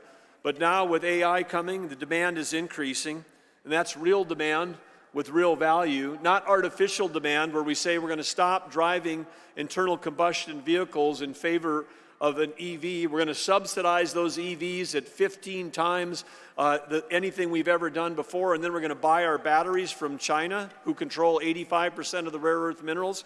The whole plan was crazy. But what do we have right now under President Trump? President Trump knows that we weren't in some kind of mythical energy transition. He knows that we've got to have energy addition. He also knows, because if anybody has studied Energy 101, you'd know that any quote, transition would fail because only one time in all of human history, have humans ever transitioned off a source of energy. It was in the 1880s. Anybody know what that was in the 1800s when we transitioned off energy? Whale oil. I heard somebody knew the answer. Yes, we transitioned off of whale oil. Whale oil became very popular because it was cleaner, but then along comes oil. And oil we could refine into kerosene, and kerosene was better than whale oil. And so who knew, but you're hearing it here at CPAC, that it was over 150 years ago, fossil fuels saved the whales.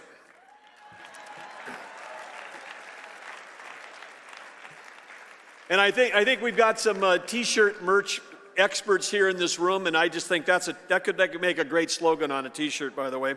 But President Trump's got a plan for energy dominance that's going to help drive us forward. All of you know that we've got $36.5 trillion of debt because we hear it over and over again.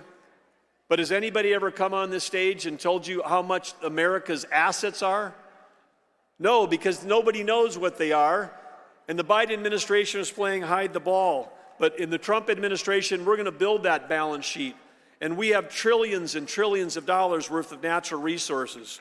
And we're going to make sure that we understand that our assets far exceed the debt that we have. But before Joe Biden left office, one of the things that he did was he took 625 million acres of offshore potential, trillions of dollars of revenue potential for you, your kids, and your grandkids, and with a stroke of a pen said, we're never going to develop that. Never. It's off the table. I got it. You can boo for that if you want to, but that's literally 1/3 of the lower 48 here. He was trying to rob us of that. But he's robbing us of those revenues and also of the American dream. But President Trump got into office, and with an executive order, he reversed that ban. That 625 million acres is back on our balance sheet, including some of those acres are where? They're in the Gulf of America. One of the other falsehoods is that somehow that those climate extremists cared more about the environment than any of us in this room. And I know how deeply this group cares, and I know the people in my home state, the farmers and ranchers, 4th and 5th generation, they live on the land, they care about the soil health, they care about the water, they care about the air, and that's why in North Dakota we had some of the cleanest air and water in the country, and we were an energy powerhouse. We can do both of these things in our country. Because when you shut down U.S. energy and you push that supply overseas, you push it to places that use child labor, that don't do reclamation. They don't have any kind of regulatory environment like we have. And so it's cleaner. If you care about the environment, you want every drop of energy, every electron to be produced in the United States. That's the way to save the planet. And the Biden administration, they sanctioned Alaska 68 times with executive orders. 68 times Joe Biden issued orders that tried to shut down energy development in Alaska. They sanctioned Alaska more than they did Iran, if you can believe it. But those days are over. One of the other executive orders that President Trump signed is one not just unleashing American energy, but unleashing Alaska's potential. And when we do that, we have an opportunity to sell energy to Japan, South Korea, the Philippines, our allies in the Pacific, who we need more than ever because of the growing threat of China.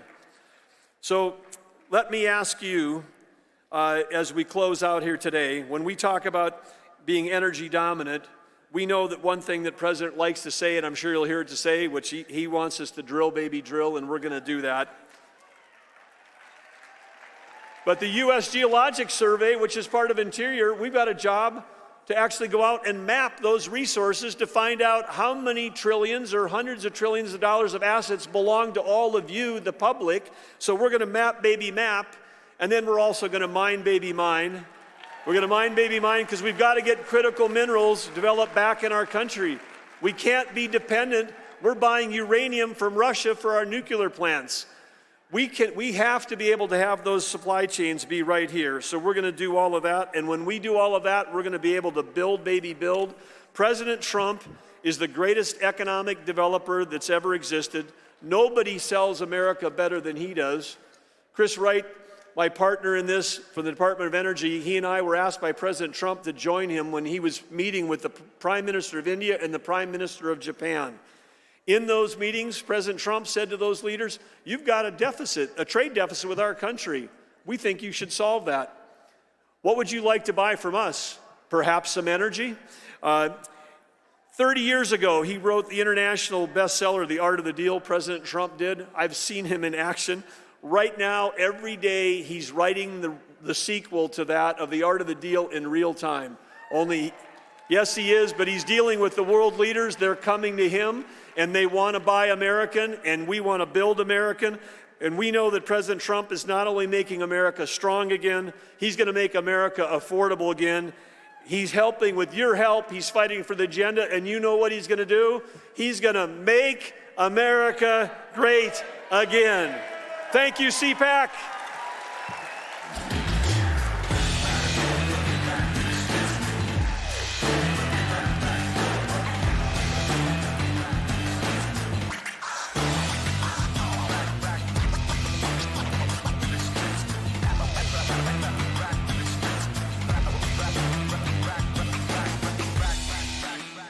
I switched. I switched. I switched. I made the switch to Newsmax. We start this morning in Washington, where all eyes are on the White House. I switched to Newsmax. Newsmax. Newsmax. Have you made the switch? You bet I did. My whole family switched. Everyone is making the switch. I did. I did. I switched, and it made all the difference. It made all the difference. Have you made the switch? You should. Millions are switching to Newsmax. You should too.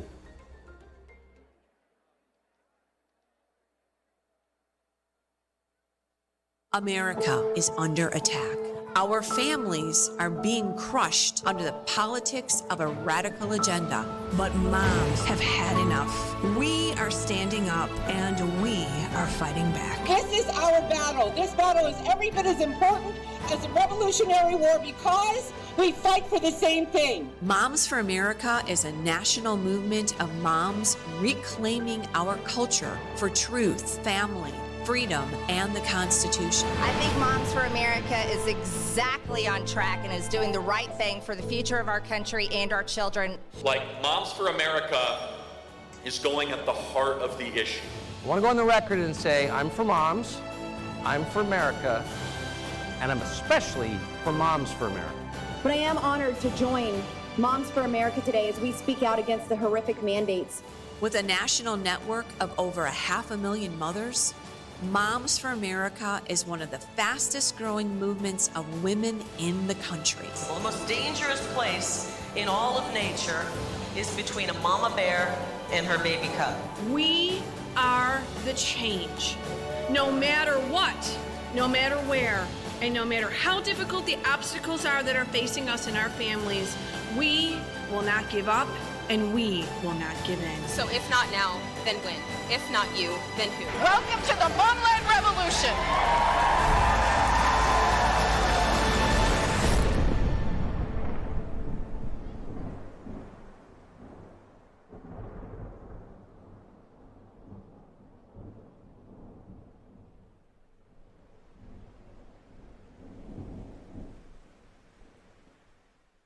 Freedom, sovereignty, prosperity. The Patriots for Europe Foundation is on a mission to make Europe great again. Globalist elites have led Europe into a dead-end street. Violent crime has surged because of mass immigration. The Green Deal has put the future of the European economy at risk. Fake NGOs and the massive bureaucracy in Brussels are interfering in our democracies. Patriots must take action. We bring analysis. We organize debates. We build the network of patriots to challenge the woke narrative head on. Patriots for Europe Foundation.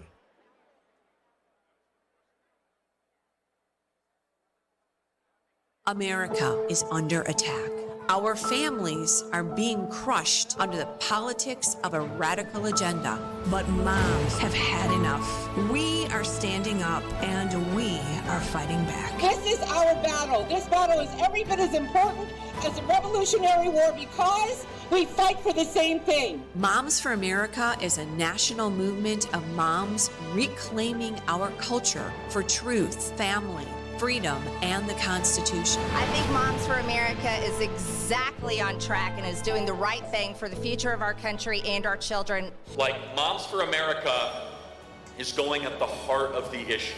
I want to go on the record and say I'm for moms, I'm for America, and I'm especially for Moms for America. But I am honored to join Moms for America today as we speak out against the horrific mandates. With a national network of over 500,000 mothers, Moms for America is one of the fastest growing movements of women in the country. Well, the most dangerous place in all of nature is between a mama bear and her baby cub. We are the change.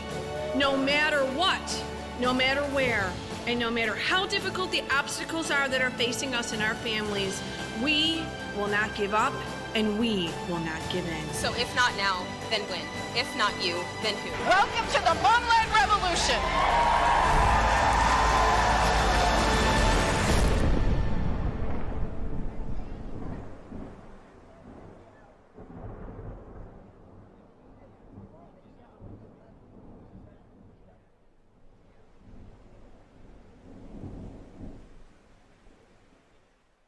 Every institution today is under attack.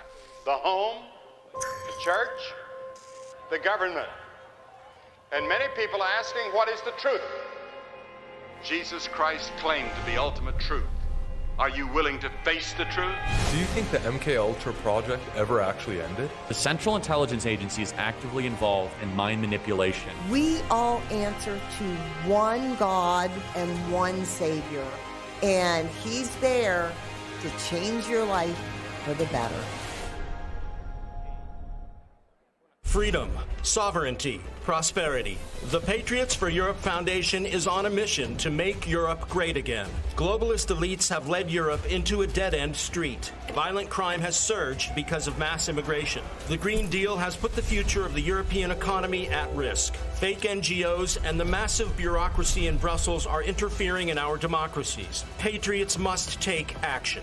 We bring analysis. We organize debates. We build the network of patriots to challenge the woke narrative head on. Patriots for Europe Foundation. Ladies and gentlemen, this is Maha Unchained. Please welcome physician Dr. Robert Malone and Epoch Times senior editor Yanya Kellick.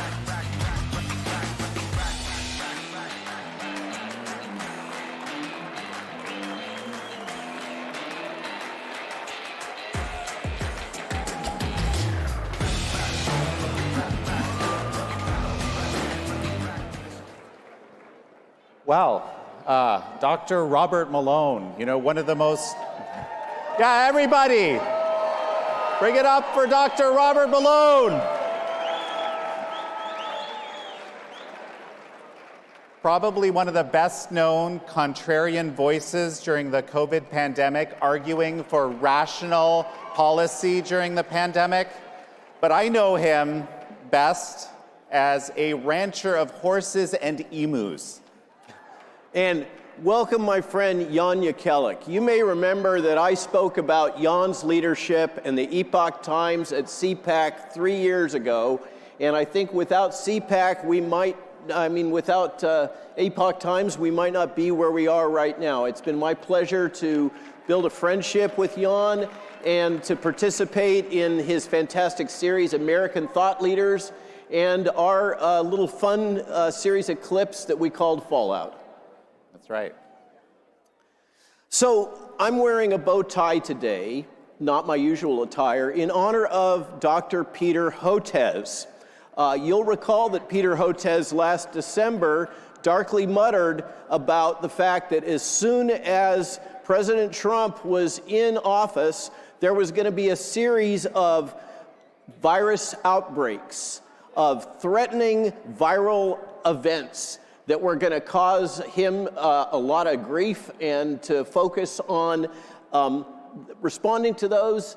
But instead what we have is two amazing things that happened on the same day. Well, so who here noticed that the new HHS secretary is Robert F. Kennedy Jr.? Two things happened that day. First, Robert F. Kennedy Jr. was sworn in, and second, there was an executive order signed by President Trump that established a commission to look at child chronic disease. A 1-2 punch that, in our view, is kind of revolutionizing the future of health. Robert? I agree.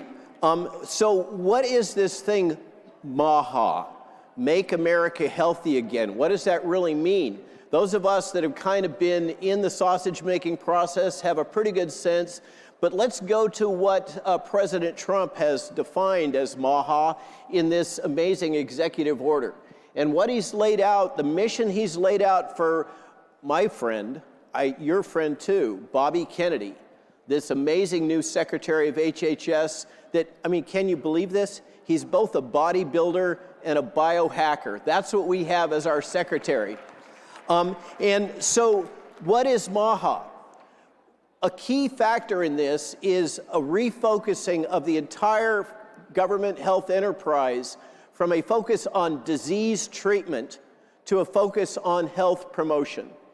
And I really recommend that all of you take a moment to read President Trump's executive order creating the MAHA Commission, which is across government. It even includes Treasury. It's an amazing document in which he talks about the crisis of health in America, the crisis of chronic disease in America, but in particular, it zeroes in on Bobby Kennedy's sweet spot, protecting the health of children in America. It talks about child's health.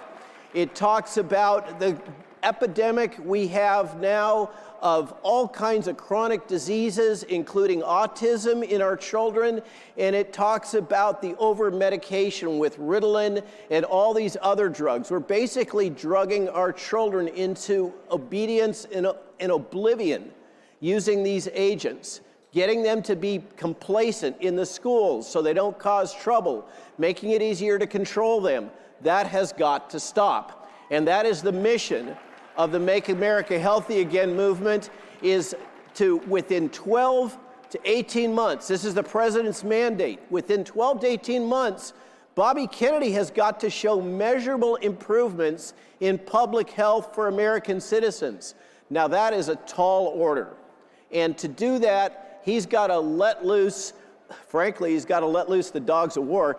He's got to let loose the whole federal bureaucracy, transform it, and take this new leadership team that he's created under Donald Trump's direction and completely radically transform CDC, FDA, NIH, work with his partners at USDA to enable the health of Americans, and particularly the health of Americans' children.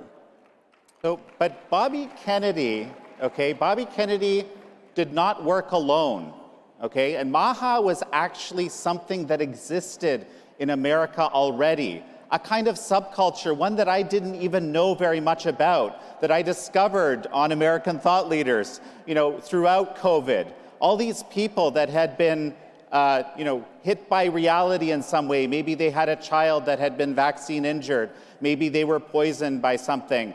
And millions of Americans basically were not, many of us were just simply not aware that there was this growing movement of people that were looking at root causes of health.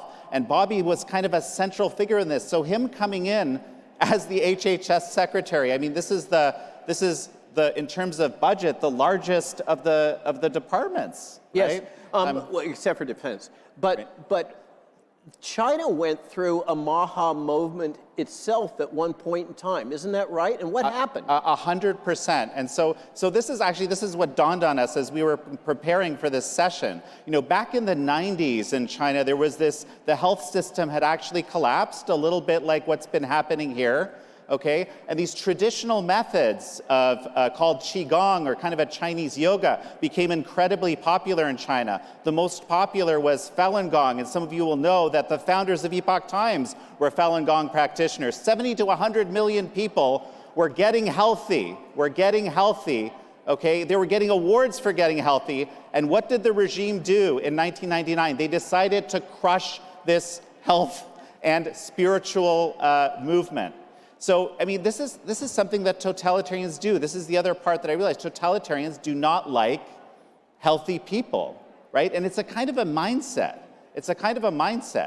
So, here we are.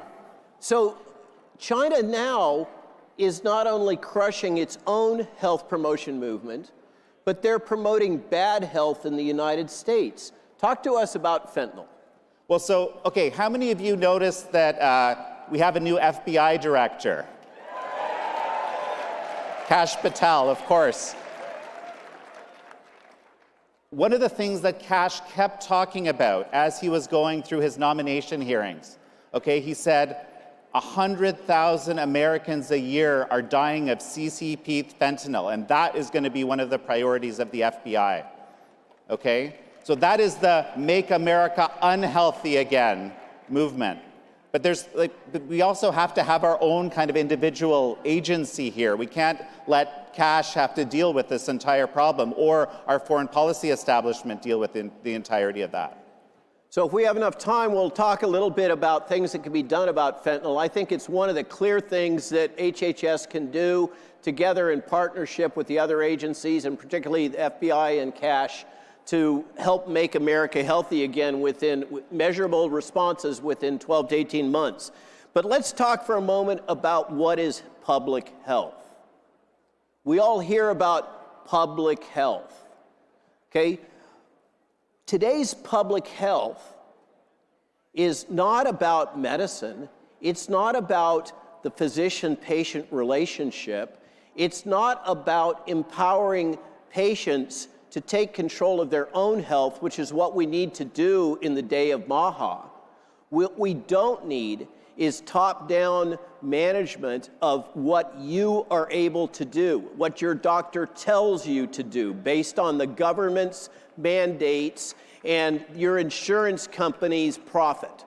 Okay, we have to get back to decentralized health under the control of you, the patient.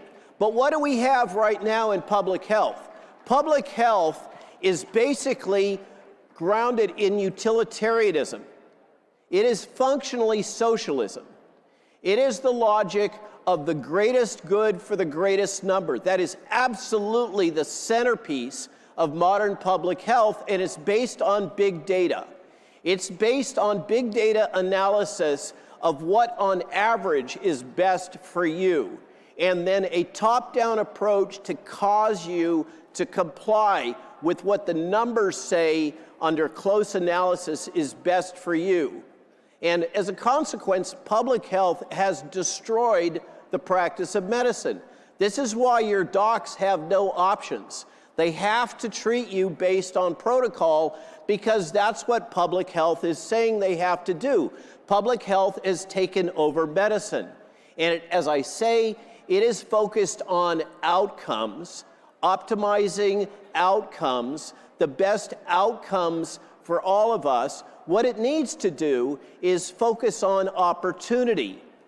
What we need to do is enable you to have the opportunity to choose whether or not to optimize your own health and have the information to do it.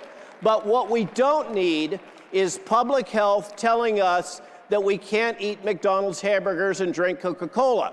What we need is the information so that you can make an informed decision about what you eat and what you do to manage your health, not to tell you and micromanage you about what your choices have to be. And the bottom line of this, and think about this, okay? Inalienable individual rights. One of the core things America is based on, a core element of freedom. This approach, this CCP, Chinese Communist Party approach, what happened during COVID? They locked down. They used the totalitarian method. They used the collective rights method. What's apparently going to be better for the greater good. But what happens when you use that collective rights approach? Every time, to paraphrase Stalin here, okay, to make an omelet, you have to break a few eggs. And it turns out to be a lot of eggs, unfortunately. So we got to get back to this approach of individual rights, individual agency, and the Hippocratic Oath on the medical side. So there's an insidious thing that's happened. They've snuck some stuff in while Bobby was busy focused on confirmation. They've snuck in a UN Agenda 2030 item called One Health. Okay? The CDC surreptitiously agreed to the One Health policies of the World Economic Forum and the United Nations and the World Health Organization. What is One Health? Who's against One Health? Of course, we all think that animals should be healthy and the environment should be healthy, just like the Secretary was talking about with U.S. policy. But in One Health, your health is equivalent to the health of animals. Your health is equivalent to the health of a lab rat. And I had somebody post the other day, we put out an essay today about One Health and what it really means, and they said, hey, I'll be glad to sacrifice a lab rat if I can have a focus on my grandmother and improving her standard of living. In One Health, the health of animals and the health of the environment are considered equivalent to the health of humans, and this has now been slipped in this policy that's right up there with the Green New Deal while the new administration was distracted. Something that was in progress for 2-3 years under the Biden administration, they managed to sneak in. They managed to sneak in the new director of pandemic preparedness, a veterinarian who is the associate dean of One Health at Texas A&M, before Bobby even had a chance to sit in the chair. And this is what Bobby really needs your help with. This is what Maha needs your help with, is he is going to be up against an entrenched bureaucracy that is going to fight him tooth and nail every step of the way. And the only way that we're going to be able to get sustainable change is we have to have all of us, the citizens of the United States, saying, we support you, we support a focus on health in Americans, and we are not okay with this globalist agenda of One Health, and we are not okay with the bureaucracy sneaking stuff in behind his back. Now, we only have a little bit of time left, but let's talk a little bit about bird flu. Well, so how many have noticed egg prices have gone through the roof? How many? Okay, front page of the Epoch Times, okay, the national edition, you should check it out. It's unbelievable, right? But what is the reason? You might think, looking at mainstream media headlines, that it's because bird flu has killed 55 million birds. No, people have killed 55 million birds in an attempt to stop the bird flu, but that's not necessarily the only way to do it. So bird flu has been around for years. I think this is our 4th episode of fear, of promoted fear about bird flu. And it never materializes. It never transfers into humans so far. Let's hope that continues to be the case. But now, even according to the CDC, bird flu is not a major risk for humans. It doesn't transmit from human to human. It's not putting people in the hospital, and they're not dying at any kind of a rate. Bird flu needs to be controlled, but the policies of the USDA, which now have cost you $1.2 billion, and that's direct costs, for the USDA to compensate farmers that have had to kill their flocks, and it's not working. That is the old school way to control outbreaks. But bird flu is in all the birds. It's in migratory waterfowl. We cannot eradicate bird flu. So we got to think of something different instead of this, give a 3-year-old a hammer and everything becomes a nail. That is what USDA bureaucrats keep applying.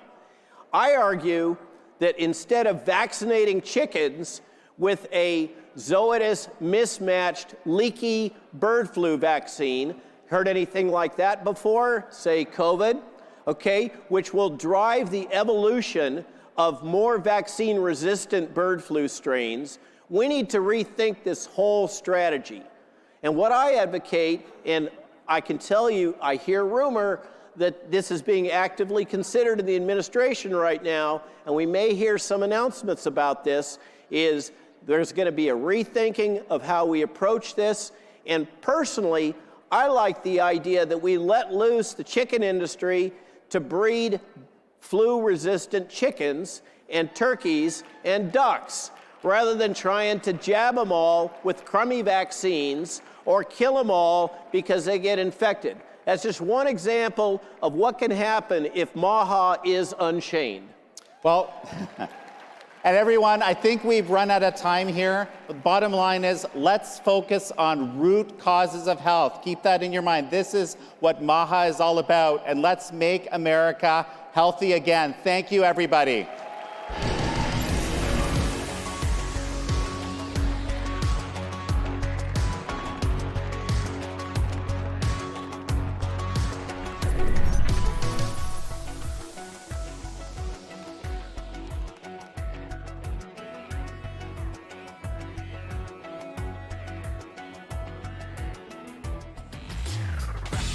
Ladies and gentlemen, it's time for the CPAC straw poll.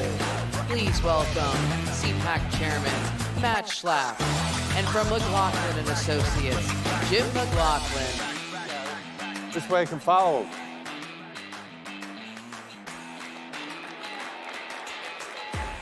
They gave us chairs. Huh? Had chairs.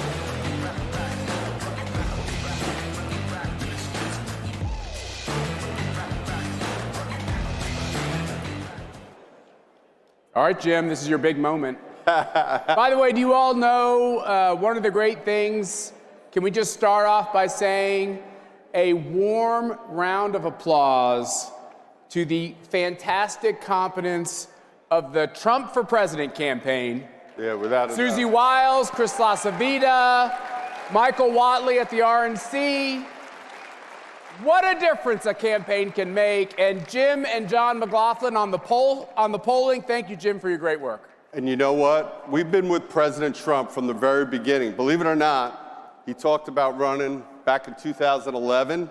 And I can tell you, this campaign was head and shoulders above, better than anything we ever did in the past. And I can't tell you that Matt is exactly right. Susie Wiles, Chris LaCivita, Chairman Watley, and I don't think I've ever complimented an RNC chairman